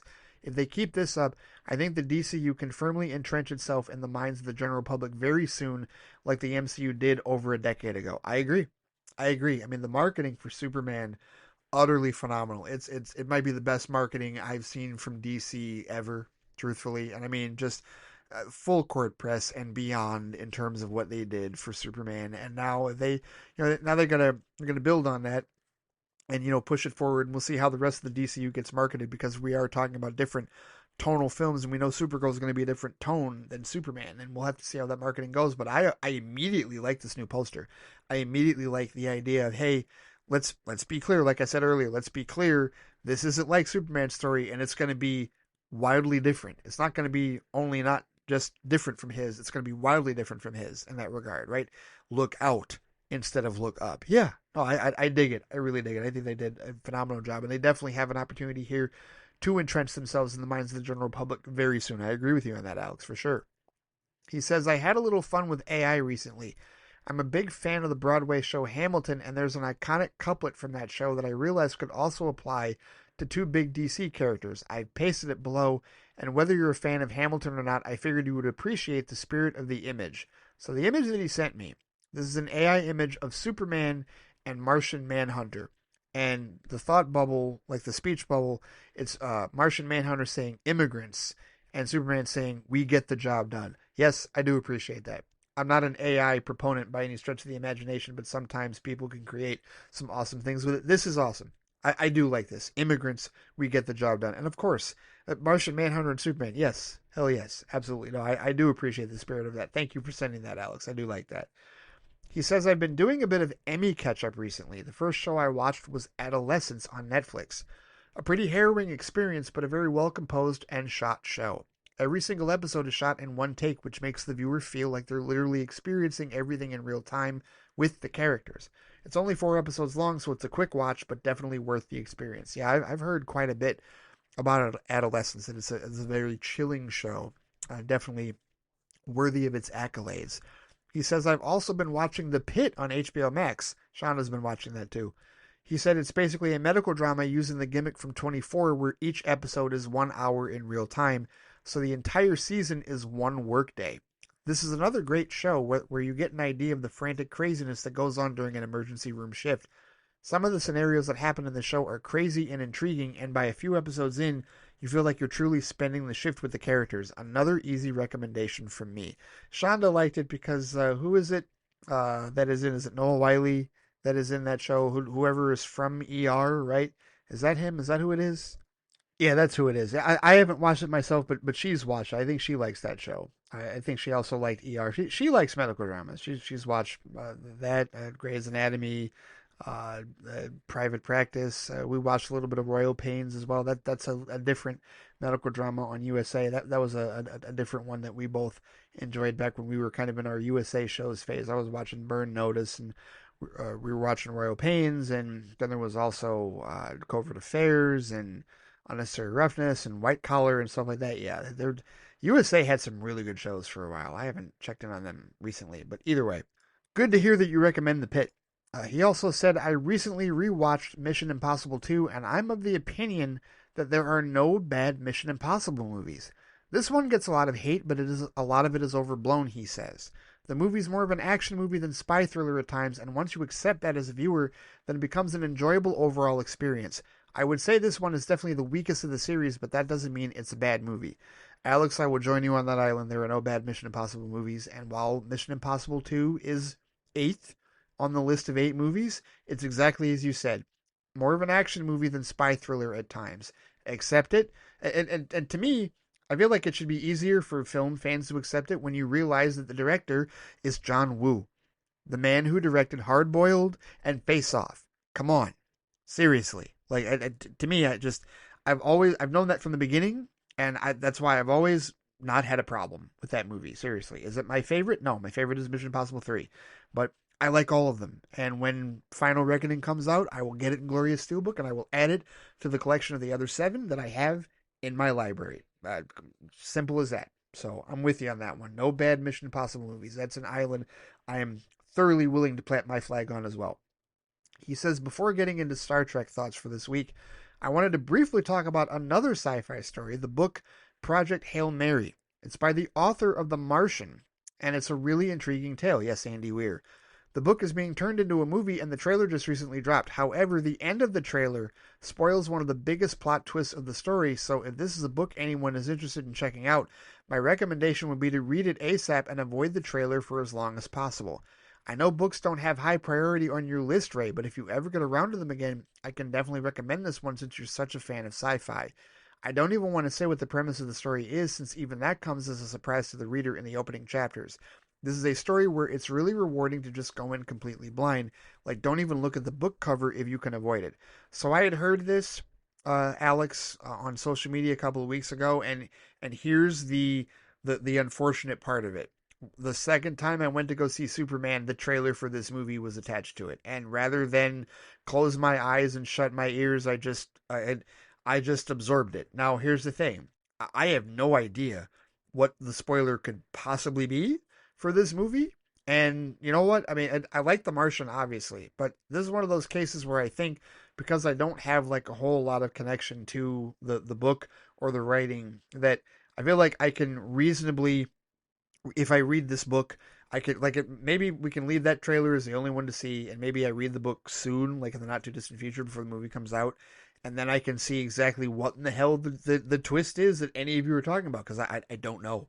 I have no idea. To me, it didn't seem like anything that was twisty whatsoever at all. So I'm at a loss as to what the twist could possibly be with respect to what was in that trailer. So yeah, I think I will still have a fresh experience if I decide to read that book. I'll see how long it is and see what kind of a read it is, and maybe dive into that, because that does intrigue me. This idea that more than a few people are like, don't watch the trailer. It messes it spoils the entire story. Like, okay, just very intriguing to see that is the case. So yeah, I will try and dive into that. I don't know, like I can't guarantee, no promises, but we'll see how it goes. But here, let's get into the Star Trek stuff. You said for Star Trek The Next Generation this week, I finished Season 3 and started Season 4. First up was Menage a Troy. He says, wait, Riker and Troy are a couple now? They're being very romantic with each other on their little shore leave walk in a way they haven't been any time recently.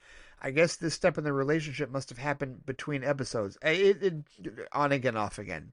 Like, flirtation. Because obviously they had a relationship beforehand. I would not say that they are definitively in a relationship now. Like, no.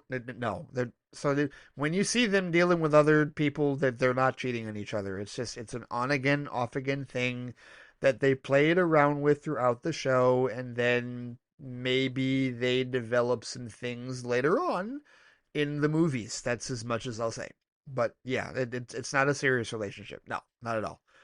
He says there really was no reason for Luoxana to crash Riker and Troy's shore leave. They were just doing fine. They were doing just fine before she showed up. I guess she's just too nosy for her own good. Yes, absolutely. Too nosy for her own good. No question.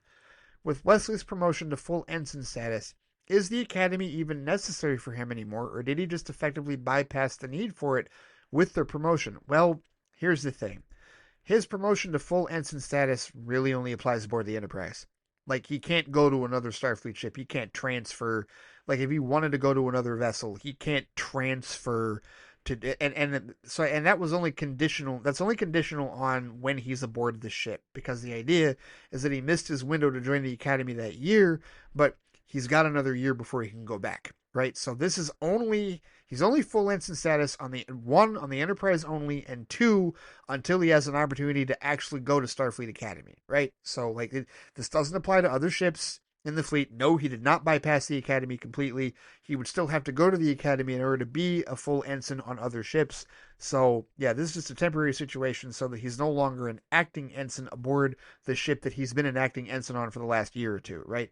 But only they could grant him that. No other captain elsewhere in the fleet is going to do that. Picard is, because he knows him in that regard, right? So this is a captain's prerogative situation is the best way I can describe it, to be honest with you, Alex. So, yeah. Um, you'll enjoy Wesley a little bit more going into the fourth season, and then we'll see where his story goes from there.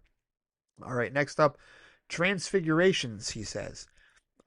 It's a shame John couldn't stick around. He would have been Employee of the Month every month at the sick bay. Oh, yeah, his abilities, right? But of course, we understand why he couldn't stick around because of how he evolved in that regard.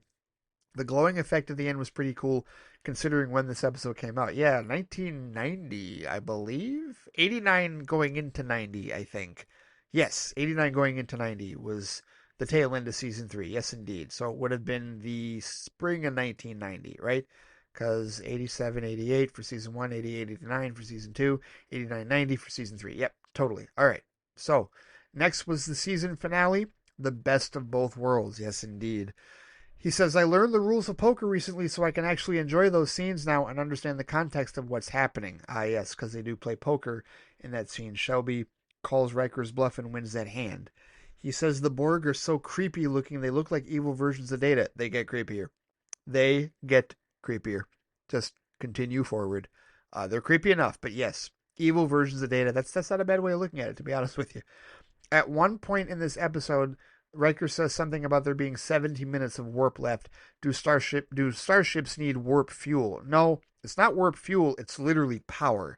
Like, they were going to have to power down because, they've got other systems. They've got life support. They've got shields. They've got other systems going. And for them to maintain that velocity, they would have had to have siphoned power elsewhere. And they're not going to siphon it from life support because people need to breathe, right? They're not going to siphon it from like other vital systems in that regard, right? They had to slow them down and get them down to impulse because otherwise they weren't going to be able to catch them, right? They weren't going to be able to maintain that speed on course for Earth in that regard. So no, it's not fuel. It's just power consumption. There's only so much of it to go around and only so much that they can replenish out of dilithium if you're going to devote so much power to warp drive at that particular time. He said the shots of Locutus looking toward the camera with the laser device was pretty cool. Yeah, there is that one point where it does do like the red eye laser does do kind of like a lens flare. Yes, that does happen. What a cliffhanger to end the season on, he says. If you think about it for even a microsecond, Picard will obviously survive, but in the moment, I guess the more important thing is that Riker made the decision to fire in the first place. Yeah, and at the time, Alex, when this aired, they didn't know. Because the story, infamously as I've heard it, is that there's a chance that Patrick Stewart wasn't going to return to the show for the fourth season, and so this gave them an out to have Riker become captain going forward. So you're going to talk about the episode 2, part 2 of Best of Both Worlds here in a second, but there was certainly a scenario where if he fired the weapon and it worked, and the Borg would have been destroyed and Picard would have been dead in that regard, and the show would have continued sans Picard going forward. There was a scenario where that could have happened in that regard. Not for our purposes, because at the time that we watched, the time I watched that episode, that was when I finally saw that episode during the live airing of season 7. So obviously I know that it's in the past and other stuff has happened since then. But for people in 1990, yeah, that was a massive summer cliffhanger for them, and they did not know. They were uncertain at that time, and I've spoken to people that lived that cliffhanger live, and yeah, they had no clue. They were not sure. They were not confident that he was going to live and go forward in that regard. All right, so your thoughts on the Best of Both Worlds Part 2. You said it's interesting that this episode had Part 2 in the title, but in the actual title card for the previous episode, there was no Part 1.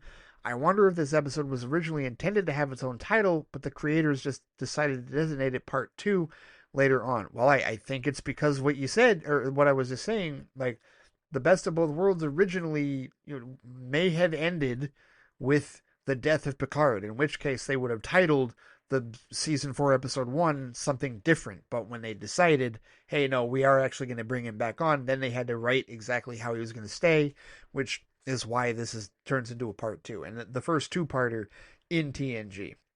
He says, I also wonder how fans at the time must have felt waiting months, having to wait months to get the resolution of the story. For me, I had virtually no wait time given the beauty of the next episode button. Dude, I didn't even have wait time because, as I've mentioned before, when I watched that episode, it was during the 1994 Star Trek Next Generation Viewers' Choice Marathon where you called a 900 number and voted for your favorite episode of Star Trek that you wanted shown in this marathon, and the top 5 episodes got aired.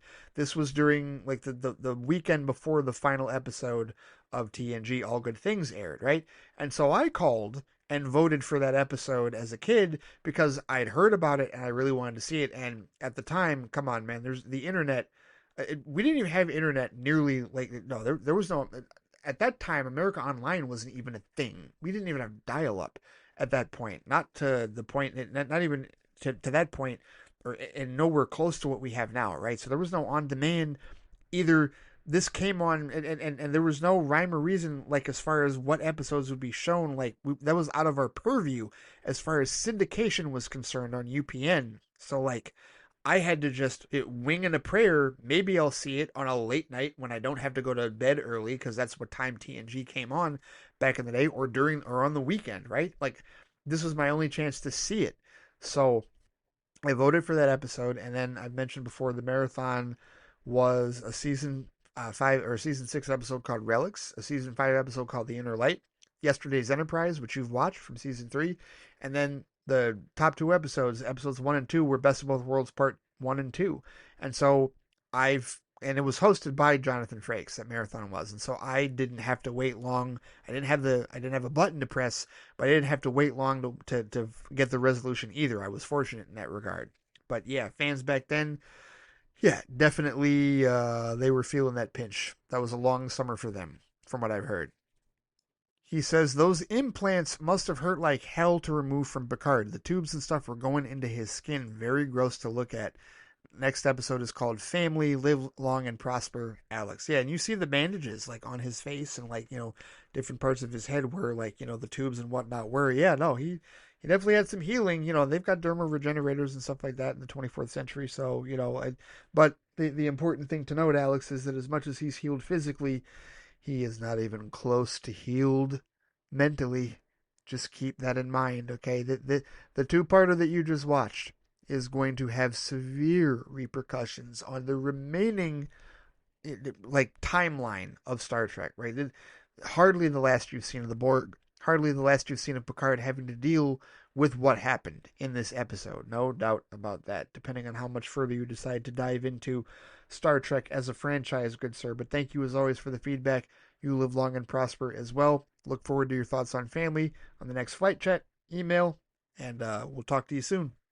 And finally, we close out this extra long Flight Chat this week with an email from Jared Cardos. No subject line. He just says, "Hey Ray, hope you're doing well." Thank you, Jared. Hope you're doing well, as always. "Before I get into your recent episodes," he says, "I wanted to share some thoughts on a movie I'd been meaning to see for a while, and that's Sinners." Oh, he saw Sinners for the first time. All right. "Fantastic movie," he says, "with the whole cast and crew basically giving their A game. The technical wizardry in getting Jordan to play 2 roles was amazing. I remember seeing them in the first scene, trying to see if there are any cracks, but by the time the story starts to really move, you can almost forget that it's one man playing 2 different people." Yeah, they did a fantastic job. Michael B. Jordan did a fantastic job. I mean, there's just so much, the seamless portrayal between Smoke and Stack in that film is just utterly unbelievable, technologically speaking, and also in terms of the portrayal. It's really, really good. He says, "What I think is really great about the movie is how it uses the myth and idea of the vampire to say something about life, race, and culture. When you get down to it, vampires are the idea of attaining a desired dream, but at a dark cost.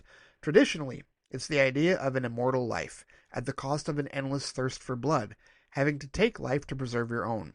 The movie definitely has plenty of that, but there's a component of unity and a clear purpose, but at the cost of losing your own culture, your desires, everything that makes you who you are. And the tragic thing is that much like a finite but well-lived life can be better than a forever life without meaning, the living people in Juke's joint, while having conflicts and struggles, had far more community than the vampires ever did. We see that in that amazing scene in Preacher Boy's performance, where we not only see the past and future of black culture, but we see Asian culture in the chows while they're enjoying the music.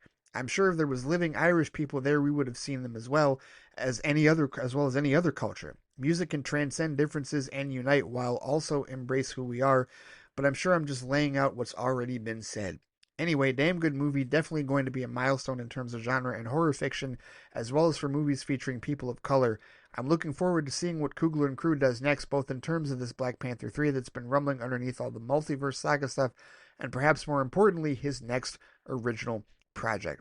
One note, Jared. First of all, I'm really glad you enjoyed Sinners. I said this on Vodka Stream, and I will say this again. As much as I enjoy Superman, as much as Superman right now is the comic book movie of the year for me, it is not the movie of the year for me. The movie of the year for me so far is Sinners. Sinners, absolutely hands down, is the movie of 2025 for me so far. Now, I think Phil mentioned Companion.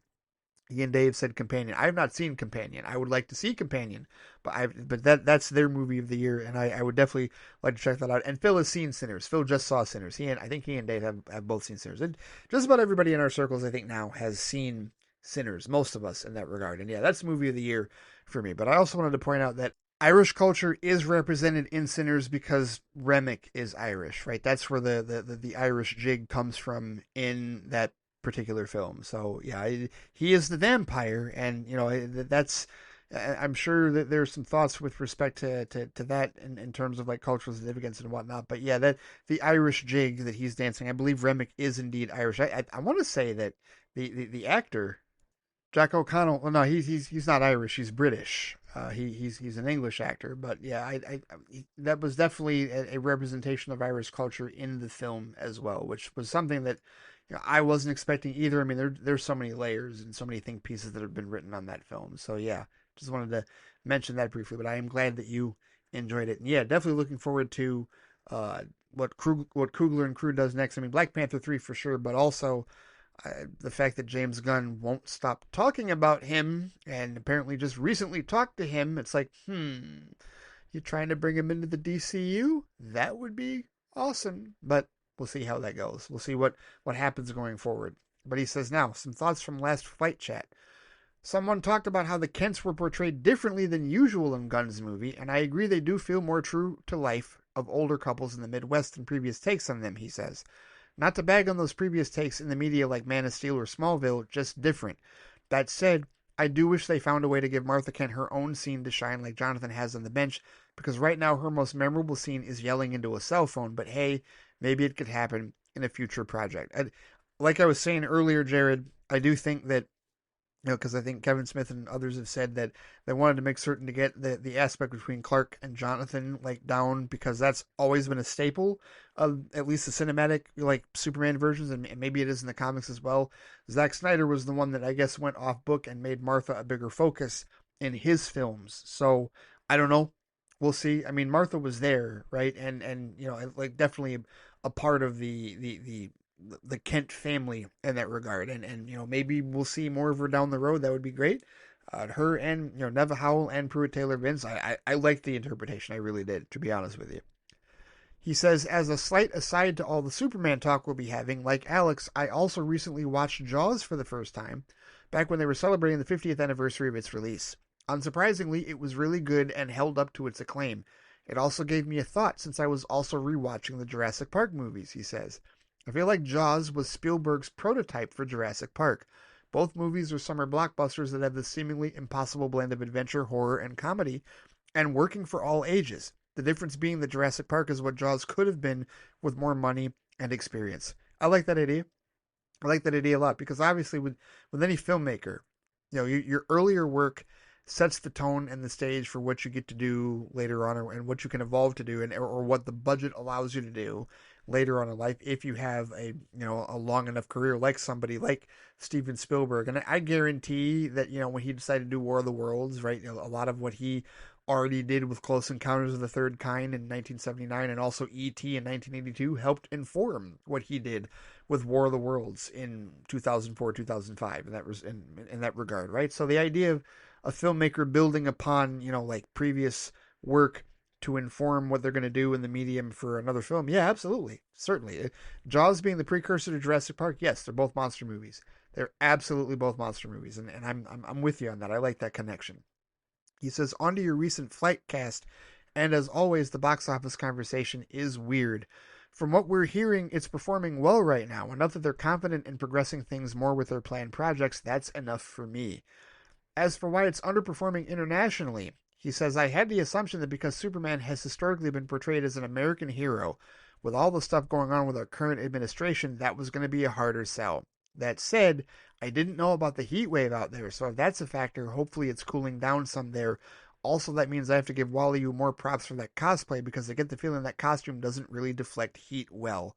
Yeah, I feel like if people really, put their thinking caps on and really think about it, like they can understand exactly what you just said, Jared. With respect to why Superman might not be doing as well internationally, but Gunn does say it's doing better daily internationally, and maybe the heat wave is calming down a bit because the UK was one of the markets where it really didn't do as well as they wanted. China's always fickle. China's always fickle. It's never 100%. People need to realize that. I think a lot of people don't realize that China can be fickle with respect to American releases. So, you can't always depend on that market for stuff, but it's the UK and Japan and other markets. How does it play, and how does what's going on now with American politics affect those audiences? It would not surprise me one bit if it affects them more than people are necessarily realizing in that regard. Unfortunately, of course. Jared says, and yeah, I also noticed the Israel and Gaza comparisons, though, like you said, that happened while Gunn was working on the script, so I think you can also find comparisons to the war between Russia and Ukraine, which happened before he started writing. And much like Andor, there's plenty of past conflict that he could base that conflict on before he had to look outside his window. I think the movie handles it well, though, going back to a previous point. I do wonder if maybe the idea of Superman, he says, a character that is considered symbolically American, swooping in and stopping conflict in the Middle East might leave a bad taste in people's mouth, considering the history of America trying to do that for the better part of a century with rarely good results. I certainly don't think that was Gunn's intent, but I could see someone twisting it into some sort of pro-U.S. interventionist message. Thankfully, I haven't seen anyone try to legit make that claim, but hey, it's only been out for about a week, plenty of time for bad takes to form. Well, I haven't seen that either, Jared, and I've seen way more people, I've seen way more pro-Palestinian accounts and like tout this movie and champion this film, like as far as that message, because they're making direct comparisons between Moravia and Israel. They're even saying that Gorkos is essentially Netanyahu. Like they're making direct comparisons as far as like, how he sounds, what he does, and obviously his position in Moravia, right? So like that's I think they're making too many connections that way for people to spin it a different way in that regard. But I don't know. I guess it depends overseas. I haven't really heard a whole lot of the opinion overseas. We've just been looking at the numbers, right, and saying, well, it's much lower than we would have thought for the international market. Well, this may be one of those cases where, because of the subject matter, like I said earlier, like